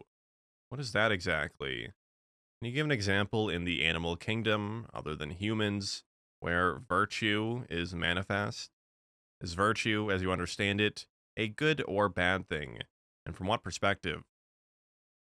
Money is a tool like all others, except that it is imbued with mystical powers. The establishment of central banks is always a necessary first step of subjugation of geographically congregated bloodlines. Note that Libya's first official act, before even the corpses turned stiff, was the establishment of a central bank. Those rebel forces were certainly well schooled by someone. Think of these psychosexual representations of money in a typical society. Think of what energy and representations come from these artificial contrivances. Money has come to represent stature, security, control, image, power, influence, and almost every one of these seven deadly sins. Laughing out loud. Fiat is sex money magic. It is the false god of culture. It is all consuming and self sustaining. It expands effortlessly like the elastic waistband of an obese American.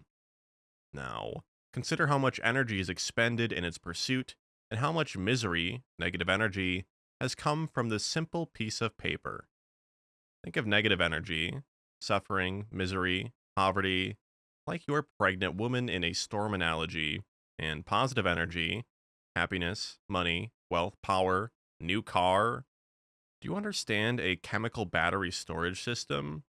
It is comprised of two poles, negative and positive, and current runs between them. Current is the methodology by which mechanical work is conducted. Conductor, current, negative and positive charge states, and the current which moves between them. By the way, how are your genetics? What do you know of your bloodline? A lot of interesting things have come out of Egypt. Lots of knowledge lost. Or was it? Laughing out loud. I watched the film entitled The American Ruling Class the other day for the third time. Every time I watched, I learned something different, as my perspective has changed since the last time I watched it. Louis H. Lapham seems really knowledgeable about the ruling class, and I enjoyed the way he's honest about the influence and impact of the ruling class. Sorry to inform you, Bickle, Louis Lapham is not privy to anything of value, intellectually speaking. Look behind the curtain. Don't watch the show. I thought maybe that he was part of the family. Now, why would you think that, young Bickle? I am a member for the ruling class, and here are our secrets. Laughing out loud. How would one of that bloodline be paid to induce disclosure of the secrets which allow them to control all wealth creation? Disclosure of which could well put at risk what has been accomplished. Do you see why humans are so simplistic? What about the idea of controlled opposition, meaning that he would know what not to say? That is just business as usual, but then why would you assimilate this information? Not knowing something is preferable to knowing something that is wrong. Where do you see American society in 50 years? So I can prepare my kids. Also, can you recommend two of your favorite books? A noble amongst us. There's an American woman, Catherine Austin Fitz, who has described it better than most. She was a plod in the Bush administration and saw the fraud close up and personal, and was dealt with accordingly. She still hasn't shut up, but few listen anyway. Be that as it may, Miss Fit describes, correctly as it turns out, the concept of the slow burn. It is analogous to the frog in boiling water scenario, that the dumb brute is too stupid or lacks the sensory capacity to detect gradual changes in its new environment and is thus cooked. There is a similar story of grazing cattle, or sheep, or some such. It tires me to think of the specifics now, but it has to do with penned livestock in increasingly confined spaces. Anyway, your question. The slow burn continues. What is burning, you may ask? The middle class American life. Middle class standard of living, the thing which differentiated America from other countries. 50 years hence, the poor will continue to be poor. There will just be, save for simplicity, another billion of them. The rich will also be just fine. You are rich and connected, you have no worries. A group of very, very greedy banksters, I love that term, banksters, a play on gangsters, of course, are trying to secure their future because they know this. However, and sadly, they lack the true component, which is knowledge. Some of the banksters will become crushingly poor, and others, well, they will not be in our midst, sadly, because their egos are or will become so closely intertwined with the paper god's death will be a preferable state for them. Sad, sad little sacks of excrement. Of course, you little sheep will bleat with pleasure as they get their comeuppance and take the blame, although they were tiny little cogs in a very elaborate system. Oh, that carefully laid plan again. Look to the poor of the past for your cues. To the class system of England or the castes of India. There are the stations of privilege, royalty, which you will not hold, likely. Under are the nobility, lords, men of titles, again out of your reach. Into the serf class it is. Grunt workers, farmers, laborers, pawns of war. Teach your young the ways of labor. Within that group, there are knowledge-based professions which hold some status. Tool and die markers in Germany have some measure of value and respect. A blacksmith is another area your children can enter without crowding out, and it will again be handy when the current mercantile system devolves. What kind of serf would your children be happiest as? Can you teach them deference and groveling? The current educational system already handles rote quite well. Teach them the ways of the sycophant, the bootlicker, the feigned laugh. It is likely easier to learn early than later. Of course, there are serfs, landed, hidden in plain sight. Yes, all is hidden in plain sight. I have explained this already, and it is true, without exception. This is a critical truth. Once you fully understand this, you will quest unceasingly because it is there to be had by those brave enough and resourceful enough to find it. The early settlers in the United States pressed forward to an uncertain future and laid the groundwork for their blood, who have sadly squandered their elders' precious gift away for some shiny trinkets, just like the American Indians and Manhattan. Key difference being, the Indians could not grasp the concept of property ownership and thus had no measure of loss. Sad little savages. Now, their descendants are sloppy drunks, drug addicts, and living in squalor. I wonder how Miss Egypt would reconcile the sad unfolding with her definition of virtue, as in virtuous behavior, as in not. I wonder if she would see this happening all throughout human history. So many tricky thing. To paraphrase the term, all your everything are belong to us. But go right on believing the beautiful lies and ignore the truth. Laughing out loud.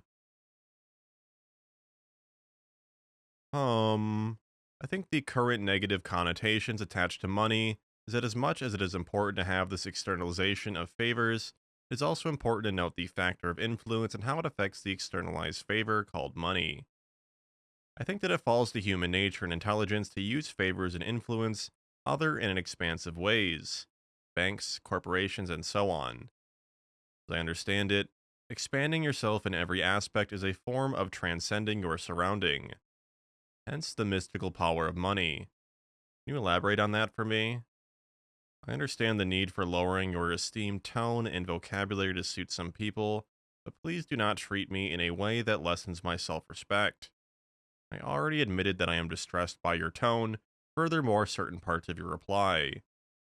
But I really would like to know more about these things. If you have the knowledge and decide to part with at least a small portion of its secrets to me, I would be very grateful. Your thinking is a bit convoluted. Perhaps it is a language barrier.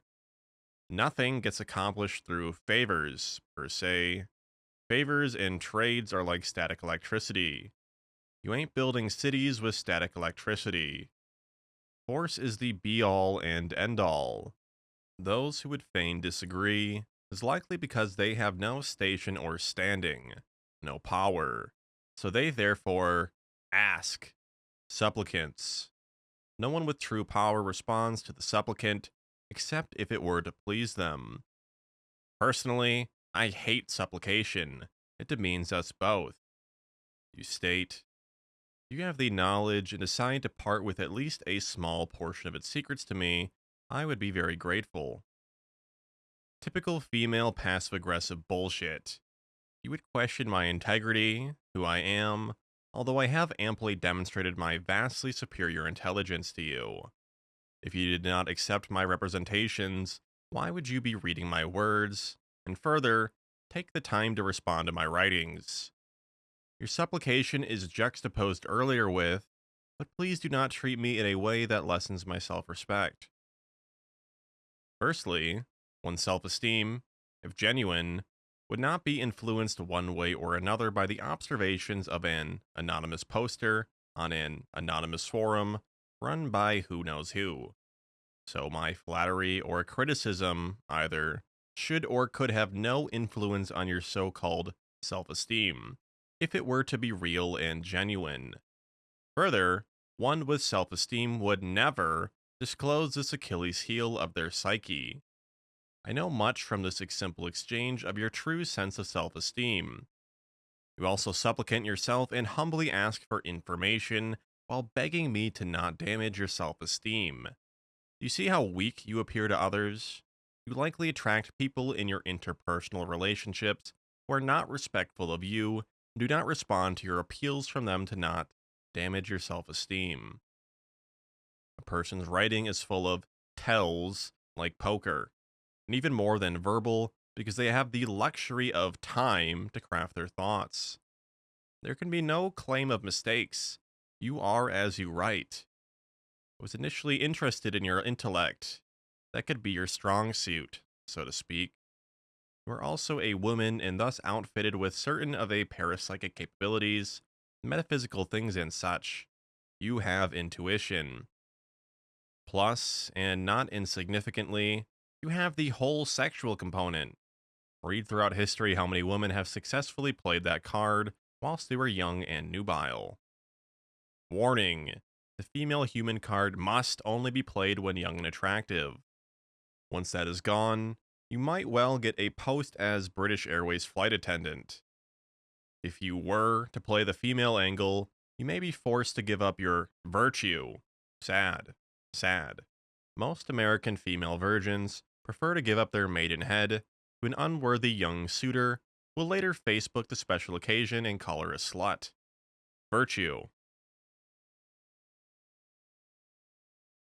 Isn't there also some type of creed that you must disclose what you're going to do before you do it, to give people the chance at least to stop it? That also gives it more power. Not a creed, Bickle. Please don't remain a thick-headed lout for too much longer. You see, Bickle, is the adherence to natural law. You cannot fight and win against natural law. Believe this. Don't for a moment think it hasn't been tried. Laughing out loud. The Vedics have a term for this. Support of nature. I am a Rockefeller. You ask me a question. Okay. Did great Uncle John really toss silver coins into the Hudson and watch the local urchins dive into the icy cold water? Or just another urban myth circulated to enhance his reputation? That is very low level. How would you define the New World Order? When do you think it could be in place? Do you think the world is overpopulated? A renegotiation of the social contract, politely, or more accurately, elimination of the middle classes and their attendant benefits once enjoyed. The mechanism is well established presently. However, think of the progress as one would think of calculus, always approaching zero. Not at all. The more serfs the merrier, for some, anyway. Laughing out loud. Go to some of these showcase pop-up communities in America. Where one middle class family lived 10 years ago, comfortably, you can find 10 to 12 Mexican expats residing comfortably, laughing out loud. Oh, stop. This is too funny. And yet, some ask or wait patiently for the economy to improve. Oh, okay then. So if we argue that favors might aid an illusory transfer of powers between supplicant individuals, would that be nearer the mark? It is certainly people gaining power through favor and acquiring force in many other aspects in a way to change the social grounds, and so on, while maintaining the illusion for freedom. Of course, people will not respond to someone threatening them with violence more than they will respond to someone promising political and social favor, money, success in the elections. This, I think, maintains the golden cage effect you mentioned in your post. Is this not also how your family has managed to subdue all the people? But if favor and position are static electricity, then what does matter? Force? How? How would it be employed? I have seen many things like theories that people are brainwashed through vaccinations and so on, so maybe this is the case. Education systems and other things that a child goes through may affect the populace at large as well. Can you tell me whether these vastly intelligent Rothschild exist in Egypt as well, or whether they have married into some of our bloodlines? Or do we have different bloodlines similar to the Rothschild bloodline? Are all these elite families interrelated as well? It may clue me into some of the changes happening in my country. Of course, I do have self-esteem. I just like a civil tongue while addressing people. It will not do at all to start attacking you intellectually or otherwise. I'm just trying to gain a perspective and test some theories out. You seem to come from a very advanced elite bloodline. It is important for me to try to understand you, getting to know my surroundings and how the world works. You are doubtlessly familiar with Seurat's famous painting. No? Consider each data point, things which you know to be true, or absolutes, as a color point on a great canvas, or stage, if you will. If the color points, dots, are true and vibrant, if the artist is diligent and has the requisite talent, if great care is taken, a masterpiece might be born. The masterpiece resonates from the trueness and correctness of its authenticity.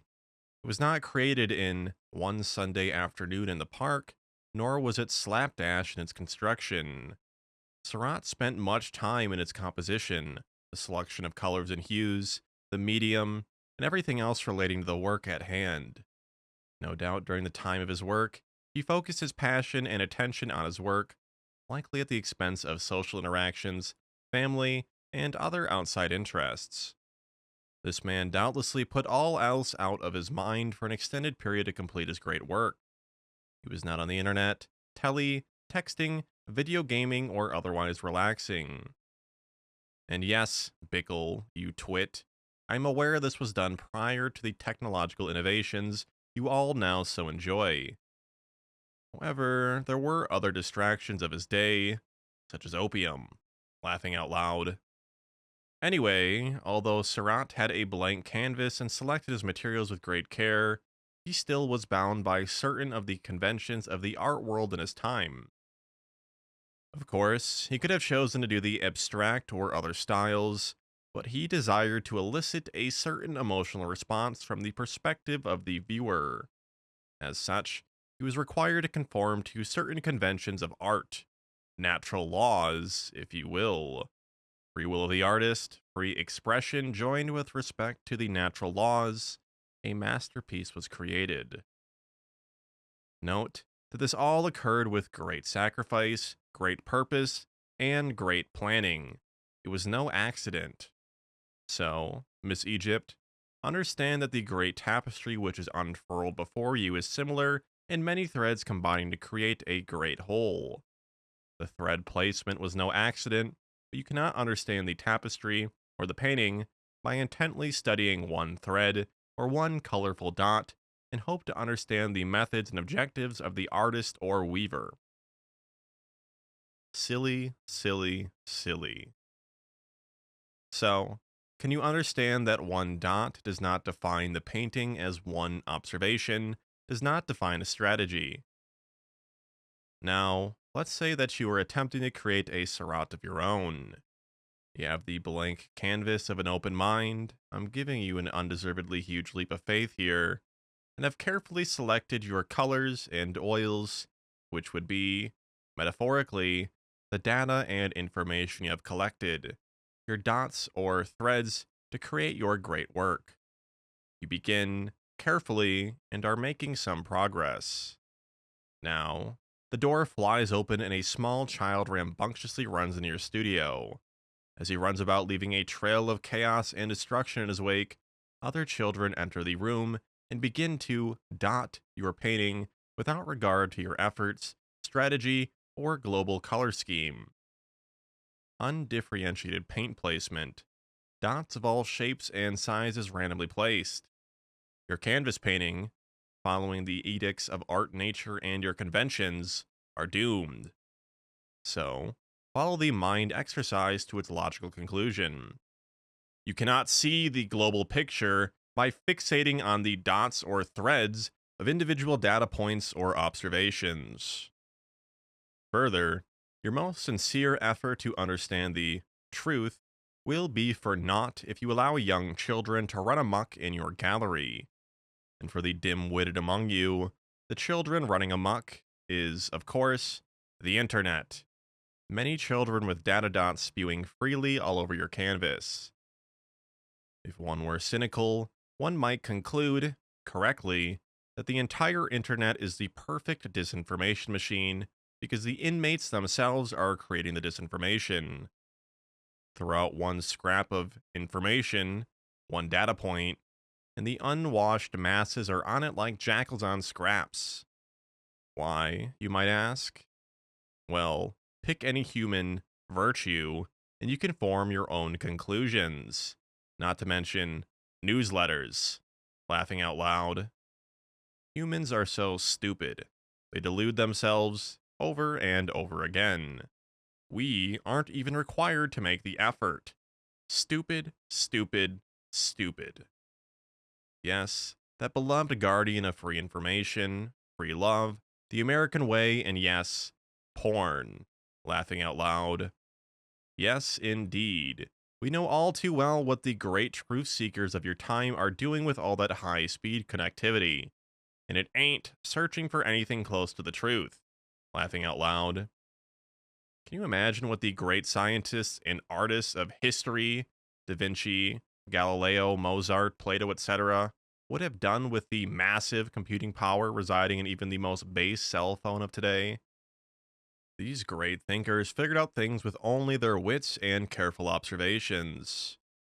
Now, an entire global informational database, such as it is, can be delivered in fractions of a second to the comfort of your chair. You don't even have to move. And what do the Guardians of the Republic do with such knowledge and power? Watch other humans copulate in a variety of scenarios. It truly is hard to fathom what motivates you little folk. Seriously, is it not true that you have seen one, you have seen them all? Is one penis or vagina significantly different than another? Lots of attention paid to pornography.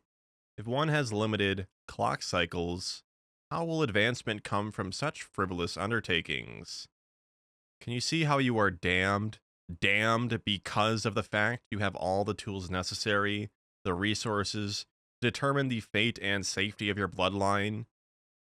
Should you choose, for whatever reason, to not avail yourself, all blame falls to you, and others are fully absolved.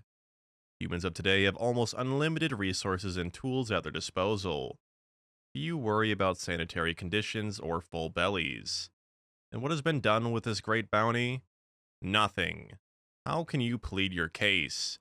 To what authority will such an argument hold sway? Believe what you want, the beautiful lie, but you are in a state of terminal self-delusion. And by terminal, I am offering the most optimistic assessment of your current state. The effort must be made, some sacrifice, to be sure, but well within the capabilities of all. And yet, here you find yourself. Am I a cockroach to which you referred to earlier? Are you Gregor Samsa by chance? Laughing out loud. Upon reflection, you would be better served if you were. Cockroaches are, at least, survivors. Spell check. Referred. Thank you for caring about grammar. You start applying care to the little details, it will follow through to greater endeavors. If you were to tell the whole world one message, what would it be? Firstly, I am not so limited. And don't forget, one message is just one data dot upon a very large canvas. It seems to be the American experience to expect the great event, the last second miracle shot, the speech which calls a generation to arms. Reality dictates that such events do not occur in nature. If all you needed to know were contained in one data dot, the dot would fall upon you and crush the life out of you. Laughing out loud. Better stick to these small data dots, humans. Second, you did not provide the desired end objective of such a message. To deceive, help, or taunt? Why would one issue such a message?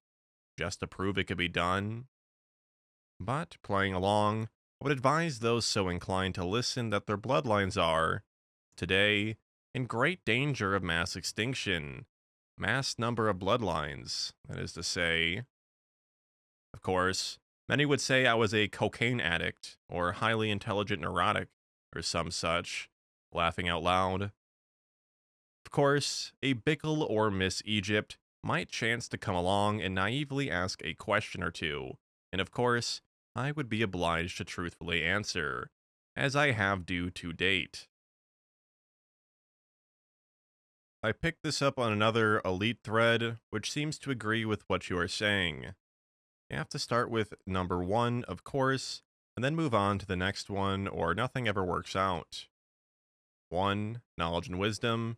2. Wealth. Concrete wealth like money, assets, and extract wealth like friends, family. 3. Self improvement. 4. Authority over others. 5. Spirituality. 6. Society. 7. Foreknowledge. You focus on knowledge and wisdom to gain wealth. You gain wealth to spend improving yourself and others in equal amounts. You do this so you can gain authority over others. You do this so you can add to current morals and laws. You do this to benefit society. You do this so you can gain foreknowledge and plan for the future. Then you start all over again. A never-ending spiral. Although there is some sense of logic behind your statement, it is not this linear or formulaic. Let us imagine that a homeless bumble, rifling through a dumpster, finds pornographic images of a powerful, married, businessman or politician, the mark. Let us say that there are 3 scenarios. 1. The mark having an extramarital heterosexual affair. 2. Homosexual affair. 3. Bondage. 4. Pederast. 5. Animal/primate. The amount of potential energy or power the bumble has over the mark depends on many variables indeed. In some situations and cultures, exposure of scenario 1 would have limited damage. Many men winked and nudged when William Clinton was accused, correctly, of depositing his semen into an intern's mouth. Had he mounted a donkey in the Oval Office, most of those men would have taken a different view. Priests and others in the Catholic hierarchy have an issue with the pederast aspect, but not consensual sex between adults. Does the bumble know the relative value of each scenario? Likely, but further, does he have the wisdom to make the play? Less likely. The greater the perceived power, by society or others, of the mark, the more potential energy. That is to say, the bumble with proper knowledge and wisdom can overcome lack of fiat without undertaking a serial progression. Lay off la cocaína. Hello, It might interest you to know that drugs and alcohol are uniformly shunned in my bloodline. These are very cheap escapes. Surprise. Living in certain states, one does not wish such escapes. Laughing out loud.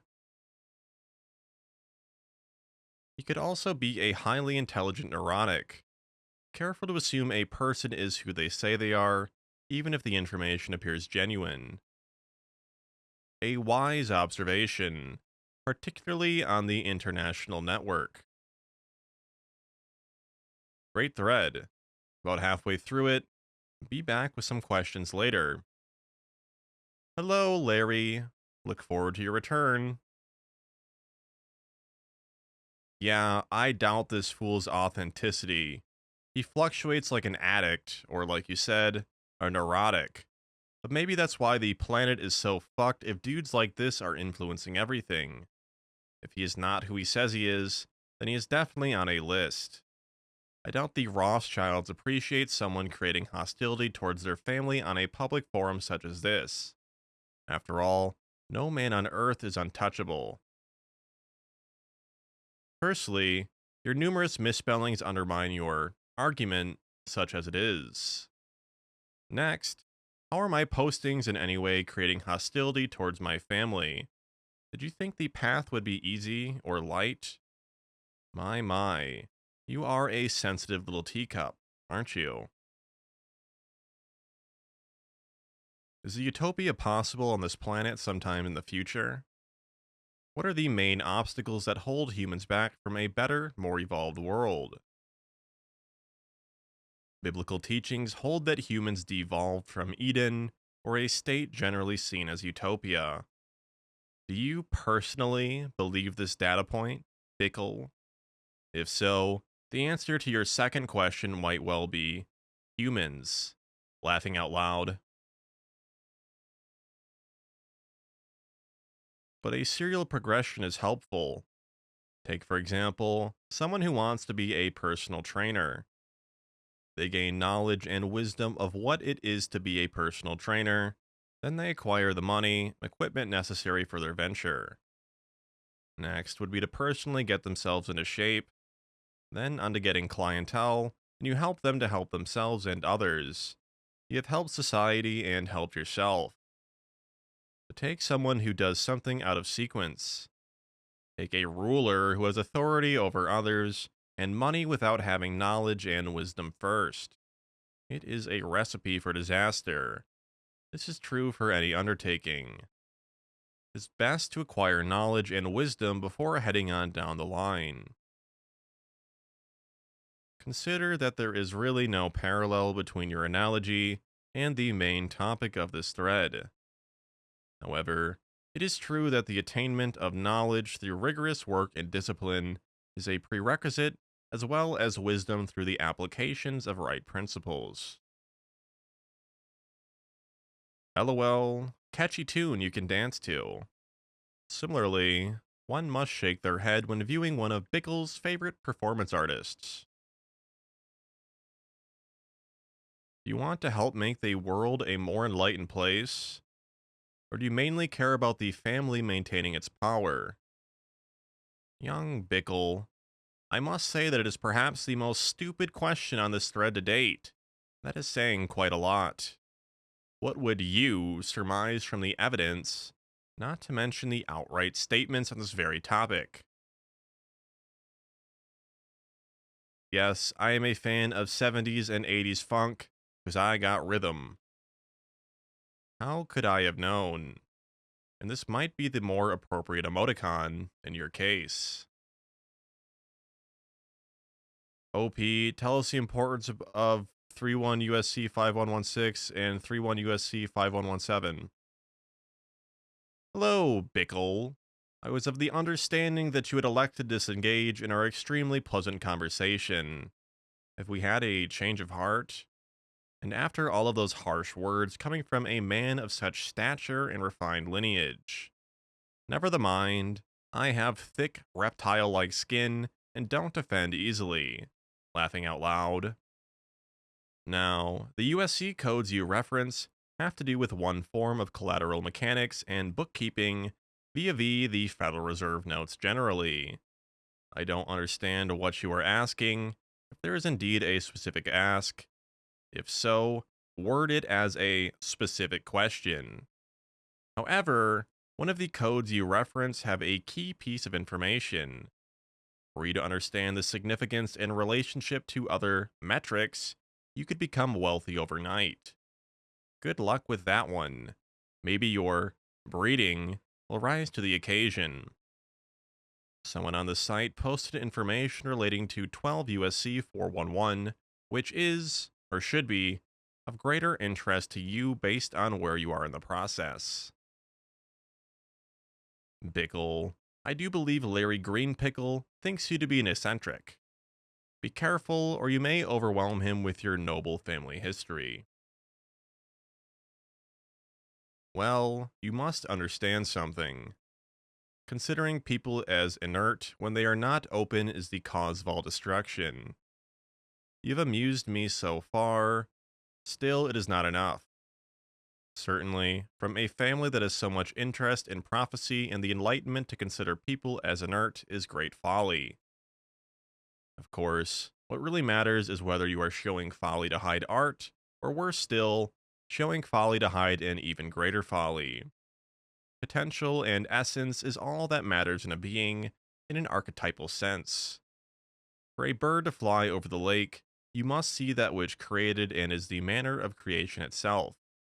You old men never understood witchery, but what do we do? Deep bow. At your service, milady. Happy to have amused you, if even for a moment. A moment which may endure across time. What value do you think that particular domain holds? You were hot on the trail of the 12 USC 411 and then stopped. Why? Do you see the significance? Is the guy gone? Whoever he was, I kind of liked what he said. Apart from being ultra selfish, which is typical for very smart people, I found him likable. I liked his cruel sense of humor. Reminds me of Stefan Molyneux for some reason. Welcome, Teshin. Selfish is a religious slash created concept. There really is only enlightened self-interest. Of course, one can always continue to believe the beautiful lies, but where does the benefit of delusion manifest? It is impossible to grasp truth beyond one's comprehension. Seems obvious, but think about it. Let's say that, for whatever reason, a person is born without the ability to see the color blue. Regardless of how the color is explained to the unfortunate one, he or she will never truly understand blue in the sense that the similarly unafflicted will. Ah, I can hear young Bickle thinking, but those with sensory impairments often compensate in other ways. The blind man develops amazing hearing. The deaf experiences tactile enhancements. Very true. But these enhancements develop with the support of nature. There is a difficult period of adjustment, to be sure, but at some point the afflicted accepts the impairment and concurrently becomes open to other possibilities, and nature accommodates. So, let's extrapolate this to the search for truth. One may come to understand that they are truth impaired, and that others may know truths that the one does not. How does one react? That is the question. Hostility and confrontation against foes, real and imaginary. I notice on the site, most of the foes are imaginary. Laughing out loud.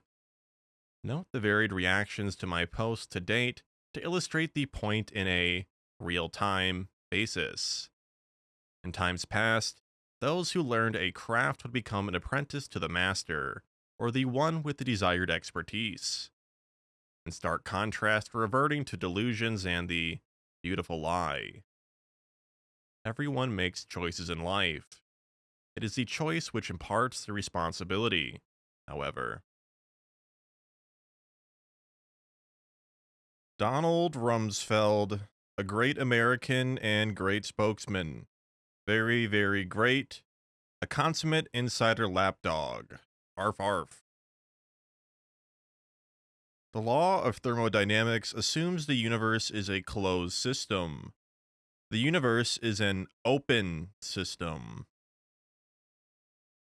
Conservation of energy doctrine suggests you may be an idiot. Hello, OP. How does the act of you posting replies in this thread benefit/advance your own bloodline? Serious question. Hello, Kiko, and welcome. Are you familiar with the old standard? Keep your friends close and your enemies closer. That does not necessarily apply in a strictly literal sense, but most people take the time to learn who their neighbors are. Or should, anyway. Laughing out loud. I suppose there is an element of amusement and curiosity as well.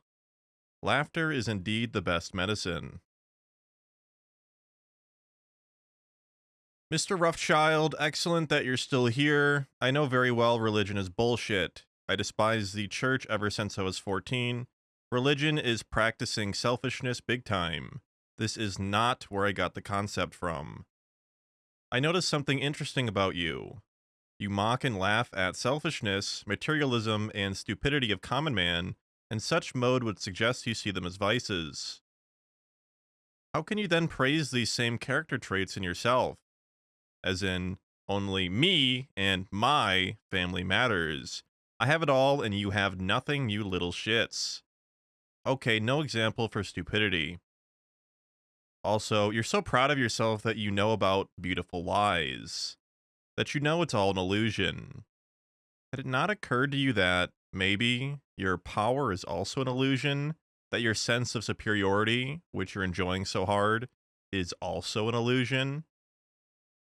You said something about harvesting, pain and suffering. That suggests you have some belief in metaphysical world. That's interesting, also, because you deny incarnation and you're generally talking about Earth rules, survival of the fittest, etc. If you know that pain, an invisible emotion, can be harvested, then how can you not be familiar with heaven rules, which are opposite to Earth rules? The one who extends his hand to the weaker survives. And to Alex Bickle, I'm not seduced by him, just enjoying his colorful personality.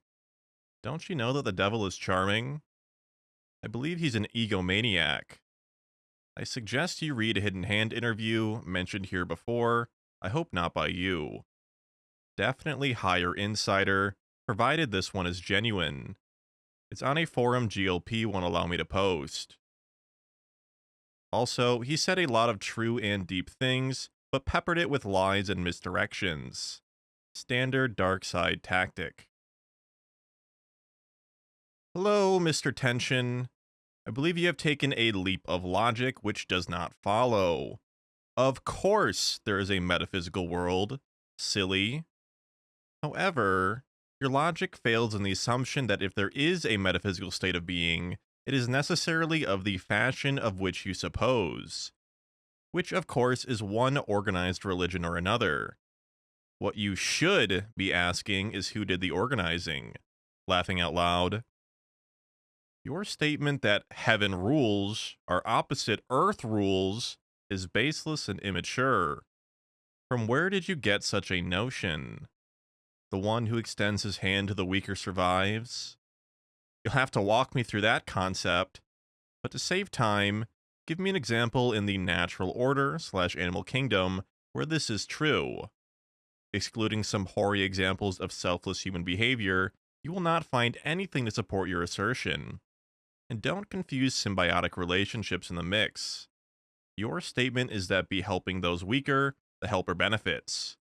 Absurd on its face. I have not peppered or salted anything, as promised.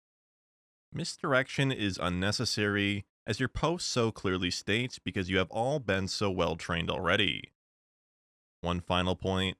The idea that there is a wholly separate entity representing good and evil, black and white, is simplistic. And simplistic tenets are the refuge of the simple-minded.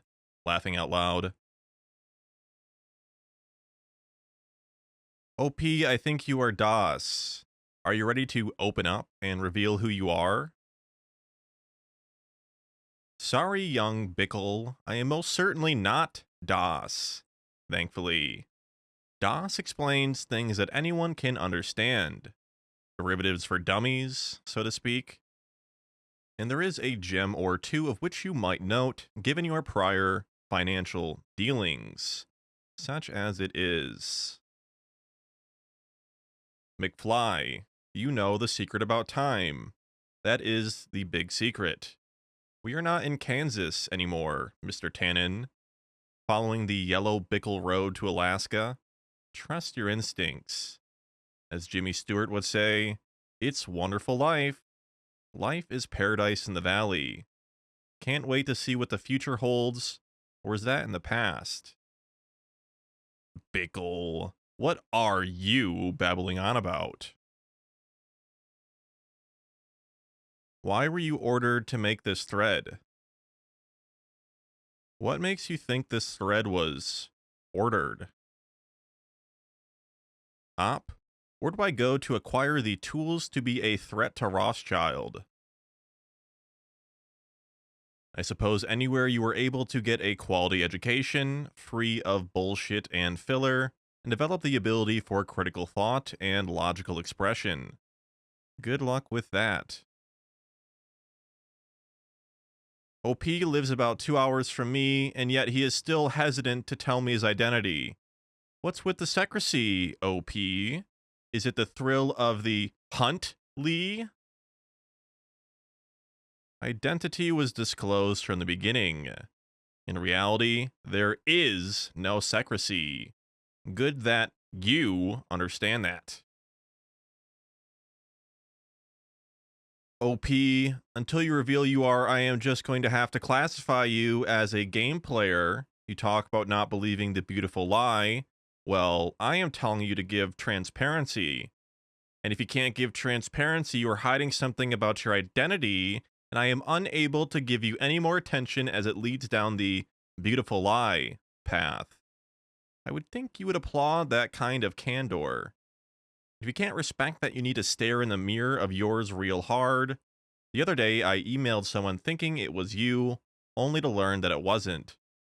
So I am making the effort, and don't mind failing in order to succeed.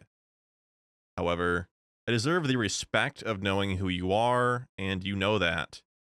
The time is now for your reveal. Bickle, you are a flea. You hold no position to make such demands. Thread. Too true, kittens. Alas, the thread towards truth and the painful discovery of true nature has apparently run its course.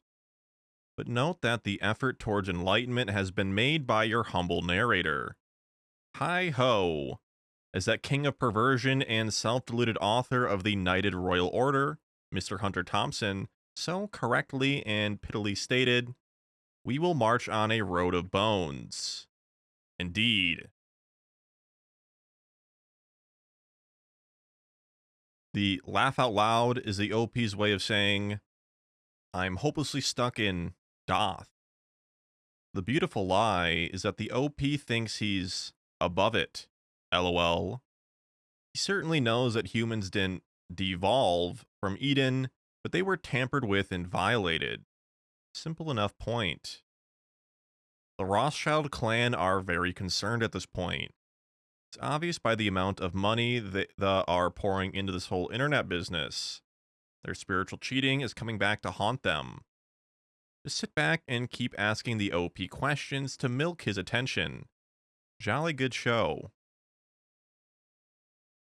Tamper with and violated implies a lack of free will, free to choose. You believe that you lack free will? That you lack the ability to forge your own and unique destiny as a man? If so, by definition, you have ceased to be a man and reverted to a lower animal form. If you paid attention, you would know that making the choice is essential to the process. There must be free will. Read your contract law. What are the 4 elements necessary for a contract to be valid? Easy as pie. Look it up. Here's a clue. Contract law is a natural law. To obtain support of nature, one must adhere to natural law. Some have called the results of not adhering to natural law as karma. Not accurate, perhaps, in a technical sense, but the general sense is correct. Contract law plus free will equals your dilemma, so called. Laughing out loud. How do I know? For this is what I have done, and I am Caesar. Laughing out loud. You conveniently avoided my questions, but still, can you not sense the end is near? As in computer games, when all is conquered/acquired, the game ends, but there is nothing for anyone to do anymore. New game has to be started. Hello, Teshin. There is no end near or far. There is no end. This applies to organic and inorganic aspects of which you know of existence. There is, of course, the sense of states of change, which is an ongoing process. It takes much time and energy to break down existing dogma and rigid thinking, but it is inevitable that one order will inevitably yield to another. It is natural law. For the simple-minded, imagine you are playing a popular board game, Monopoly, say. It has its own rules set and conventions, and all players must abide or risk the wrath of fellow pure players. Sometimes players argue about the rules, laughing out loud. Let's further suppose that the game of Monopoly ends, and a new game, Millborns, is produced. Different rules, different strategy in a card, rather than a board game. What fool would continue to play by the rules of Monopoly as the game and its attendant rules have changed? Teshin, the game has indeed changed. You see that is obvious. But you suppose that since the first game has ended, there will be no second game. Why do you make that supposition? Do you not suppose that when Rome fell, the Romans assumed that civilization had indeed ended? Had it? When Saigon fell, the Vietnamese fleeing the country on whatever conveyance they could muster clearly thought the end had come. It hadn't. We are now playing a new game.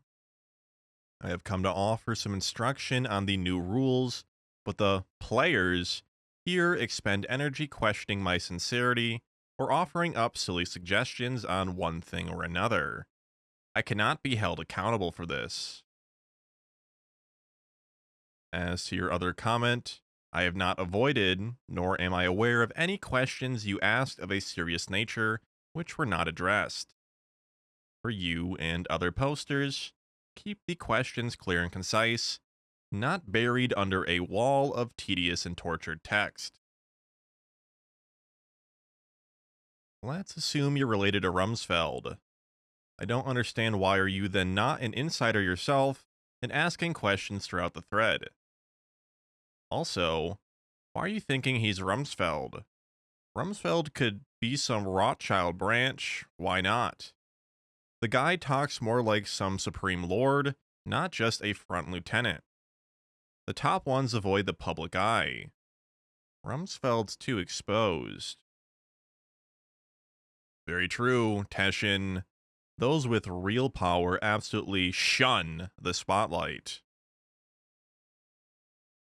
OP is Donald Rumsfeld, and Donald is either my biological father, half-brother, or uncle. Which one is it, Rummy? Seriously, Bickle, if you really believe the Donald was family, why did you not trek to NM and meet him directly? Have you stopped taking the meds? I would say the Secretary of Defense is the Caesar position of our time. The OP talked about power instead of wealth. So it seems likely that OP is a military man and not an international banker. Power. Power corrupts. Bickle. Do you seriously believe the Secretary of Defense of the US military actually decides how and against whom the military force is deployed? Caesar directed the military and called the shots. The Donald is a hired hand, a manager. He follows other policy decisions. You must understand the difference. You claim to be of the blood and also the descendant of the proletariat. Which is it? I am a great guy, which is the result of how I was raised. Good guys finished last, which, logically, implies that great guys must finish last-er. Laughing out loud. Hail Caesar! Great, you haven't forsaken us. I'm really enjoying this thread. All lemmings are gone by now, and I've always been interested in how the evil mind works. I'm sorry to see you've ridiculed and belittled my questions and thoughts without answering to them, but I guess it's better than if you just run away and never came back. As for the end, why are you implying the ultimate end? I never said that. I know you've read my tortured post, so you know I believe in intelligent infinity. I know there is no such thing as the end of the world. It's absurd. I agree with almost everything you said, but where I have made the supposition when game ends, there will be no new games. I said new game has to be started. This implies it will be started. It always has. I know about civilization cycles. Tell me something I don't know. I'm not here because I view you as a figure of authority. I'm here because it's a pleasure to read nice literary English, gentlemanly politeness, and intelligent posts. Of course, the idea you could be the puppet master himself is also very cool. Unfortunately, I don't believe it. But first and foremost, it never ceased to amaze me why do really clever people have to be so selfish. Explain that to me, please. This one thing only. Had you been merely a materialist, that would be settled. But you drop some spiritual stuff. So what is your view on the metaphysical? I mean, soul, polarities, etc. Short summary. Hello, Teshin. You cannot unask a question. Once it is put out there, it has to be dealt with on its own terms. I've already addressed the issue of so-called selfishness in some depth. The act of selflessness is just that, an act. Programming put out by various self-interested parties and institutions. It does not exist in nature, which is where you need to take your cues from. When one accumulates a surplus of resources, why would it be human nature to release these to an unrelated other without parity consideration? You likely notice that so-called benefactors of one form and another do receive compensation of sorts, peer recognition, status, and, almost always, some form of quid pro quo, unseen and withheld from the unwashed masses. Laughing out loud. Selfishness and selflessness are artificial constructs.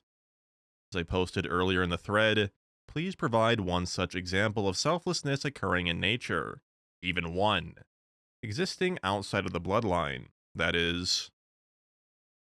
When a hawk captures a field mouse and feeds its young, no one thinks anything to be amiss. Clearly, the hawk benefits by protecting its progeny, the young benefit by virtue of surviving, and only the mouse, in its death, loses. Was the mouse selfless in its sacrifice? Not quite. It was stupid in being exposed and had insufficient defenses to protect itself. The parent mice spent their lives doing things other than teaching the young how to avoid hawks. In terms of your second question, the bloodline can be traced back to the very beginning. Because you cannot do so, or do not attach significance to recording and disseminating such information, does not mean others act the same way. Notice that in the Old Testament, a significant amount of detail is accorded to the lineage in the very beginning. Have you bothered to read this? You wondered why it was so important that it receives so much attention in such a revered document? Of course, were you to understand the importance of bloodlines, you would know that, uniformly, family clans in both East and West regard bloodlines to be the determinant of station, position, and inheritance. Royalty descends from royalty, peerage, and all that. Slaves of all sorts and colors also, and usually in vain, try to keep track of the history of their families. Mormons are doing things in the United States and have noted that various interest groups have been noted to be introducing noise into the process. I wonder why that would be. Laughing out loud. Hello, Teshin. I believe you have oversimplified the animal analogy, used because it is simple and easy to grasp. Do not ignore your animal behavior. Have you somehow evolved to a higher state of being? If you have, you don't demonstrate it from your posts, which demonstrate a high degree of latent and overt hostility. Free will is an absolute, it is non negotiable, and even the most highly evolved must observe its laws and dictates. You, personally, are where you are exactly because of the choice you have, as well as your bloodline, laughing out loud. As am I. Why is it, then, that I have reached such a heightened state of development and being? You cannot possibly absorb what I know, because your groundwork has not been laid in properly. This is why I can make such a generous offer of assistance without reservation. You and your ilk do not even know what questions to ask. Sad, really, but also somewhat humorous. As to the various puppets you see in the media, they are most assuredly not a part of the clan or bloodline. What cheek! Not that they don't play a role in the grand scheme of things, they do, but they are just the hired hands. Like the Polish playing the role of dumb handmaidens to the National Socialist Party of Germany. How quickly you will eat your own in difficult situations just for a few perceived creature comforts. I can't imagine the shame these people should feel, based on their programming of right or wrong anyway. Teshin, your situation is pitiful, as you must fully realize. Start with the truth, what you know to be true, and lay aside the false beliefs and programming you have been gifted. Start by knowing you know nothing, and see if any insights come to you. Teshin, it is the knowledge in which power lies. The knowledge, you see. Wealth, as you understand it, is a byproduct, but is largely irrelevant for all intents and purposes. Who do you think is the gatekeeper of the accumulated terrestrial and extraterrestrial knowledge and wisdom of the ages? You? How about your local library? Google? Just because you don't understand or have access doesn't mean it doesn't exist. Laughing out loud. For want of knowledge, my people are lost. What if the mice and hawk are the same thing, just in different forms? Would death of the mice still be a sacrifice or a selfless act?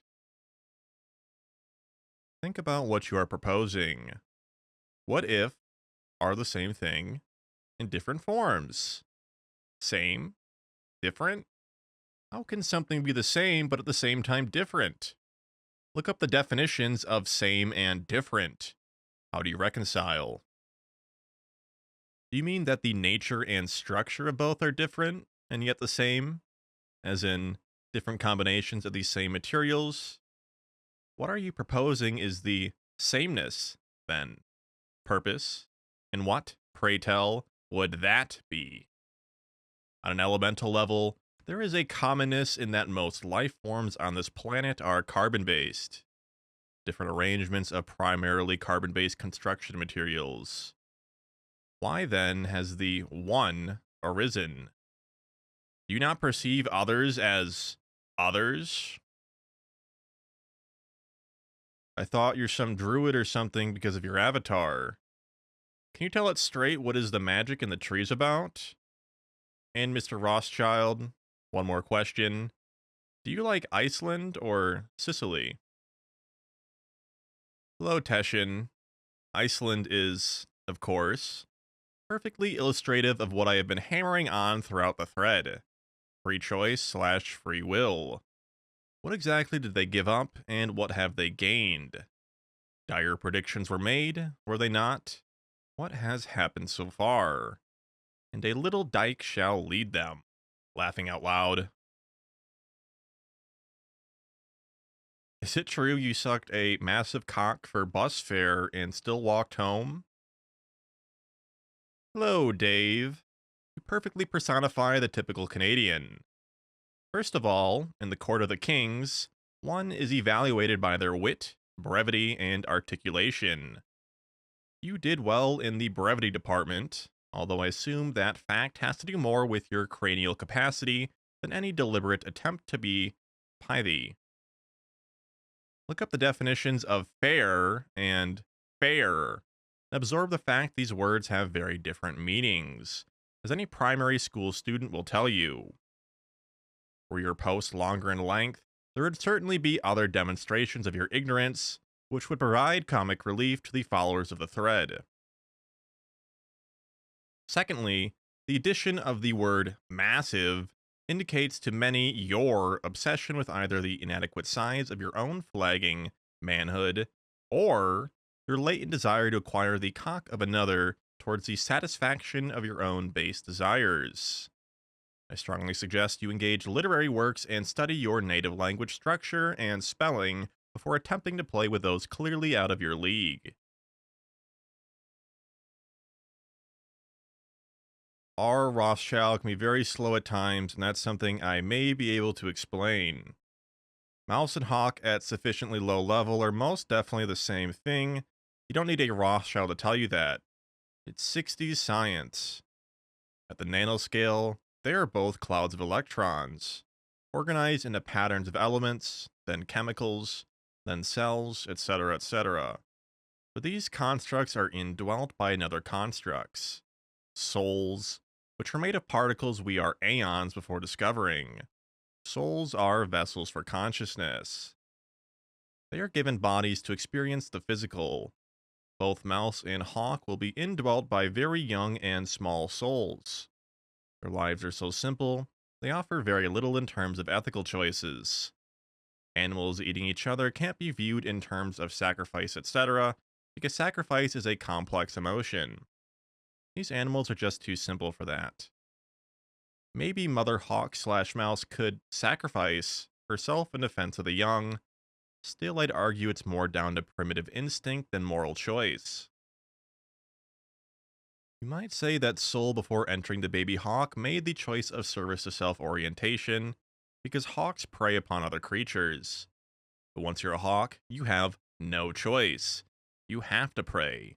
You can't eat plants because you're not adapted to it. You're a killing machine for a lifetime. So, to sum it up, yes, they are the same thing. Physically, at the soul level, they might be a bit different. And no, there's no sacrifice. The mouse simply lost in the lottery of life. Hope this answers your question. Hello, Teshin. Why do you suppose these electron clouds aggregate in different forms then? Why not one soul per electron shell, an elimination of the whole prey/predator dynamic? Why the need for separate beings/bloodlines? In scientific inquiry, one attempts to observe and catalog facts from which generalities follow, which, if exceptions are not found, becomes law, such as natural law. Another model creates theories based on unobservable phenomena and assumptions which must be taken on faith, from which sweeping conclusions are drawn. Religions are particularly adept at this, the beautiful lie. Sadly, this seems to be your model. Other than what you have correctly observed relative to natural law, behavior of the hawk and mouse, your other assumptions are just that. Assumptions. So much hoo-ha. You reduce the natural law and the natural order to the absurd conclusion that the prey lost the lottery of life. You conclude the hawk had no choice to be other than what it had been conditioned and programmed to be. Why? Because it fits your preconditioned expectations. How does your model encompass the idea of growth, mutation, and natural selection? How do you know that the eating of prey is the only choice the hawk has? How do you know this? Maybe it is simply the easiest way. Using Federal Reserve notes slash fiat is simple, easy. But can't willing social participants exchange tangible goods and services between themselves without the use of fiat? Hasn't that been the norm of human commerce? Could you conduct your commerce without fiat? And, if so, then why do you choose a medium so clearly destructive to you, your family, and your nation? Look at post World War I Germany and see what Hitler was doing, which essentially rebuilt the shattered German economy within 5 years of his taking power. In my travels, I often am amazed at the sharp diving lines in urban areas between the haves and have nots. What compels the have nots to stay where they are? Humans are notorious for making bad choices and blaming others, fate, the government, or whomever for the sorry state of their condition. Look at the fast food industry growth and the rise in healthcare costs. HFCS, pharma, vaccines, and so many others. And yet stupid humans just keep marching to the same tired beat. I would like to activate my junk DNA. Where would be the best place to start? Does it happen with specific thoughts and visualizations? Or is there a substance that can kickstart the DNA? In the film called Limitless, there's a pill called NZT. Is there a pill that the elite take that increases brain power 50 times? Hello, Bickle. First, there is no so-called junk DNA. Isn't it the province of children, and increasingly most of first world adults, to wish for the magic pill, the beautiful lie, that dramatic change can happen quickly, or by simply taking a pill, a substitute for diligence and hard work? And interestingly, in the movie script line, this amazing compound is utilized not for amazing new discoveries, the acquisition of fiat currency.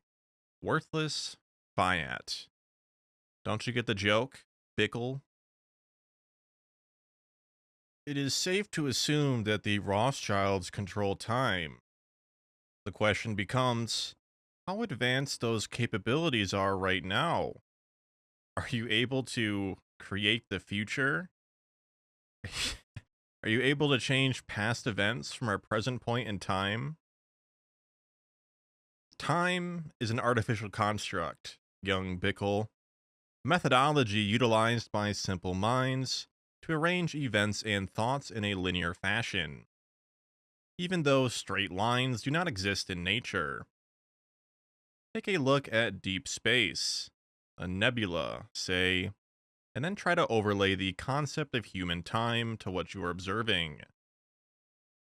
As for the future, of course we create it through our choices and the imposition of our will, all in support of the well-being and advancement of our bloodlines. Of course, laughing out loud, we control your time, yes? We provide you with things to do. Laughing out loud. There's no past, so no past events require change. And because we controlled the future when we were in the past, why would we desire to change the outcome? Honestly, Bickle, think before you type. Torsion waves and torsion fields and morphogenetic fields. How does the elite take their knowledge of these topics and use that knowledge to manipulate the human collective consciousness? What is more important, control of the media or fiat money supply? How are closed time-like curve loops used to time view? Can you view both into the future and past? What is more important? Why? Both are, as well as other things. Why do you attempt to list everything and assign relative importance as if it is some sort of list? Something that could be chronicled. Media allows fiat to happen. Fiat allows media control. What don't you understand? Is your heart more important than your lungs? Each serves a purpose, and each serves its master. You, Bickle, are not a master. Ask a young child to quantify how many stars are in the sky. 100, they will pronounce, because 100 is the largest concept they can embrace. An older child will offer up a jillion. An adult will come up with a more scientific attempt, depending on their level of education, but the output will be as meaningless as the youngest child, since they lack true understanding and perspective. Would you consider the true nature of time to be simultaneous time or cyclical time? Both are equally absurd. If you discard the concept of past and future, traditional thinking leaves only the now. But now doesn't exist either, except in only the most superficial sense of the word. Because humans have defined now in a way that has no relationship to nature or natural law. A drop of water, by experience and definition, can exist in a sense as a drop, but loses its definition when the drop enters the ocean. Does the drop cease to exist since it can no longer be observed as a drop? Is the ocean comprised of a series of drops? Or can the whole of the ocean be thought of as holding the potential of being subdivided into drops? Before said subdivision exists, no drop exists. Once the drop enters the ocean, can that drop, that specific drop, ever be exactly reconstituted? Has the drop or the ocean changed? But, you say, I can extract a drop which is very similar and thus good enough.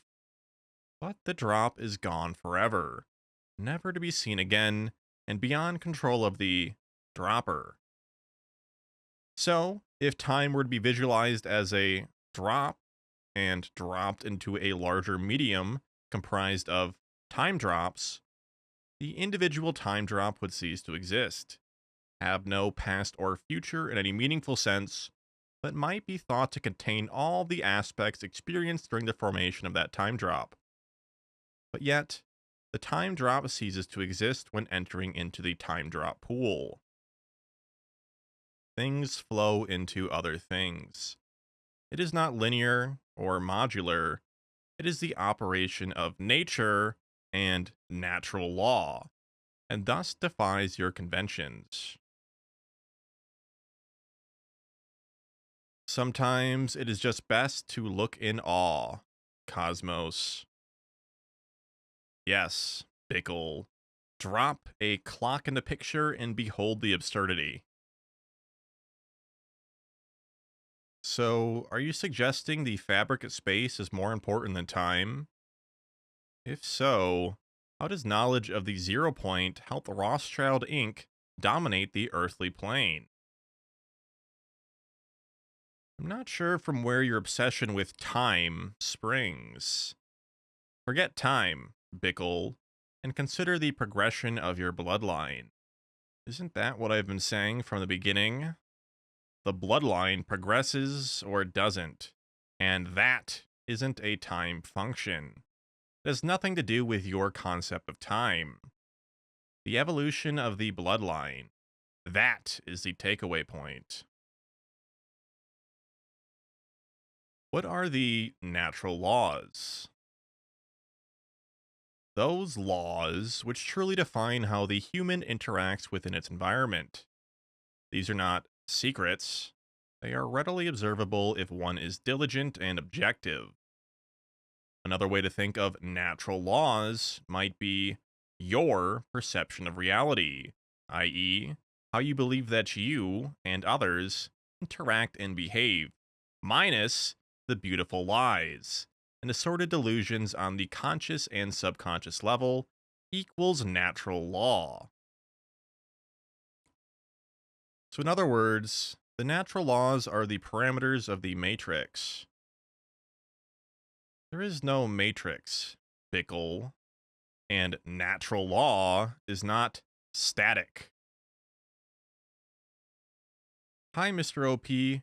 What is your dream? Meaning the thing you/your soul wishes to achieve. Perfection of the bloodline, which is an imperative, not a wish. You likely know that in the Buddhist tradition, desire is the basis of all suffering. This is ridiculous. Not only you've handpicked the easiest of my questions, now you're asking me about things I've talked about already. I know these were more like rhetorical questions. Still, it's annoying. Then, you give me an uninvited lectures on things I already knew or have no interest in. So you're an empiricist. Very well. Typical position for an atheist and materialist. This is how I will have to classify you after all this meandering and trickery. You said pain can be harvested, and now you claim, if it can't be proven, it's just a belief, so BS. Where did you derive the idea of pain harvesting from? Have you had it filmed and peer-reviewed? We're going in circles here. You're always saying what is the most convenient for you at the moment. I stand by what I said about the hawk. It's a very specialized organism. Yes, everyone has the potential to mutate quite radically, but hawk would have to be some very dramatic change, like nuclear strike. No mice, no rabbits, no nothing. So it's safe to say hawks will keep doing what they're best at. Hawk is merely a very small-brained animal. It will not retrain to eat grass or whatever. It's simple and follows its instincts. Hawk considering moral implications of eating a mouse? You hearing yourself? I don't have any evidence to give you at the moment, but I'm bloody sure if they scan Hawk's brain one day, the most complex thought they'll find will be, hungry, must eat mouse now. My absurd conclusion is more like your never-ending need to talk down to everyone. You're supposed to be master in game theory. Is there no randomness in any system? Is the randomness not the bigger, the more chaotic and unpredictable the elements contained within the system? You want us to believe it was a mouse's fault it didn't look at the sky all the time? No accidents in this world? And that coming from an atheist? You're excellent at talking down to people who come here and drop one line as a joke. Then, you're as talkative as ever. The guy will never come back here and you spent 5 minutes to answer his joke. By the way, I saw the movie and I was very disappointed the protagonist's ambition was money and politics. I thought, typical Hollywood programming, success equals money plus power. You laugh at people's stupidity, but you completely omit the fact they're subject to constant brainwashing. Hello, Teshin. Are you questioning that pain exists? Are you suggesting that there is no empirical data that pain exists? I am baffled by your assertion. To you, the harvesting may be in question since you do not control the process nor receive the benefits. But the existence, because it is not quantifiable and observable to you, may not constitute a reality. But because you are limited in your understanding, does not change the reality or natural law, if you will.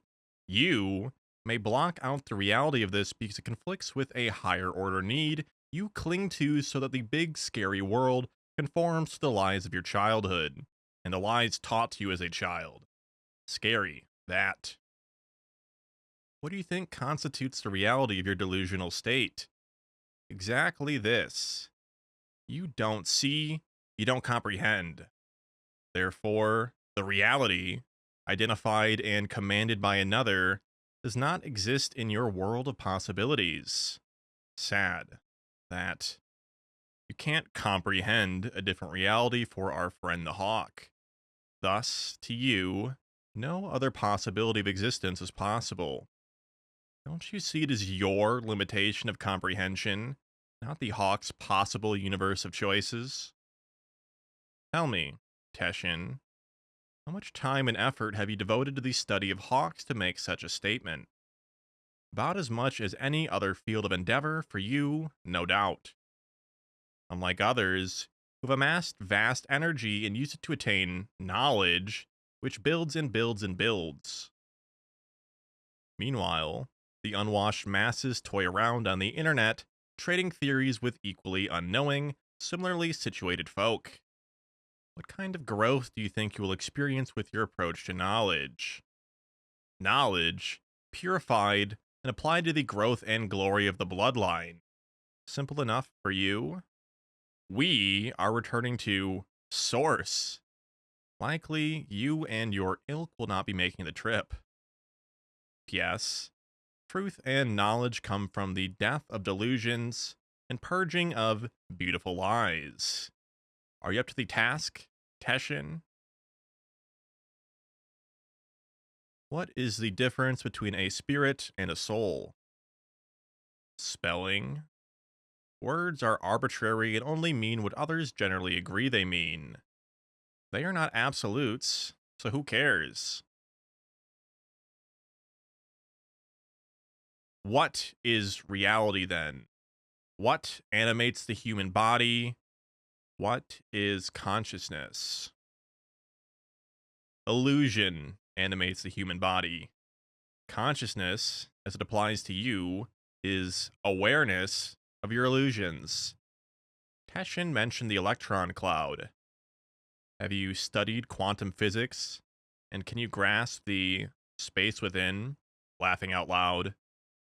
The atomic world does not mimic the physical world.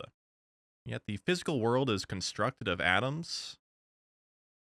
Relative space between electron shells and nuclei exceed the relative space between sun and earth. Physical matter exists as nothingness. Memories and thoughts exist as electrical impulses. Can waves and particles coexist? How so if one accepts the idea of time? Does the concept of time not lock one into a three-dimensional realm at best, and thus, as Teshin so aptly demonstrated, single-handedly destroyed entire universes of possibility? One small surf destroys worlds. Laughing out loud. Perhaps you create your own prisons.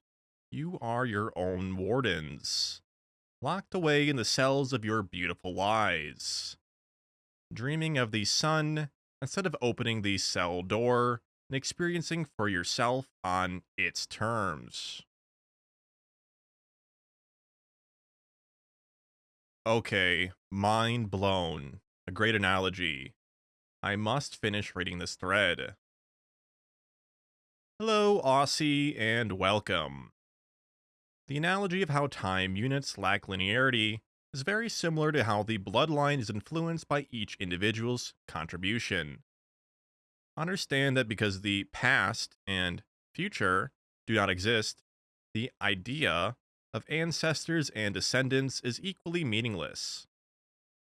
The small minds cannot understand that the actions in the now, as you understand it, define both those that have come before and will come after. Except that both groups exist with the now in the now. Do something, anything, and the bloodline is affected, all the bloodline. So, following the drop analogy, a drop of blood into a pool of blood cannot be undone and cannot be reconstituted. The single drop has changed the blood pool permanently. As you perceive it, the current drop affects all of the drops that had been added before and all that will be added. Will, by definition and necessity, be different than had that single drop we are discussing not have occurred. No past, no future. Think and ponder that long and hard. Make those little neurons fire furiously in comprehending that truth. Laughing out loud. Now, you say, why does my drop matter? Well, the accumulation of drops, of water or blood, creates the environment in which things will or will not develop. Look at the bounty of life in the oceans of the world. Incalculable wealth and potential.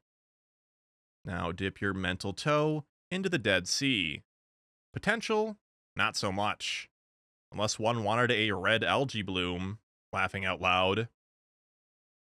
It's now your turn to add your drop. Don't blame your descendants or place all the responsibility on the progeny to come.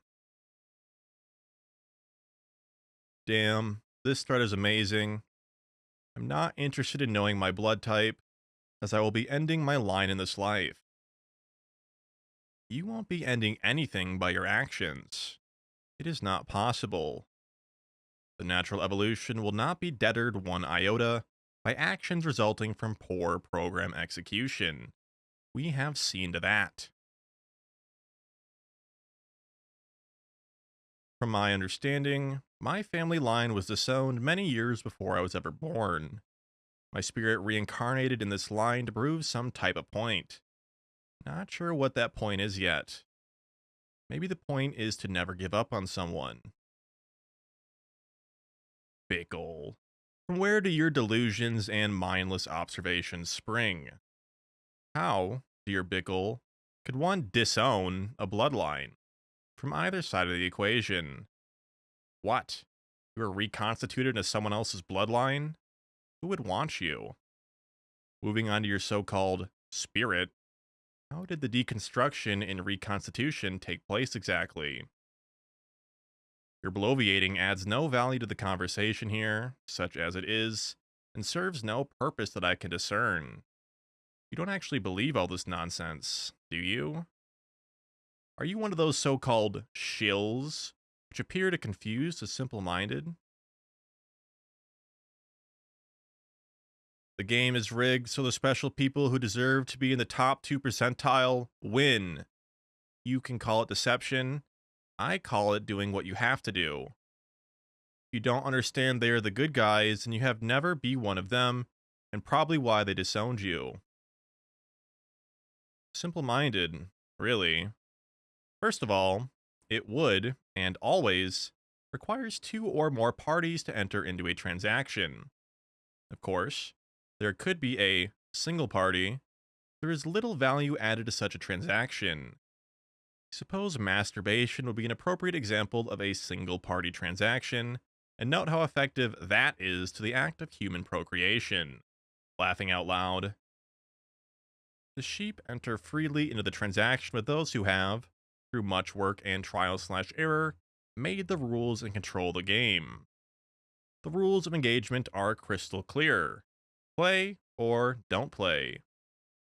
By your estimation, you take the deal offered but complain of the terms.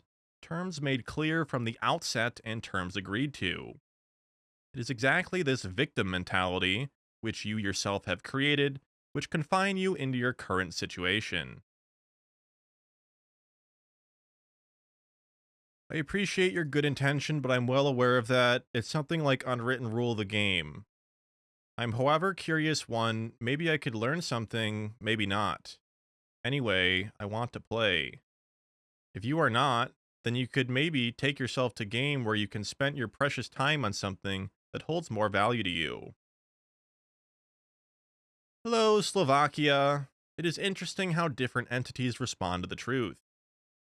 Keep in mind, the Americans don't understand the concept of royalty in the way that Europeans and Asians do. The Americans have bought into the illusion hook, line, and sinker. They really think they live in a free society, despite all of the evidence to the contrary. Pity, really, but most beneficial for some. I need tangible proof of this. You can deposit the $1 million that you said you would earlier in the thread into my bank account. Proof that your family never disowns the bloodline. Let's see if you're a man of your word. Quite the self-serving test. Of all the proofs one could offer, you select the one which requires Federal Reserve notes to be transferred to you, all without any corresponding effort or consideration on your part. Laughing out loud. At the very least, you could have designated another to be the recipient of the test, such as a charity. You make the incorrect presumption that you are a member of the bloodline. Let's start by you proving your assertion. You are really a Rothschild. You know how to spell your own name, as someone else has already made note of. God damn, Americans are getting dumber by the second. A bunch of idiots who can't even compose a basic sentence correctly anymore. What the hell are they teaching you numbskulls in public schools these days? My guess is they are only teaching you how to be good little slaves who know how to recite the mantra of the status quo, how to bend over and get fucked in the ass at TSA checkpoints. Here's some advice. Turn off the video games for an hour each day and pick up a book. Not a picture book for 2-year-olds, but a proper book with whole paragraphs with words and all. And actually try to read. Hopefully, your head will not explode the immense challenge of sounding out the words. You comprehend what I am writing, or is my use of the English language too complex for you? Shall I simplify in text message format? Text message format. Read book, no vid game, learn to spell, ASAP. Hello, Celt. Your astute powers of observation obviously missed the also incorrectly spelled axe. Laughing out loud. You are not acquainted with the use of sarcasm, are you? I would give it to my future wife and the future mother of my kids. Of course, I don't know who she is yet, so a little help in the right direction would be greatly appreciated. Bickle. I am speechless. Wow. I am surprised that a total moron like you has actually heard of the Rolling Stones, is even familiar enough with this band to have been capable of quoting correctly the lines from one of their songs. Ha! Let the good times roll, Mr. Celt. It would take a DNA test for proof. Of course, you already have that information. The challenge is that the information is compartmentalized from me at this time being. So let me see that info, Dad. I can assure you, Bickle, there is no common blood between or betwixt us. Carry on. OP, why do the Nazites put people on gang stalking lists and under 24/7 surveillance? What have these people done in order to be imprisoned for life by you? How can people in this situation get off these lists? Is there a solution for them? Thank you in advance. Hello, solution seeker, and welcome. You must keep in mind that the nature of humans, such as it is, reveals the answer to your question. And what is that nature, you may ask? Well, it manifests in a variety of ways. Take human comfort, for example. You have likely heard of the Stockholm Syndrome, an interesting manifestation when humans are under some sort of duress, economic, physical, emotional. In this case, the captive may develop unusual bonds with their captor. The kidnapped may form emotional alliances with those creating the oppression and further the aims of their oppressors. Humans seek approval, even from those who seek to oppress them. Humans crave to fit into and meet expectations, regardless, as it turns out, who/what so creates these expectations. Humans need and seek roles in society which serve to define them and define their station in life.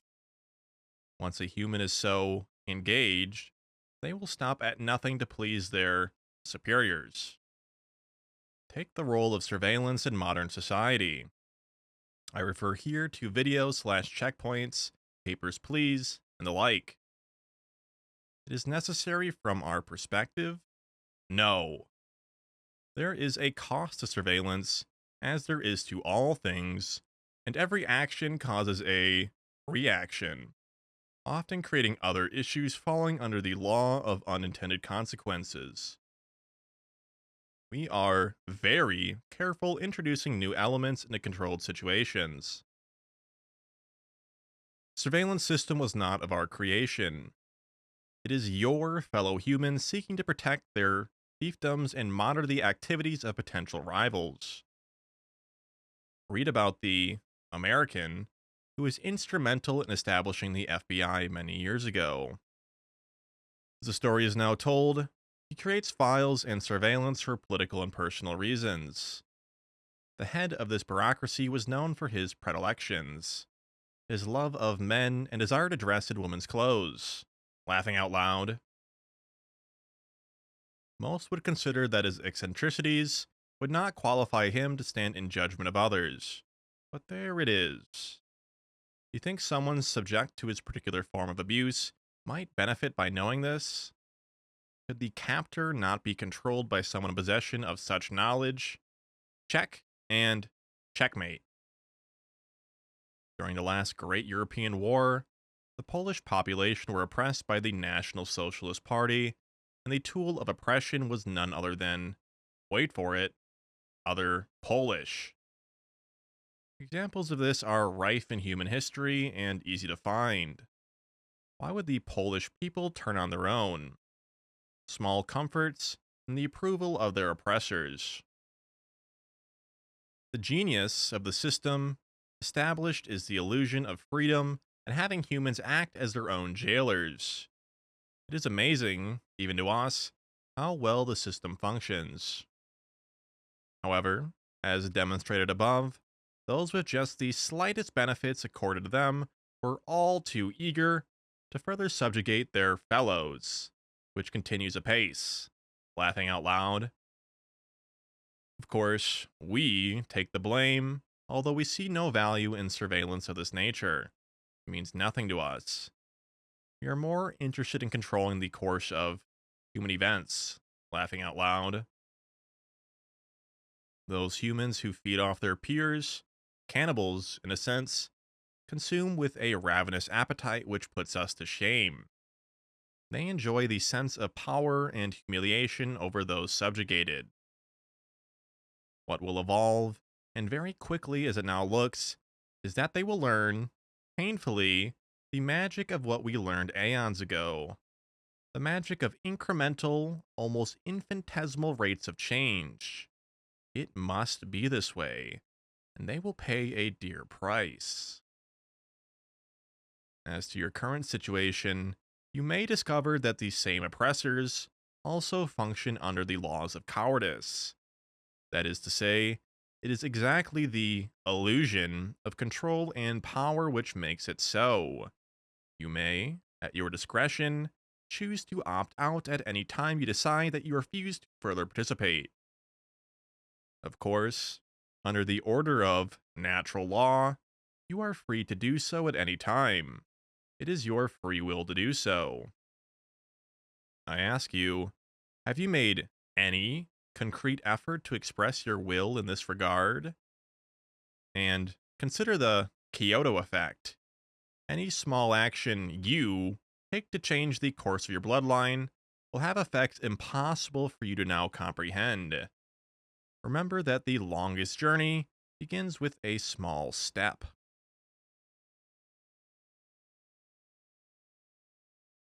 Oh, look, you chose Yoda and the Emperor to illustrate the point. Laughing out loud. Yes, the characters Mr. Bickle has enlisted in his defense have created an impenetrable wall of logic I am unable to scale. Bickle. There is a fellow delusionist positing under the nom de plume Knights Templar. I believe that he may be either 1. Your long lost relative holding the keys to your salvation, or 2. Using the same medications as you are. Best go check them out and see if you can forge an alliance of bloodlines. Monkey see, monkey do. Nothing OP tells us is real truth, simply other people's perception of truth and understanding passed on down the line. Clarity is fleeting. Enjoy it. Hello, my own. My pledge from the outset was to answer truthfully. I have done so without fail. There is one truth. It is absolute and not situational or subject to negotiation. Pursuit of this truth is the highest calling of a bloodline. You people are so in love with death in all its myriad forms. The goddess is infinitely kind and will give her children what their hearts desire. Death is anathema to the perfection of the bloodline. Not to mention that death does not exist in the sense you propose it. Laughing out loud. Nice misdirection, OP. Way to skip my important post on this page of the thread and respond to the post that really didn't need a response. Anyways, if you are man enough, or woman enough, let's meet in person. Mano y mano. Let's stop this foreplay and see each other in the real world. If you purchase a plane ticket for me, I will go anywhere in the world on blind faith and meet you. Fortune favors the bold. Bickle. I have cautioned you on many occasions to be cognizant of your grammar and syntax, lest your thoughts be dismissed as those of a cretin. Mano y mano. Are you proposing to transfer mononucleosis to me, Bickle, to satisfy some sort of biological revenge fantasy? Laughing out loud. This from an anonymous internet poster. It is mano a mano, sometimes hyphenated as in mono a mono, not mono e mono, or mono y mono, or any other spellings. Literally, it does mean hand to hand, and was originally used to describe bullfights where two, usually superstar matadors, were competing against each other for audience admiration and applause, as well as against the bulls. There were another 748 million results along those lines, so I am puzzled how you would make such an elementary mistake. Further, if you were to suppose I was a woman, it really wouldn't be an applicable phrase, unless you typically grapple with women to gain some sort of perceived advantage. Finally, you use the plural form of woman when the singular was appropriate. Woman is indicative of one woman, and woman is multiple. These are simple concepts to grasp, Bickle. Can you imagine that others would seek to distance themselves from associating with a moron? Or, as is commonly used on this forum, moran. Take your pick. If you have a thought in the future, write it down, and then highlight those words and phrases you are unclear of and look them up. Your assertion of the characteristics of fortune is similarly misguided. Fortune favors the prepared, primarily. Bold implies a studious indifference to the likelihood of success upon entering an endeavor. Prepare, first and foremost, young Bickle. Then and only then be bold when the opportunity presents. I know this is probably in the thread somewhere, but I'm too lazy to search through 49 pages of posts. So here goes. Are you related to Rothschilds? A witty quip. Good show, old man. Keep those neurons firing. Yes, it would be very wise for your bloodline to continue pursuing the one truth. Knowing what truth is and understanding are like night and day. There was a need for chaos in humanity's early days, but power is corrupting, so chaos reigned. Order through chaos equals harmony. Unknowingly setting up your demise the entire time. Beautiful, when you think about it. We shall see, my own. We will see. Laughing out loud. Your post brings to mind the Stanford prison experiment by Zimbardo. Please expand further on the refusal to participate. Many readers will be familiar with natural law versus the statute law system that most people live under, but how can readers better express their will in this regard? There is no magic lightsaber, as Bickle might suppose, but there are daily choices each human can make. Success of those implementing such systems resides in the human tendency towards self compliance. Someone posted a short video of a driver who refused to answer even the most basic questions when stopped at a driving while intoxicated checkpoint. Of course, under the US Constitution, such stops without probable cause are not legal. Firstly, 9 people out of 10 have not taken the time to read the Constitution, so they do not know their rights and thus do not know what statutory laws apply to them or not. So, Rule 1 would be to learn the rights accorded to you under the highest applicable law. Example, a township statute cannot trump the constitutional law. Once a person is aware of their rights and duties under the law, they know what laws and duties apply to them. Second, if a demand is made not in compliance with the law, the person must refuse the request, i.e., exercise their rights under the law. The driver in the example above did just that. After a few minutes of noise, the cop waved the drive through the checkpoint. If even 3 out of 10 refused to comply, the checkpoints would come down. Systems of oppression require voluntary compliance. Remember that ratio. 30% non-compliance kills a voluntary system. A golden nugget for those so awake. Does the Constitution require a passport? Do all of the illegal aliens flooding into the US have the proper paperwork? No? Then why do you feel compelled to comply? Are you willing to cross the border as they do? No? Well, then come in like a man, on your feet. But be prepared to stand your ground. Why do you think the US has passed a law stripping the citizen of their constitutional safeguards? This, standing one's ground, is where the cowardice of most good citizens falls to pieces.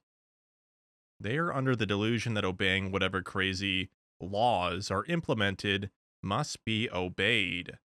Sorry to be in that situation. Another example. There are video cameras popping up all over the UK. Suppose that you object to their presence on your street. First, is there a presupposition of privacy in the public space? An argument can be made either way. Assuming that the cameras are legitimate, must you accept the decision of others which affects your peace of mind? No. For the desires of others on your block must also be considered under generally accepted common law.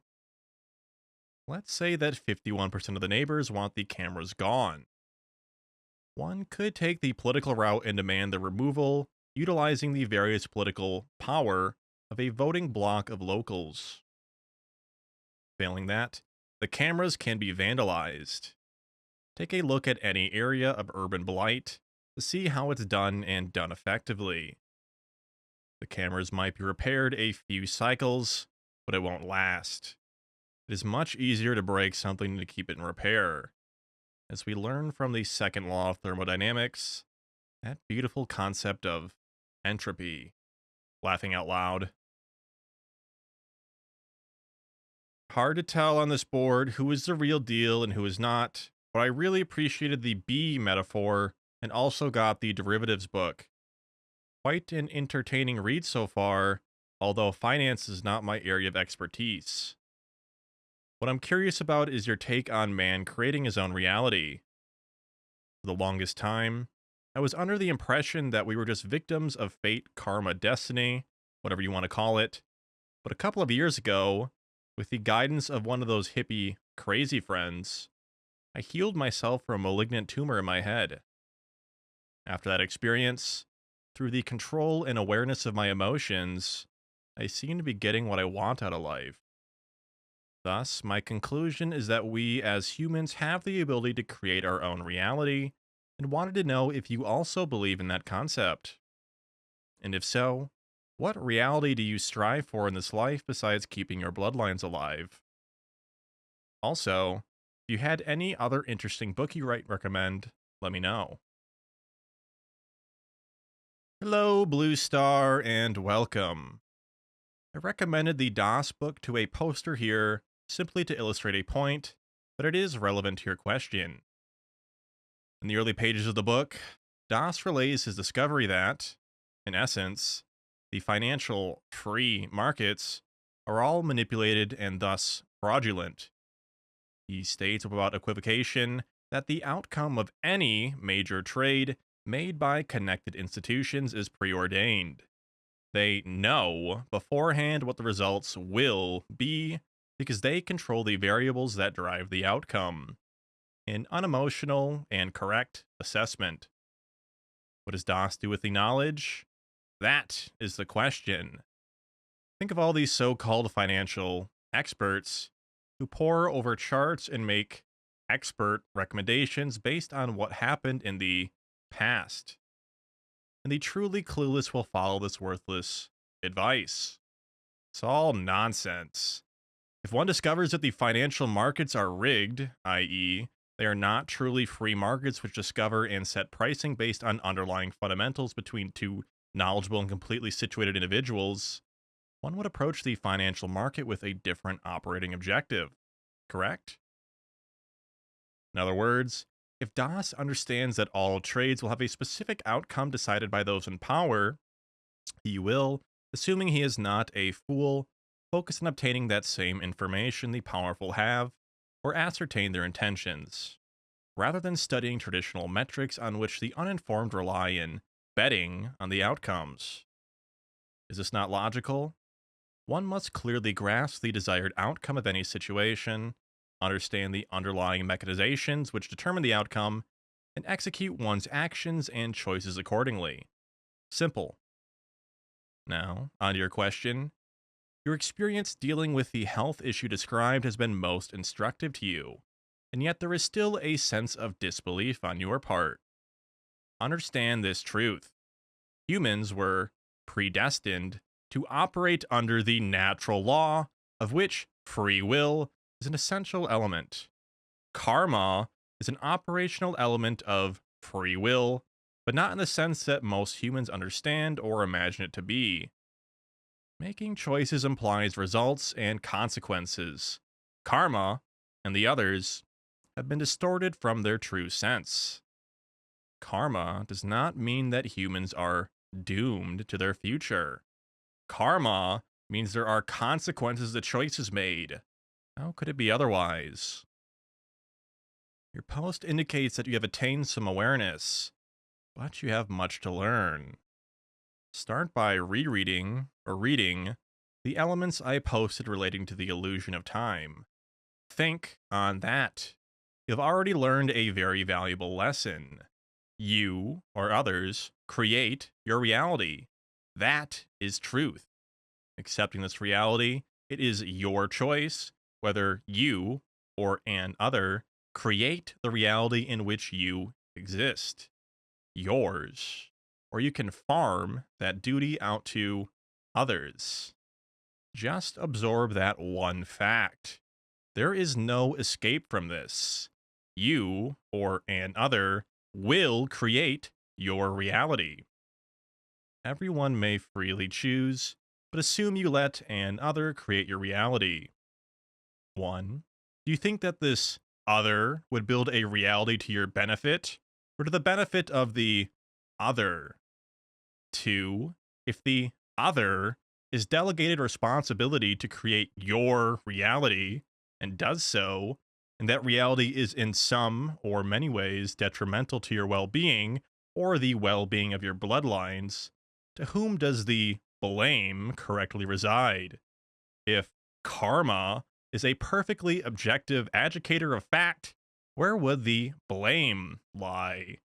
Are you responsible for the outcome of your choices? Note, as I have stated many times before, that there is always an escape mechanism to any situation, no matter how impossible the situation seems. Note also that in some cases and situations, the advancement of one bloodline can be symbiotic and beneficial to the both. Although fair disclosure insists I inform you that ours has a long and distinguished history of taking the lion's share in any such exchange. Laughing out loud. Sir or madam, after 48 pages of posts, mostly nonsense, I must say that you, because of your experience or other bloodline developments, are on the cusp of new and exciting possibilities. I am willing to assist you along your path as a worthy fellow traveler if you are so inclined. This being the case, what would your version of perfect reality entail? OP, you are fools, exactly like the humans you control. The battle for power, very low in evolutionary standards, you made me LOL. I don't know how up you are in your family, but higher in the ladder, they know you can fight for aeons. But someday you will have to start all over in the right path, and we will be assisting you. Hello, Wanderer. I'm not entirely clear on your point, but your offer of assistance is noted. OP, I have read your whole thread, and I am pretty impressed with your knowledge of sheep/humans, and so I have a couple questions and comments to make. How are you/your bloodline not acting out of fear to continue the existence of your magical key? How would sheep be able to destroy your long-term goals so easily? The idea of your existence is just to continue on your bloodline.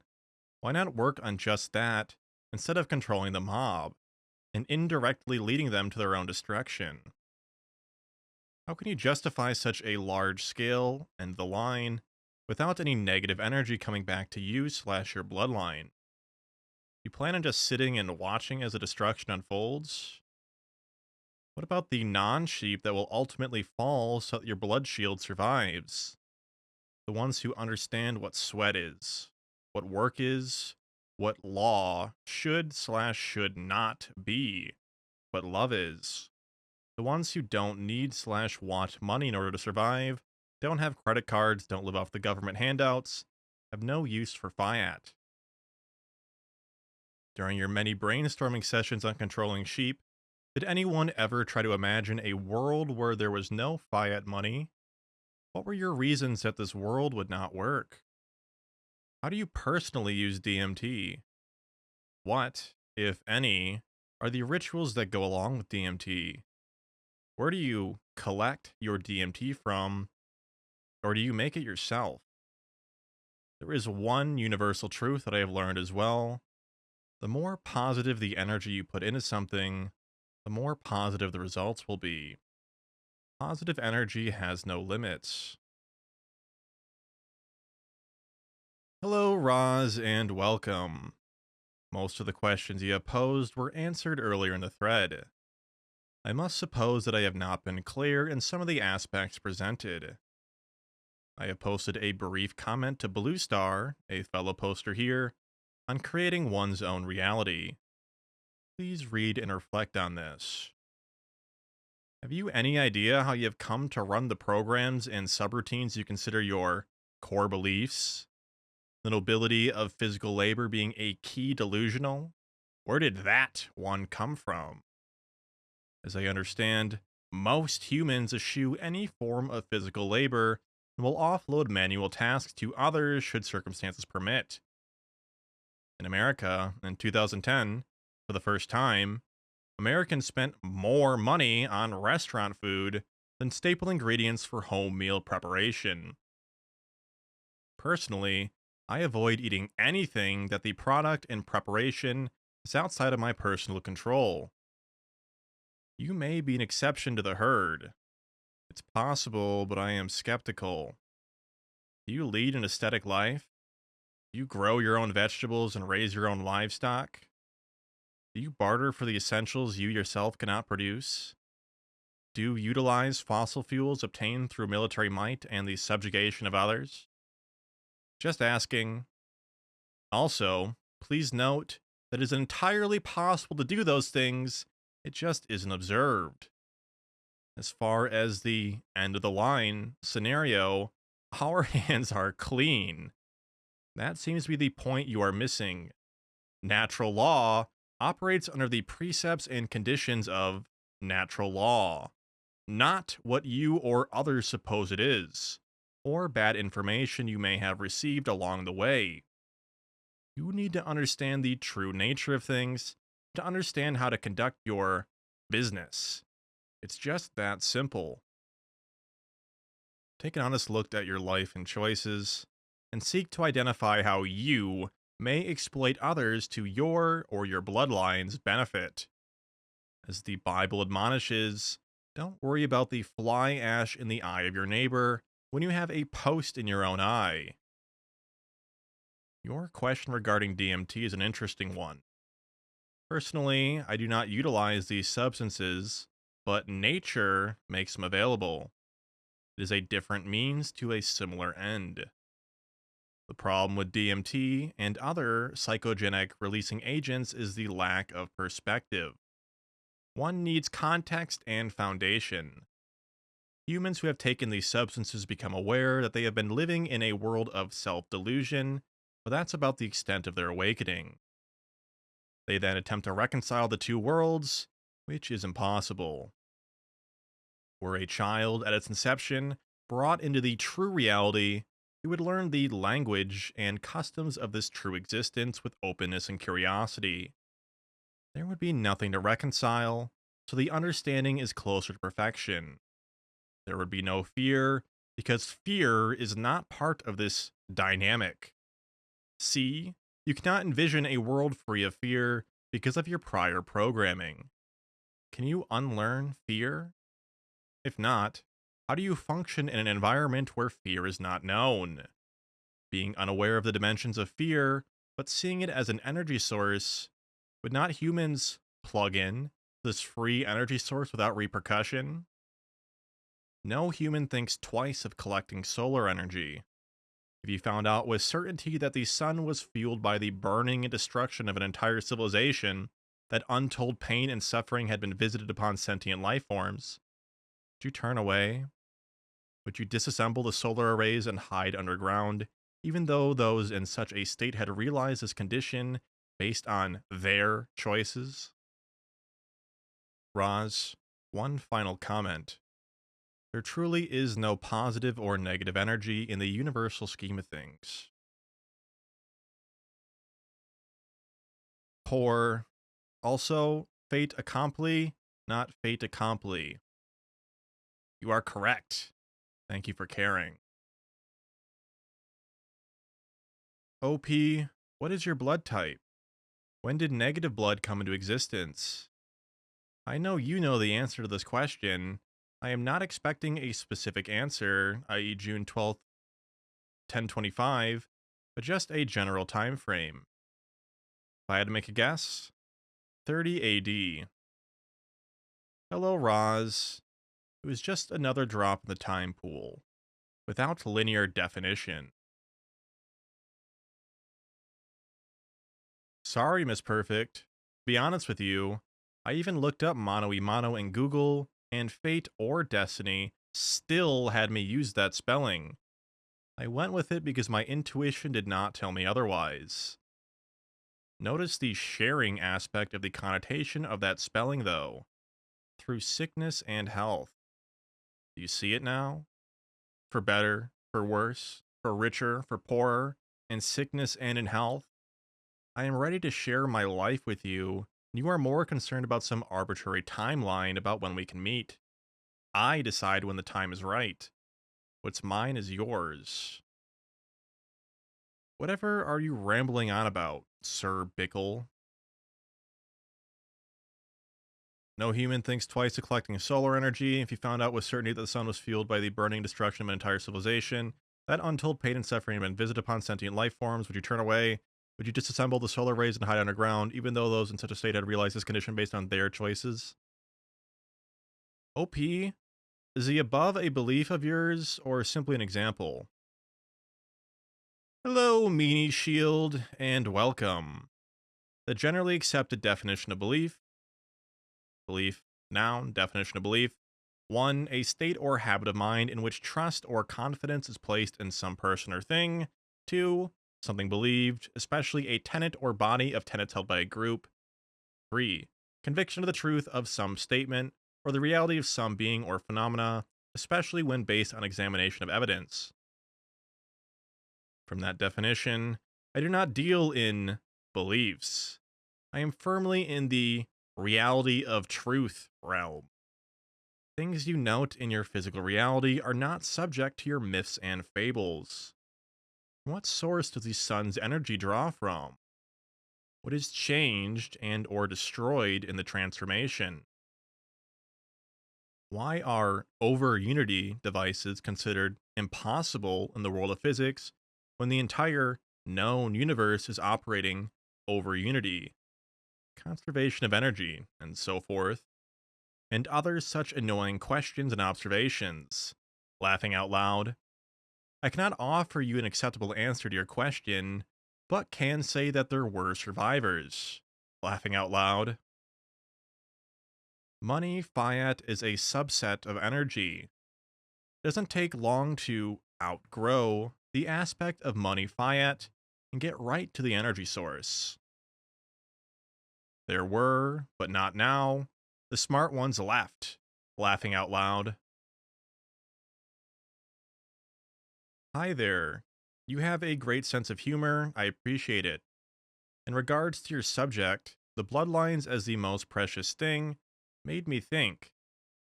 Actually, I have to admit that you are right. I came from low middle class, more likely low, family, and we survived only by our integrity and strong commitment one to another. I remember from childhood, my both parents lost their jobs at the same time. There was none on the market at the time. You can imagine the situation, if you can. I was totally ashamed to tell friends, as I didn't want to touch the subject how we provide for our surveyor. Even though I was not worried for a second. The truth is that humans love to see someone less fortunate than them. Even though my parents are not highly educated, are extremely smart, modestly I admit I am even more baby sister too. We can feel other people, what they think, and what is their next move. Usually they feel pretty uncomfortable. You can imagine why. We have not many friends other than family. I guess they can't stand us for a long. Parents teach us how to deal with outside and we learned it perfectly. I am not sure if it is a genetic predisposition or whatever. You are expert on the topic. To make long story short, me and my sister are well educated and not deluded that it is only a paper. The university was a joke. I am laughing out loud when people put so much stress on given title. I could shortly obtain whatever degree is needed. On the top we have dream jobs. We don't care at all and pretending that we are so grateful for it, as there are so many people knocking on the office doors. Sure, just go ahead with Brainless Army, and here we are. Now that we enjoy milk and honey of the upper class, so to speak, but not interested in wealth at all. I see hard times are knocking on our doors. I could give everything away and live on a street. I am ready at any moment. You catch my drift? Oh god, everything is so stupid, and you know what? You are exactly right. People are the worst enemy to themselves. It will ever end? Yep, sure. Look at the Maya stone wheel calendar. It's about to fall on New Age preacher's head. What a silly question. Hello, Big Owl, and welcome. Just like the earlier poster had learned from their health issues, strong bloodlines are essential for survival. Support of your family will get you through any difficulty without the emotional suffering so common today. That is our biggest threat. If the bloodlines are respected, unity will be restored, and balance. And, just as you, we are prepared for any eventuality. However, the last calculation put those odds at 0. Laughing out loud. Hello, Isis, and welcome. I think we lack a common definition of what a constructive bloodline relationship entails. But I do disagree that it is not possible to sever beneficial relationships as you maintain. It is precisely this de-evolution over the last generation or two which is responsible, to a large extent, the many miseries being visited upon humans worldwide. Of course, the de-evolution does not happen uniformly or to any specific schedule, but it is truly astounding how fast things have proceeded. Gradual transition is the true hallmark of real change. Good and lasting, things happen slowly.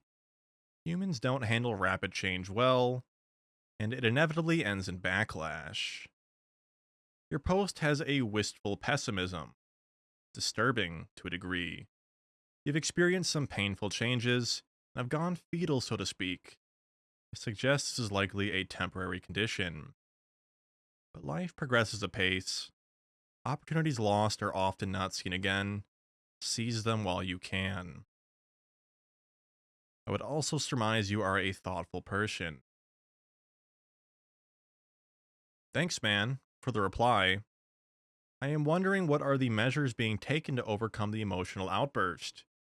I believe you are the ones in charge, aren't you? LOL. Nevertheless, let me ask you this. Why am I being helped and facilitated? Hello, B.O., Big Owl, and welcome.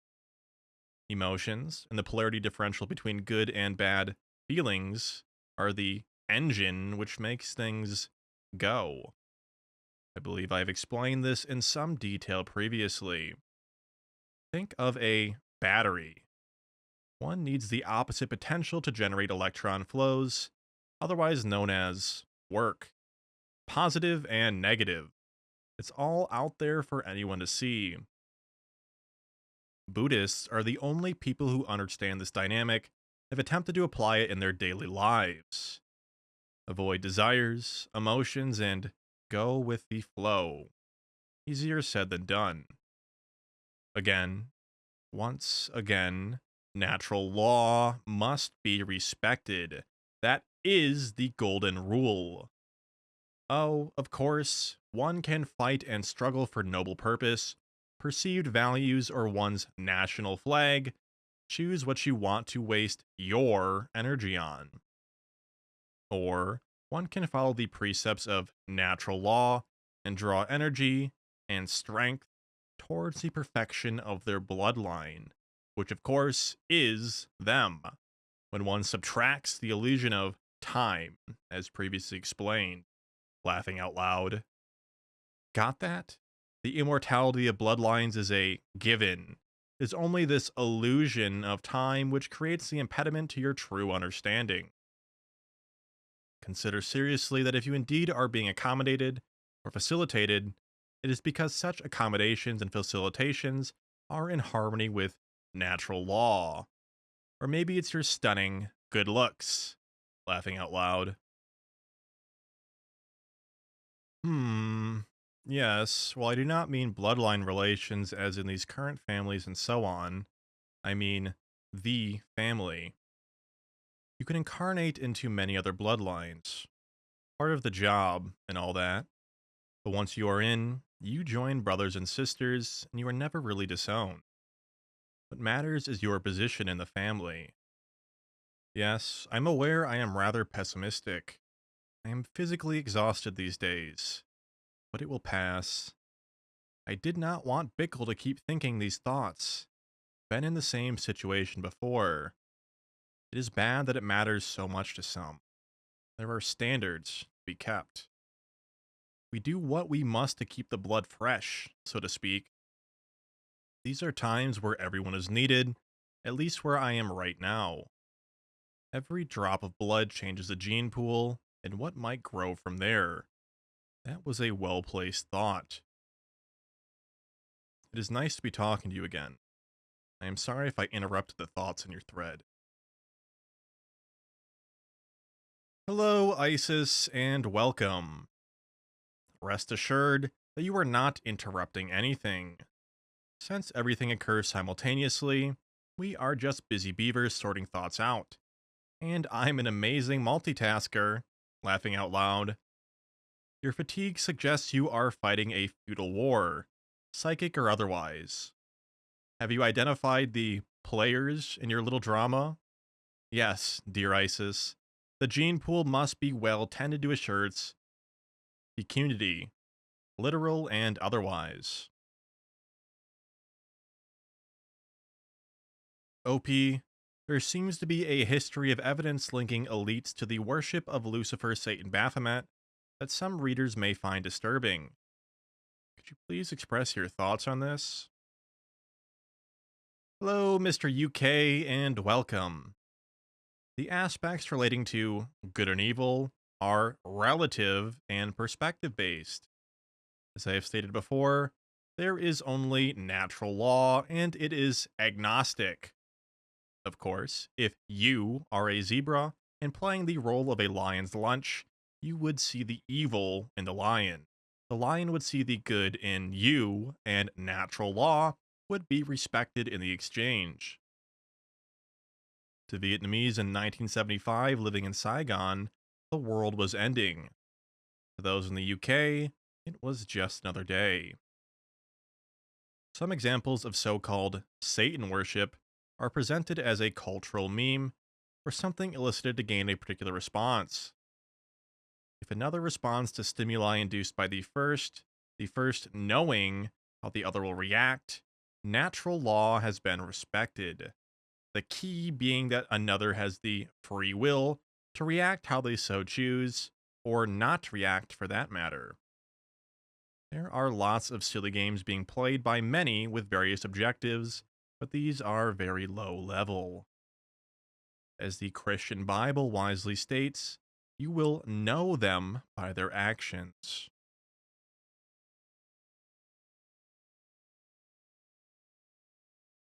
Also, what are your thoughts on naturopathy for readers who may have an interest? The pharmaceutical industry is very large and powerful, and exists as a middleman of sorts between humans and their natural remedies. Unfortunately, for humans, these pharma are profit based first and foremost.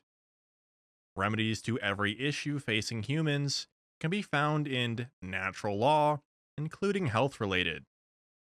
It is up to the human to choose direct participation or farm out these needs to a party with clearly vested interests. Another great example of free will, laughing out loud. No one would say the information isn't out there to those who seek it out. Check and mate.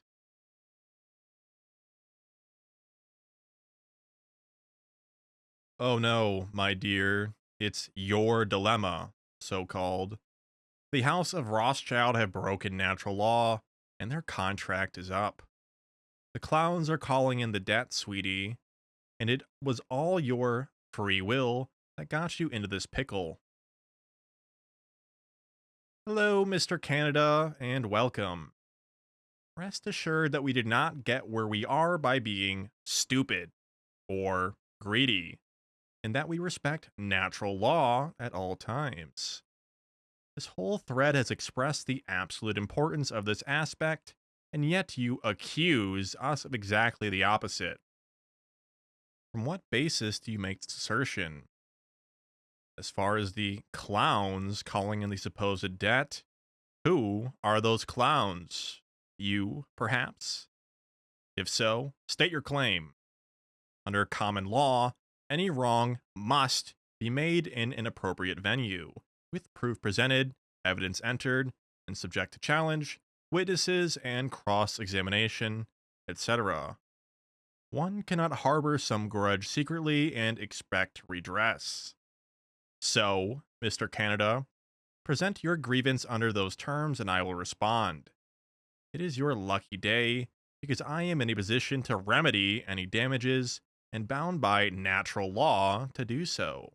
But you must present your claim. He uses vernacular, put up, or shut up.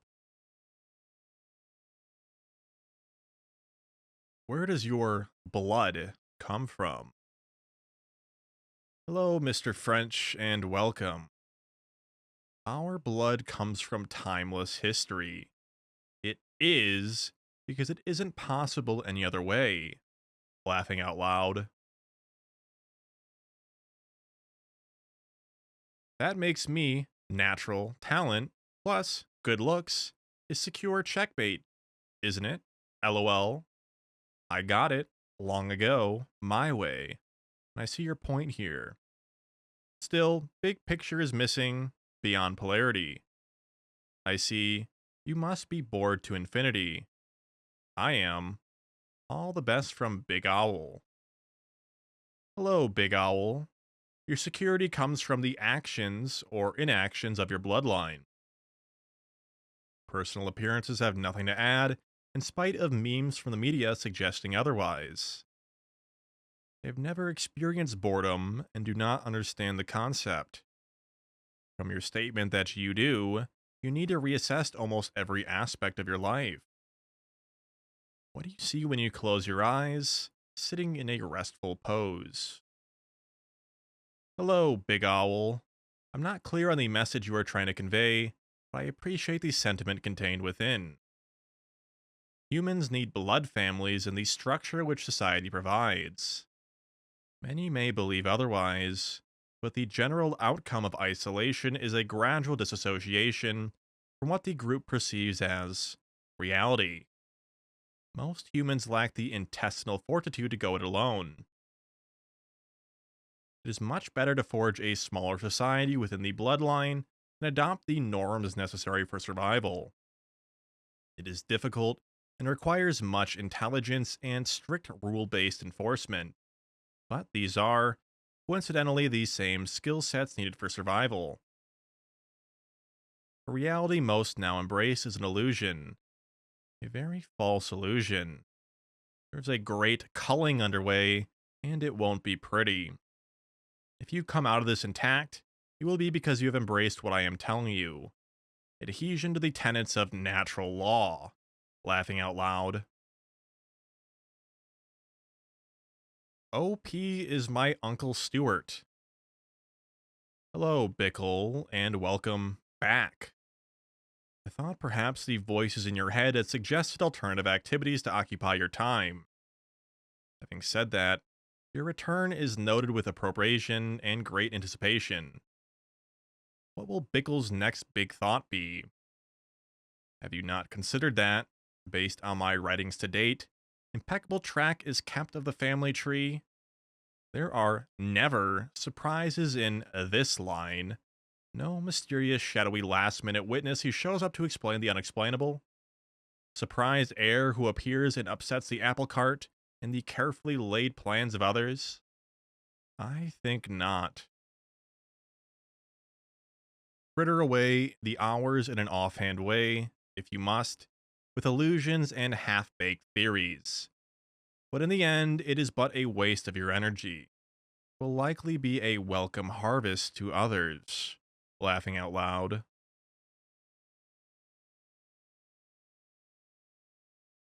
Based on your previous assertions regarding the OP, are you sure you can trust your intuition? You've claimed the OP was your father, then you claimed OP was a woman whom you tried to amorously pursue, and now it's your Uncle Stuart. Rather than trust your intuition, might you not just call Uncle Stuart and ask him directly? OP has not only denied any blood relation to you, but actually laughed out loud at the suggestion. You've asked for help in this thread, and it certainly seems like you need it. The OP has given advice as to how people can help themselves. Natural law requires you to do it for yourself, Bickle, and it will not put $1 million in your bank account and find you a girlfriend whilst you sat in front of a computer screen. Hello, UKAC, and welcome. You have, quite succinctly, digested and summarized Bickle's past theories and assertions. Hopefully, he will be able to comprehend what you have said and assist him in his reintroduction to reality. I hereby confer upon you, unrequested but well earned, the title of Reality Consultant and assign young Bickle to your ongoing care and mentoring. Godspeed, UKAC. May your endeavors be numerous and fruitful. So, are the Rothschilds really Jesus' secret family bloodline? I don't recall the bloodline of Jesus, or Jesus himself for that matter, dabbling in the banking industry. Laughing out loud, laughing out loud, laughing out loud. Banking? We are bankers. Get it? We have it in our blood. Laughing out loud. I seem to recall that particular bloodline engaged in carpentry, prophecy, and other mundane and pedestrian activities. Not that they didn't make a name for themselves locally and internationally, just not in the industry of banking. I also recall that, Jesus in particular, made a point to disrupt lawful banking activities in the temple, which was viewed unfavorably amongst those so assembled to conduct their lawfully sanctioned activities. Call us what you will, but keep your hands well clear of the exchange table. Laughing out loud. Seriously, this has to be the definitive comment to illustrate the power of unrestrained internet activity and creation mass delusion. Carry on. Laughing out loud. Oh, and hello, Hylos PP, and welcome. As to directly answer your question, no. OP, you mock delusions, but isn't the financial industry one of the biggest delusions there is? Fiat is not real. Power is. Your words. What would you consider real wealth? Power? Family? Gold? Of course, young Bickle. I readily acknowledge that fiat is an illusion. I have stated that clearly and repeatedly. Many are aware, but yet continue to make it the central focus of their insect-like existence. You must learn to differentiate between self-delusion and observing the delusions of others. Where do you and I fit in that equation? Laughing out loud. Continue with being deluded, young Bickle.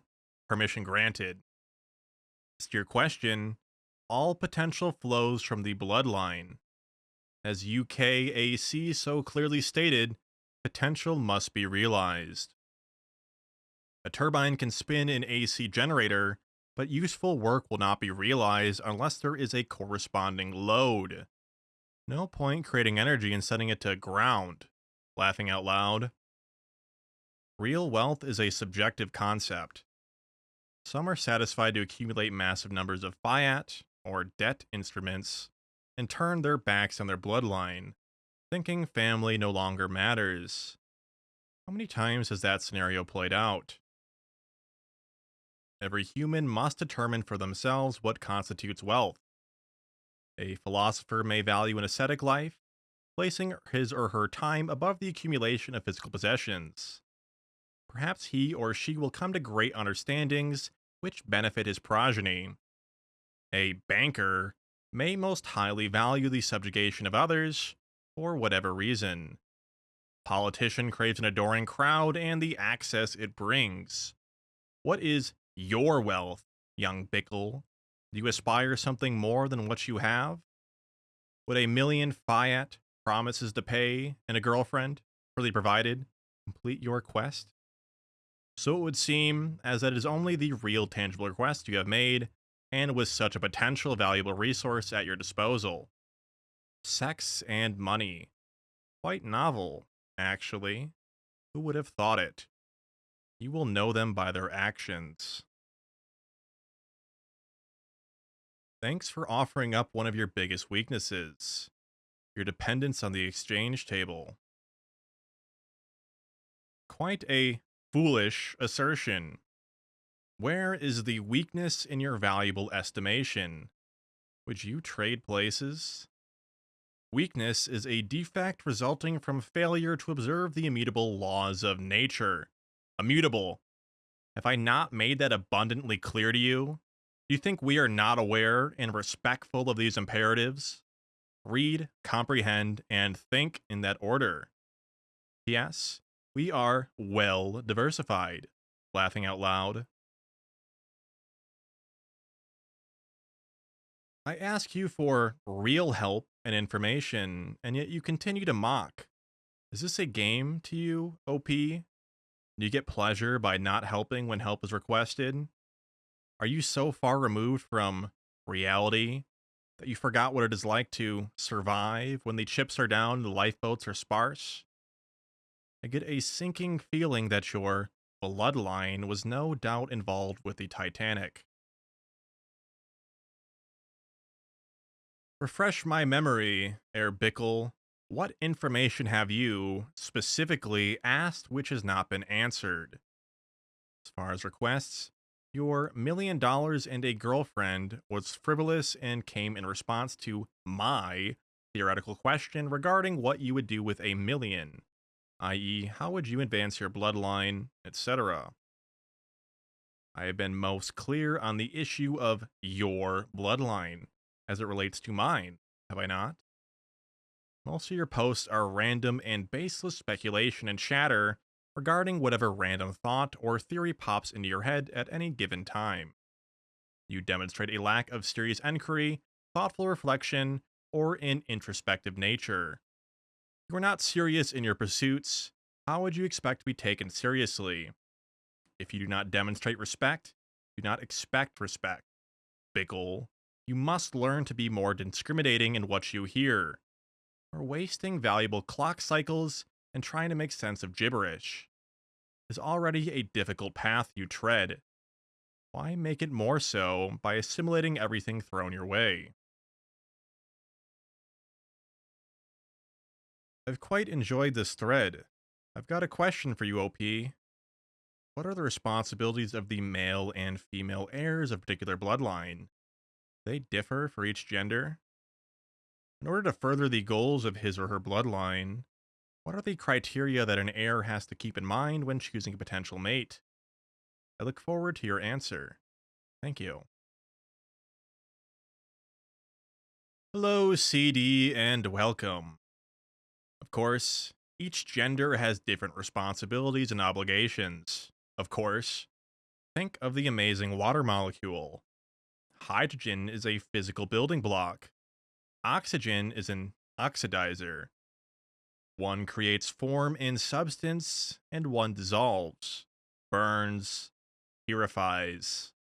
And yet both coexist equally within the 105-degree covalent bond. Perfect symmetry. Water cannot exist without both in balance. The analogy isn't particularly apt, except that the opposite nature of being must find balance and harmony, and be respected. The male, by nature, is the builder, hunter, and gatherer, protector. The female builds the nest and nurtures the young. What awesome responsibilities for each party. One should be so busy perfecting their craft, they should have scant time to encroach upon the responsibilities of the other. As to your second question, clearly you have not been paying attention thus far. Could it be that I am such a poor teacher, or is the student asleep at his desk? Laughing out loud. This is why there is no risk to the order in my answering any and all questions from the unaware. No offense, of course, as if one could actually give offense to someone not worthy of offense. Regardless, you are a seeker and have asked in good cheer and good faith. Reread my numerous posts, but take this to heart. If you are the male, you have the obligation, bestowed by nature, to form and forge your destiny, and that of your ancestors and progeny. Can you not see this clearly? You alone will decide or not decide to be bold or timid, to dream or not to dream, to make new or live small, gain or lose, live or die. Do you, sir, have a dream? Do you, sir, have a passion? Do you, sir, long for a better life for yourself, your spouse, your family, your children? That is your greatest and highest duty, or not, as you so choose. If you do not, then you have also made a choice, and your children and ancestors will live with that choice and all it implies. Therefore, if you are female, find a man who has a dream and passion for that dream. Support him and raise the children accordingly. Will be the manifestation of that dream and passion. A man, well, you get the picture. Above all, respect nature. Sir Bickle has reposted some advice I gave him using a football team as an analogy. See if that makes sense to you. Unfortunately, Bickle cannot see the forest or the trees. If you really wanted me to focus on the right path, you would have accepted my invitation to meet you in person.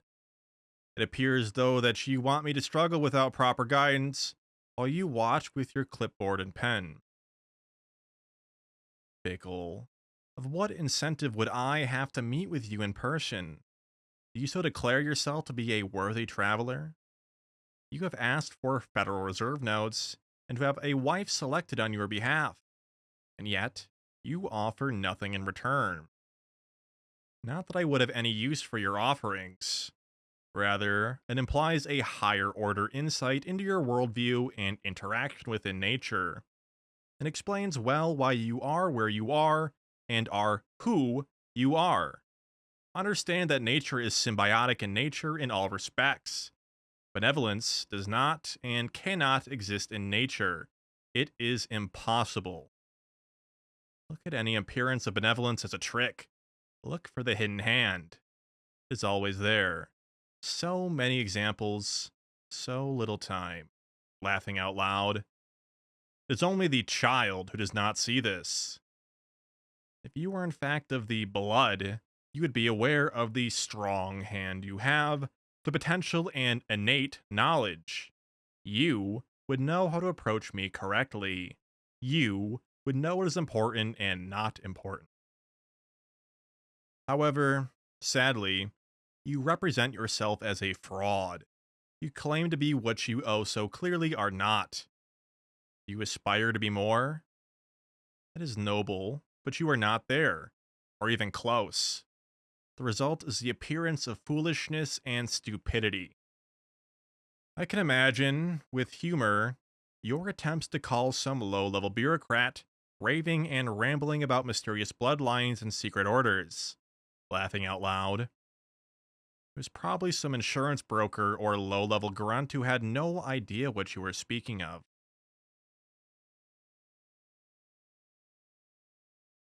Powerful advice indeed.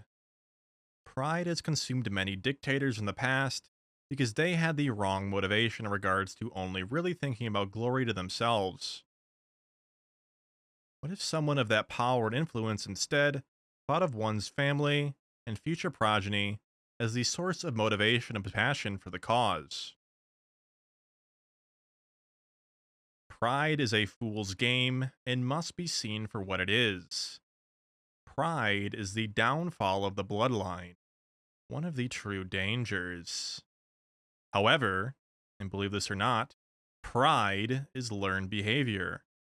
There is a reason for it, and it serves a great purpose. It is sexual in nature and lies as a trap for unsuspecting bloodlines. One sure sign is control and humility. Look for that, Bickle. It is humbling to see the de-evolution of a species.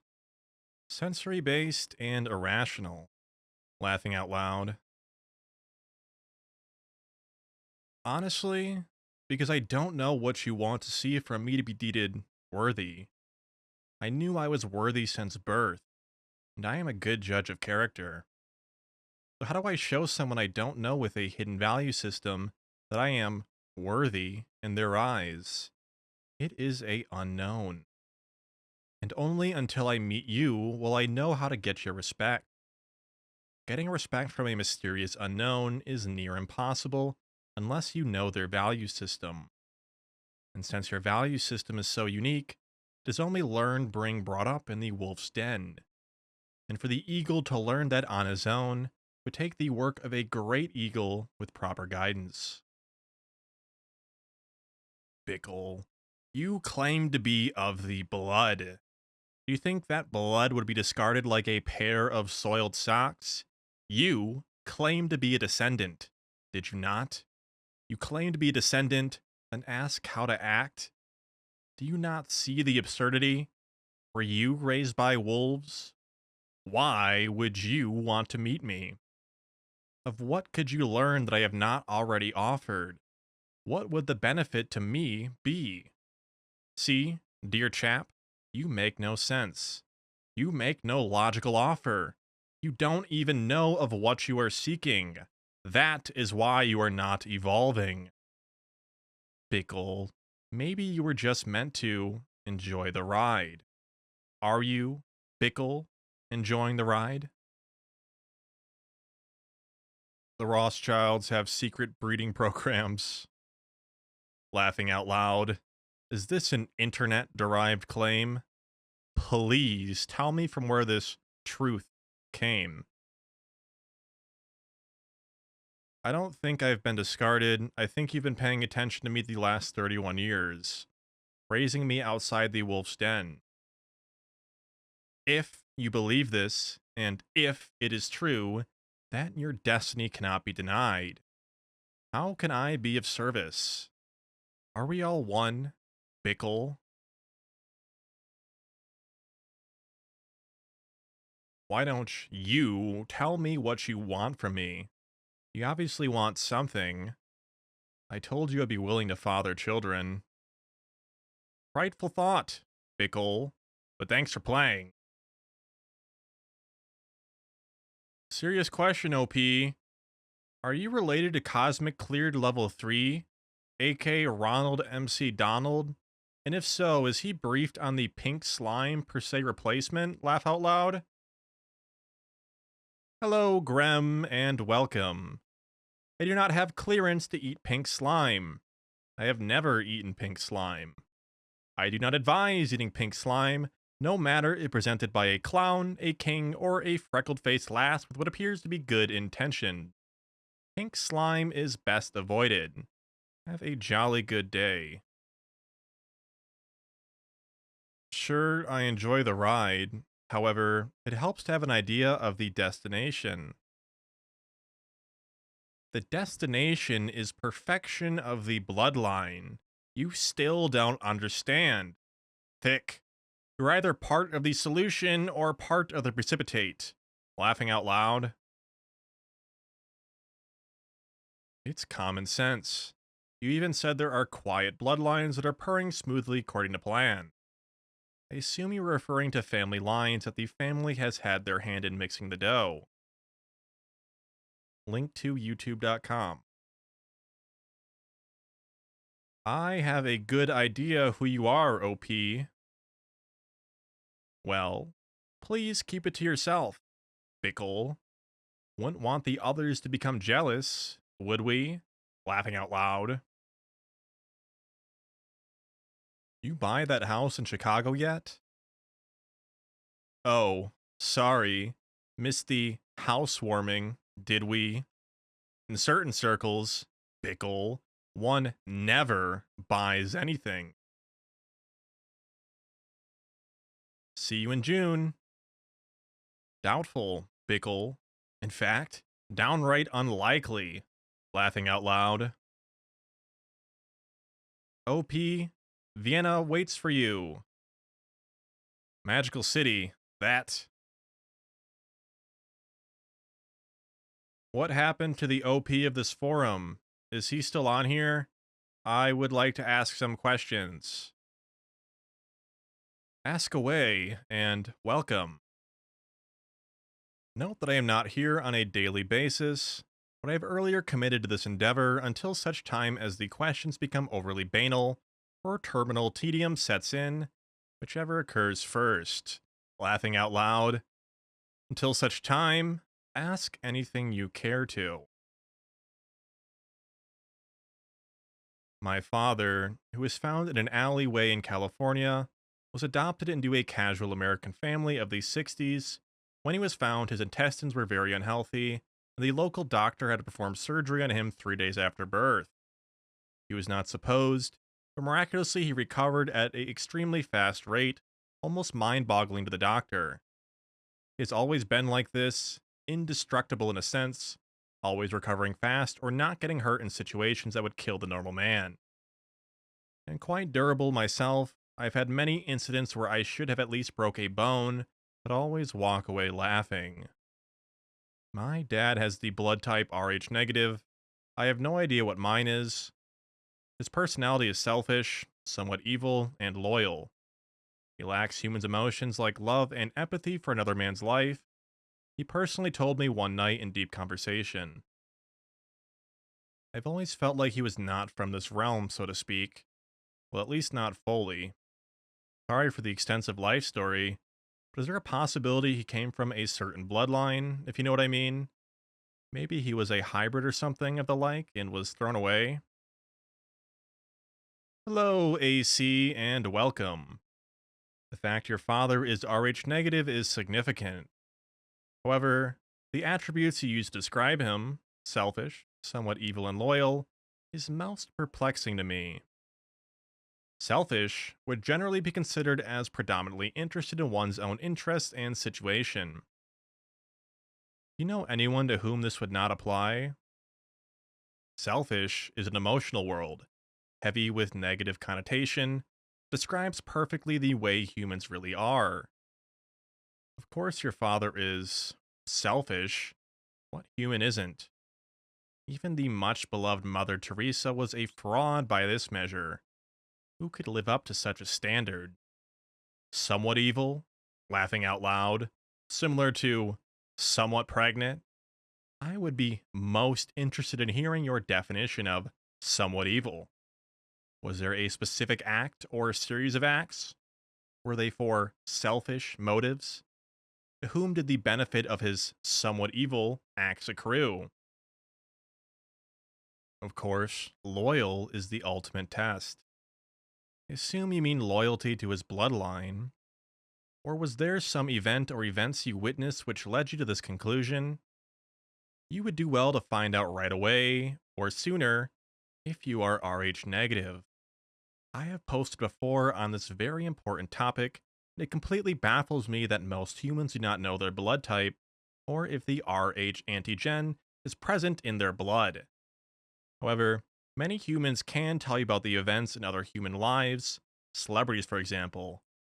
An Rh positive mother can do fatal harm to her Rh negative baby. I have drilled to those who would listen that nature and natural law cannot be denied. Do you understand that? Natural law. A mother's immune system attacking her own bloodline offspring? How can that be, dear AC? Isn't the maternal bond supreme in nature? Doesn't the mother act selflessly for the good of the child? But yet, there is this apparent abomination of nature in the reproductive process. For the thick-headed among you, what does the immune system do in the human body? Repel invaders, you say? How do viruses replicate in nature? By invading cells and injecting foreign DNA into the host's cellular reproductive process, you say? And how does the host respond to this invasion, you may ask? By attacking the pirated cell, you respond? Is the mother's immune system, from the knowledge of the ages, responding to the foreign presence in her sacred space? Do the math, and don't hesitate to ask me a question. The Socratic method does not work if I have to do the questions and answers, people, laughing out loud. Poor deluded sheep. The fact that your father has had deep conversations with you is something you should embrace. You feel your father is selfish, somewhat evil and loyal. It will be necessary for you to clearly understand the basis of these feelings. You will not be able to benefit from what he is trying to do for you if you harbor such ambivalent feelings for him. I would strongly suggest that you carefully reflect how you would measure up to the standards you apply to your father. Perhaps you would like to explain your life to me in that context? What are your selfless acts? Have you committed any somewhat evil acts? Are you loyal? Never forget, dear AC, that you are of his blood. How different can you really be? The killer in you is the killer in me. Laughing out loud.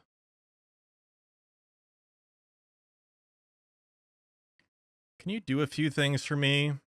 Number one, fix medical problems. Number two, give me about $20 million. Three, relocate me to the West Coast, maybe California, Nevada. Four, give me a nice challenging job to keep me busy and challenged. Five, nice house over on West Coast. Six, nice woman slash babes to enjoy company and speak slash deal with. And that's about all I need. Hello, future viewer, and welcome. Thank you for your punch list. Very reasonable and well contemplated. I suggest you consult with Sir Bickle, consolidate your wish list, as you are both looking for purpose, money, and female companionship. Perhaps the two of you can find common purpose and meaningful engagement per item number 4 of your list. I was just thinking here, if you are a Rothschild, why can't you even spell your own name? And as far as questions go, you ask them, not ask them. Another sign of your outright stupidity. Just saying. Hello, Bonza Guy, and welcome. This question has come up previously. Shame for not doing your research prior to posting. Very good to see you take grammar and syntax seriously. I'm sure you will go far with those skills. And thanks for the laugh you provided with your folksy spelling of stupidity. Seriously, you can't buy laughs like that. Cheers. Hey, wait a minute. I am O negative and CMV negative. Does that make me chosen one? I am sure living a shit life for being chosen, and I'm beginning to think maybe chose someone else. I've got too many problems and many medical problems. May I inquire as to your medical difficulties, future viewer? Here is what Catherine Fitz said of some value, perhaps. Those who win in a rigged game get stupid. Catherine Austin Fitz, Assistant Secretary of Housing and Urban Development during the first Bush administration. Actually, she said, rigged contests render the contestants stupid, or something of that nature. How true, future viewer? Have you learned anything along with all the bumps, bruises, and scrapes life has so unfairly tossed your way? Would you have preferred instead the pampered life, leaving the difficulties to your spawn? Oh, the humanity, laughing out loud. Perhaps the sloth of your ancestors have landed you in your current situation. OP, are you a Windsor? Names are nothing but names, Bickle. Call a turd a rose and see if the smell changes. Laughing out loud. Since you claim to already know my name, why the question? Sir Bickle, please raise your game or sit quietly on the sidelines. Unbridled emotion is a great word. The imagery and connotation is relatively inspiring. Unbridled emotion is emotion without a bride, i.e., emotion without having the family bloodline continuation in mind. And unbridled emotion leads to mischief. Merry thoughts from now on. Discipline in all things, Bickle. Energy is a precious thing. Hello, Lord Rothschild. It's Larry Greenstein. Are you performing some kind of ritual with this thread? I remember an exchange you had with a lady from Egypt, which gave me the impression that you were doing some of your black magic shenanigans. If so, no big deal. Just wondering. What is your opinion on the Paul is dead conspiracy theory? If you're old enough to remember, what was the purpose of the Beatles? Did you know them or any of their handlers? Epstein, Martin, Apple, etc. I'm guessing your bloodline was elbows deep in the whole Beatles phenomena. You get some spare time, watch these vids. Very well done, even if it's all BS. Hello, Ray/Larry, and welcome. Once again, asked and answered. Look up the correct definition of the word and see if your question makes sense. As stated before, I act according to the natural laws. I have come to enlighten those who are worthy to receive such understandings. I have been very clear in this regard. 2. The whole Beatle as culture phenom seems long past the point that anyone would care if Paul/Fall, or whomever, whatever, wherever, etc. But yes, certain elements of so-called rock music were very useful in facilitating certain overarching objectives of an earlier time and place. Think of how the dissolution of generational coherence was the essential element of countercultural music and media. Very destructive and effective. 3. There are many variants of the role that certain characters played, but none of them are particularly relevant at this point. I suggest you search and read literally hundreds of theories and the rantings of those supposedly in the know, and pick the one for which you have an elective affinity. Thank you for the video recommendations. It's not the sloth of my ancestors, more like the Kapau Jewish people, my own brethrens, like what happened in Nazi Germany 1933 to 1945, that will usurp federal laws, lie on Constitution given to U.S. citizens, withhold suppressed Taylor evidence, besmirch slandered me in MSM media for political and career advancements of an up-and-coming federal prosecutor out of Georgetown University, which says nothing of the university's teaching of law students for ethics, morals, and scruples. And that university should be closed down. That a federal chief judge lies for till this day. And that doesn't include me, outdoing the feds, in the US DOJ federal prisons, and no mention of that in the MSM news media. And I always say, what's good for goose is good for gander. Regarding besmirchment, slanderment from Associated News Press 10/31/1989 to 11/03/1989. And that's all I have to say. Someday the truth will come out. Hello, future viewer. I'm not following your viewpoint, but if you are suggesting the judiciary in the US is corrupt, you won't get any argument from me. Laughing out loud. I am constantly amazed that the whole bunch haven't been exposed for who they are and to whom they are beholden. But then again, fool me once. Who is Zippy? I'm sure I don't know, Bickle. Why on earth do you ask if credibility is of importance to you? OP, were you born in France or South Africa? Why? Hello, Bickle. I honestly don't remember. Do you? It means something to me. Zippy was a very high quality stuffed monkey that my aunt and uncle got for me in New London on the way home from Ocean Beach one time. Why did I not go on the trip? Which was odd because I always went and was not sick. Zippy is very old and moldy now as he was passed on to my daughter, and she is in her 30s, so we are talking old. She renamed Zippy Monka. Don't know why. Zippy was a perfectly good name, IMO. Good times. I hope your daughter appreciates and cares for Zippy, and that you've explained the significance to her.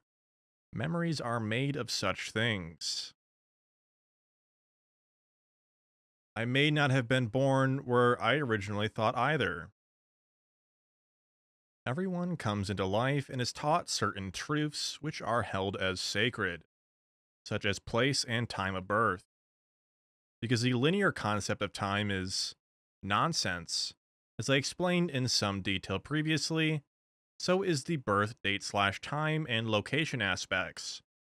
Rail against that, but the entire of perception, as you know it, is illusion. Come into being indeed, laughing out loud. Because someone said that Zippy is my nickname in the royal circles. Someone from GLP, no doubt, laughing out loud. Okay, Bickle, henceforth, Zippy it shall be. OP, why do you need so much energy? You called yourself a soul sucker. What are you, I mean the bloodline, doing with that energy? Are you just trying to suck whatever you can? Will you suck until nothing is left for others or until not needed? And is it a good idea? Humans as a whole contributed to the wisdom, tech, science, history, philosophy, you name it, we have today, which is essential for our survival. You benefit from this wisdom, don't you? But from the look of things, what you are doing or aiming to do to people kill that creativity. I read your family has about 1,500 members.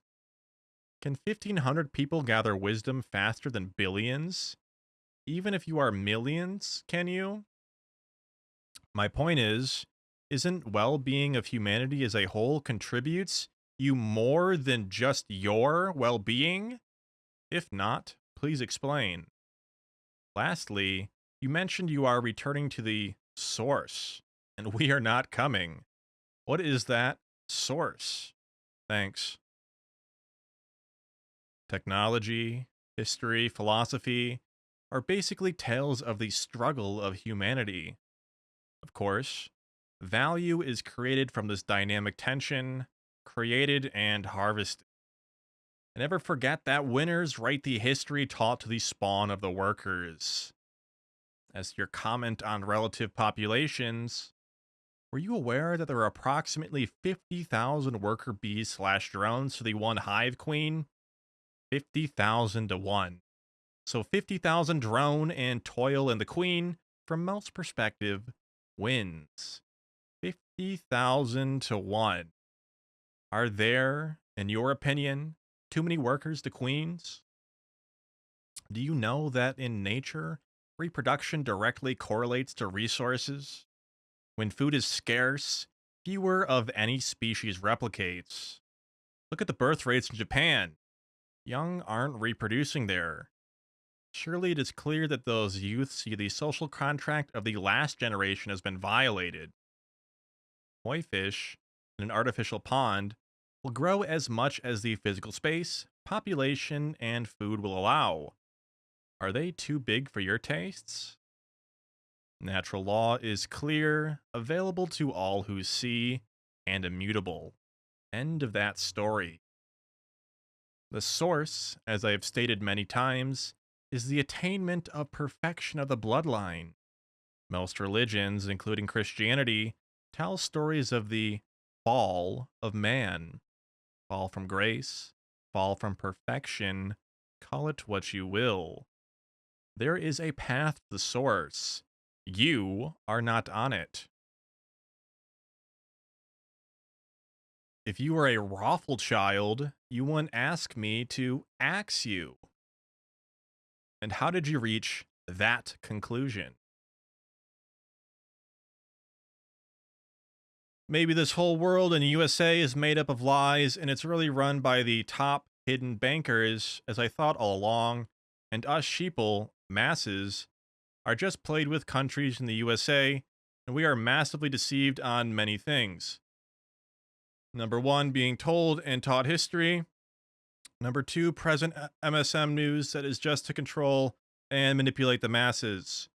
One would never know if all the players in the news are just fakers as far as real, true story. One never knows. Maybe. Laughing out loud. How would you change your life and daily actions if I were to confirm that your belief is absolutely true? That is all that matters. Answer: you won't change anything. But thanks for playing. The world is not enough. Or is the world just what you had in mind? The thinker.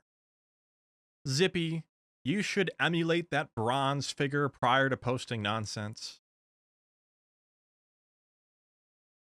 Technology, history, philosophy are basically tales of the struggle of humanity. Of course, value is created from this dynamic tension, created and harvested. Do you use it or not? That is my point. Never forget that winners write the history taught to the spawn of the workers. Don't worry, I am very well aware of that. As to your comment on relative populations, were you aware that there are approximately 50,000 worker bees slash drones to the one hive queen? 50,000 to one? Are there, in your opinion, too many workers to queens? Yes, you are right, but we are not bees. Can a discovery of a bee can change lives of all bees? A discovery of a human can change and did humanity forever. Just a piece of wisdom. And you stand upon our wisdom. Did your family ever contributed anything to that wisdom? Or were you just busy harvesting it? You talked about yourself being a highly evolved. No, no. We have evolved, and you used our wisdom to reach that point. Or did you discover all that by yourselves? And I remember you talking about honor and having clean hands. You take everything you can and give nothing in return. So that is Rothschild's definition of honor and your clean hands. So, Mr. Rothschild, what is your family's greatest achievement? Stealing others' work and calling them primates? Have you ever created something that is or was important for you and others? Thanks. And excuse my English, please. Hello, Mr. Turkey, and welcome. You express your ideas and conviction with passion. It is as though I can sense your fingertips tremble as you type your words. I respect passion, but as I have made clear, it is a most dangerous emotion. Like desires, one must find balance to avoid destruction of what is truly important. Your example, did the worker drones create the system? Are they compensated without limitation for their contributions, such as they are, or are they rewarded according to their needs? They are given enough to keep them alive and productive, no more and no less. They don't produce, no safety system, they are disposed of.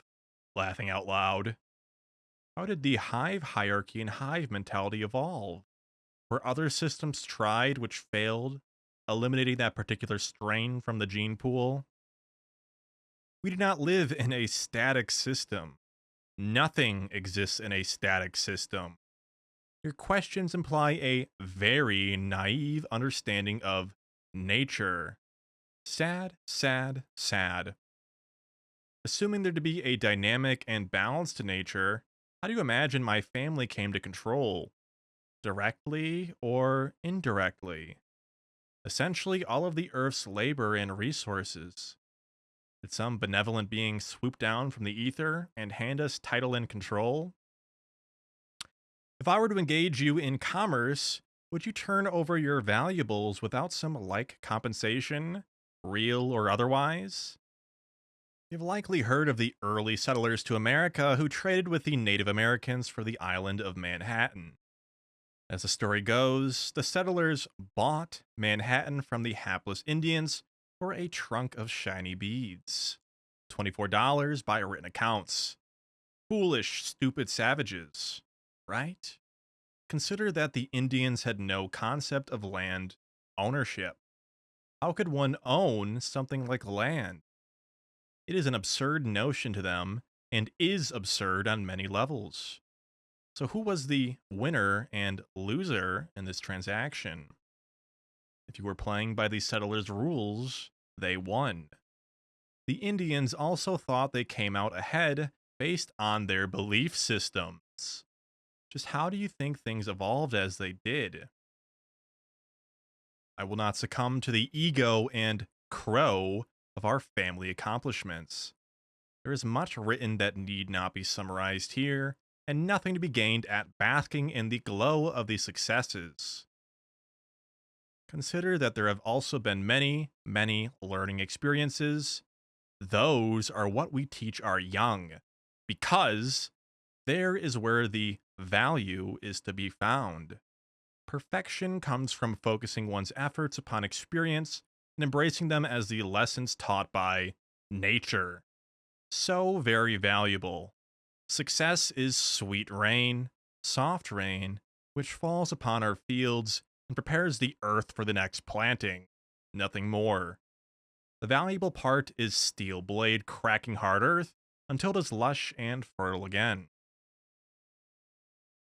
Mr. Turkey, the international banking system is a wonder. Study it and learn how its tentacles grow and spread across the earth. Silently and without respite. Whom do you suppose created this? Your local government? Laughing out loud. It has created the appearance of wealth for a generation. Many have received benefit, and many have suffered. Of course, it is all illusion and based on faith. The international monetary system is the one true religion of humanity. No small feat. Hello, OP. Greetings and salutations.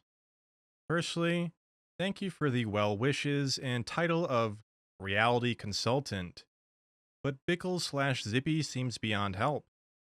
Any care or time spent mentoring him would be wasted. If he cannot learn from a teacher such as yourself, then what hope does he have? In his lucid moments, he has asked the occasional interesting question, but otherwise his egocentric contributions to the thread speak for themselves. The patience and polite kindness that you have shown to Bickle should be taken into account by some of the people posting here. Sadly, true to form and expectation, people may obsess or be judgmental over the family name you possess while ignoring the priceless information you have passed on. Knowledge covering a breadth of fascinating subjects. You have referred to the beautiful lie in your writings, but perhaps readers here should look upon the aforementioned information as the beautiful lesson. It should also be recognized that this lesson comes from the greatest family dynasty in recorded history. True greatness is naturally rare, and similar to the Seurat painting referred to earlier in the thread, it is really a wondrous thing to behold. Hello, Mr. UK, and welcome. Thank you for your kind words and thoughts. Knowledge, as I have expressed before, is the true wealth. Of course, application of that vetted knowledge is what allows for the bloodline to progress to higher and higher states. It puzzles me how many people waste the resources and time on unproductive and destructive endeavors. Please, tell me about your situation. Are you well and is your family prospering? Assuming you are the patriarch, what challenges are you facing? Best wishes to you, sir. Be glad you are not on his path. His bloodline is not welcomed into the club. When he speaks of bloodline purity and perfection, he is referring to removing all noise. If one would want to apply it on a fictional scale, here you go. Pure blood supremacy is a belief that wizards and witches, whose known ancestry is exclusively magical, pure bloods, are inherently superior to wizards and witches who have traceable muggle ancestry, muggle-borns and half-bloods. Proponents of this ideology typically regard muggle-born wizards as impure, and not worthy of possessing magical ability, and often actively discriminate against them. Hello, Mercy, and welcome. I sincerely hope that Harry Potter is not your source book and guide to your perception of reality. Harry Potter? Are you related to Zippy, by chance? Laughing out loud. He has the phone numbers of the key Rothschild family members. Perhaps he'd be so good as to conference you on his next calls, and you can educate them as to your theories. Laughing out loud. How many babies did you to gain all this knowledge? You fucking goof. Dave, you appear to have serious psychological issues and should seek help from your clergy or trained medical professional. There are a wide variety of pharmaceuticals specifically developed to disable cognitive defects such as you are displaying. Have you stopped to consider how you ended up in this sorry state? By the way, you are not welcome here. Yeah, you were close to being defeated by Hitler. One of those learning experiences, eh? The Nazis gave Rothschild bankers the boot. Hello, Ray Ray, and welcome. Hitler acted in what he perceived to be his own best interests, and those of the German people. One cannot be faulted for this. It is in harmony with the laws of nature, which were immutable. Even though such lessons are hard, one cannot shy away from the underlying principles. You will note that his failings also extracted a very heavy price, which continues on to this day. Laughing out loud. There are no real Rothschild bankers on this forum. They wouldn't even waste the energy of moving their fingers to post on here. Hello, AC, and welcome. Any student of history will tell you that the isolation leads to misunderstanding and mistakes, that information collected directly should be considered more reliable than information pre-digested by others. Do not assume that great successes come without hard work. Do not assume that every task can be farmed out. Do not assume that those who control do not get directly involved in the running of things and execution of plans. If you choose to learn and have an open mind, research this very important point. Or, to explain another way, do you suppose that you could hire out the rearing of your child? You could read all the philosophical approaches to children, develop a plan, and then hire managers to carry out your great scheme. You wouldn't need to even be present. Just hire everything out and let the experts do it. Oh dear, I think that has already been tried, and it's called childcare, or after school care, or some other silly thing. No child left behind. How well has that worked out? Mom and dad leaving their brood to the care of the state or some ne'er-do-well neighbor. Our ideas, plans, and schemes are our children. We raise them to maturity and they carry on the work of our family. Your ideas should too. Anyways, thanks for your baseless comment. Your expertise offered without the barest foundation of support. You are a true internet superstar. Laughing out loud. I completely agree, sir. You agree, sir, because you recognize one of the greatest truths of nature. That is a very solid foundation from which to build. Congratulations. I would suggest to you that you embrace this truth and equally apply it to all areas of your reality. What you will find, without fail, is that it will, sooner or later, slay one of your golden oxen. It will create a dissonance of great discomfort for you, and the greater the discomfort, the greater the truth. When you can embrace this reality, the true learning will begin. OP, how many biological children was Hitler the father of? Zippy, I do not see Hitler as a freak show. His life and times distilled his character and gave him the strength to lead a nation. This is to be respected. You are interested in the life of Adolf Hitler, then spend the time to do research with an open mind. The information is out there.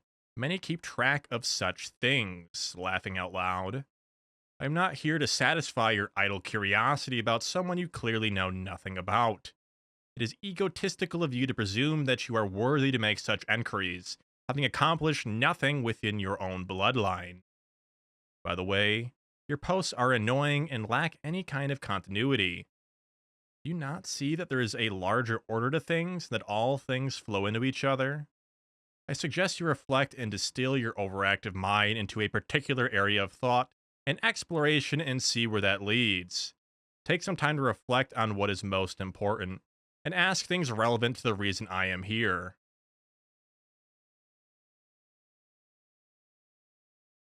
No, you, sir, are the true internet superstar. The Rothschilds have paid employees to do their dirty work while they have more employees to keep tabs on them. If one or more of them ever posted here on GLP, it would be a once in a blue moon deal merely for personal entertainment. It would probably be something like, "My cat is an alien" type question, just to mock you and everyone else here. You are all wasting your time in this thread. I do not dispute that other are working on our behalf. Of course, your comment was directed at discrediting who I am. You are stating that someone of our stature would not mingle with the little people. I have refuted that and explained that having direct knowledge, learned directly without filtering, is essential. Read any of the many insipid books on managing people, even they get this point correct. Now you acknowledge that it might be possible, but only once in a blue moon. So which is it? Never or infrequently? If infrequently, how would you determine if this is not, in fact, one of those infrequent times? So, your logic fails, and you demonstrate that you cannot even adhere to your initial conviction when challenged. This would be defined as a character defect. In the future, if you choose to make baseless accusations, at least have the backbone to stick with them. It would appear by your multiple postings that you are also wasting your time trying to dissuade others from learning. Or are you just concerned for your fellow humans' use of time? You trolling other threads and warding other GLP patrons on their use of time? Laughing out loud. Fair enough. When can I see your Tesla documents? Zippy. Have you read the numerous documents readily available from a variety of public sources? Have you attempted to understand their truths? For example, Tesla did a lengthy deposition in relation to a patent application wherein his attorney asked him to explain in great detail the operational aspects of his technology. Have you bothered to seek this information out? I would doubt you have. And yet you presume to inquire of the more detailed elements of his work. You see how absurd you seem? As if a preschooler would question a master. Learn the basics first. I assume, knowing that you acknowledge my rebuke on your lack of focus, you have chosen Tesla's energy technologies as your field of study, correct? If so, then put your energies into it and become a master. I can help, but only after you demonstrate a sincere and studied effort to master the public materials. See you in a decade, Zippy, laughing out loud. Hello, Rothschild. I did not wish to address you by your person name, but unfortunately you failed to give us your first name, so Rothschild it is. If you don't mind, I have a couple of questions and would very much like an honest opinion. From a very small child, I have seen this universe, this world, and all the life that populates it to be the most wonderful of creations. I've always dreamed of a world where there are no borders, no famine, no greed, no wars, and no prejudices. A world where every human has the right to exist as a free spirit, to wander, explore, and share the space we are given to educate ourselves and each other, to be friends with each other, to essentially give more back to our society than we take. I've educated myself in most religions of the world and taken certain aspects from each which appeal to me. as well as adding some of my own. I've always believed this utopia will be achievable in my lifetime. Is my vision of this utopia at all possible? What can I do as a solitary man which will help to bring into effect this ideal utopia? Also, as a child, I firmly believed that everything that happened in my reality was indeed in my reality and created in my mind alone. I was then educated in the schooling system, and most of that belief went away. My last question: is it worth me pursuing the belief that my mind is truly the creator of reality? Or am I wasting my time? I look forward to your responses, and much respect for the amount of time that you have given to this thread so far. Hello, UK, and welcome. You already live in such a world. The natural world and natural law operate exactly in this way. However, by your choices and actions, you have redefined your reality. Yes, you have this power as all do. Think of this simply. Let us presume that you and three of your peers are invited to play Monopoly, a popular board game. Prior to your engagement, for consideration that this is even a possibility, a faraway corporation had invested considerable effort and human resources to invent the rules, engineer the physical aspects, board, play pieces, dice, etc., manufacture said game, provide the channels of distribution, market the game such that you are aware of its benefits, etc., etc.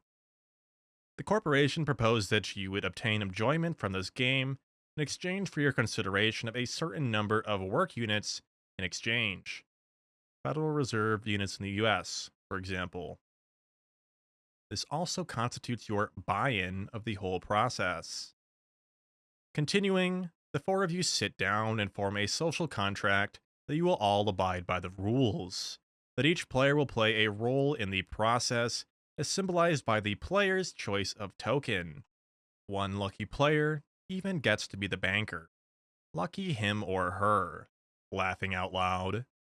Note that many are not qualified or don't want the responsibility of being banker, usually due to poor education or organizational skills. Laughing out loud. This game is played out and a winner is determined. Cheaters are dealt with at the discretion of the group. Now it gets interesting. Some enterprising players develop rule variants. The group has to agree, and sometimes purists object. The game can only proceed if all agree to the changes and abide by the common rules. Over time, the corporation has adopted certain of these variants and not others. Generally, it is the demand of the majority which prevails. Is playing Monopoly the only option? No. You can choose to play Risk, Millie Borns, Poker, nothing at all. You can read a book, go outside, or rob a bank. You do not have to play any particular game.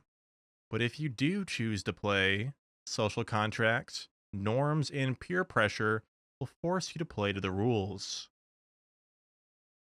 The utopia existence is an option on this planet, and there are those who live such a life. Clearly, having a society of like minded humans will make this easier, as a division of labor is easier than doing it alone. For this, you need to find like minded individuals. Tell me, UK, have you surrounded yourself with like minded individuals? Do you devote your energies to bring your desire to fruition? Or are these the musings of a man/woman who feels they have no control of their life or circumstances? Wasn't it Gandhi who said, "Be the change in the world you wish to see"?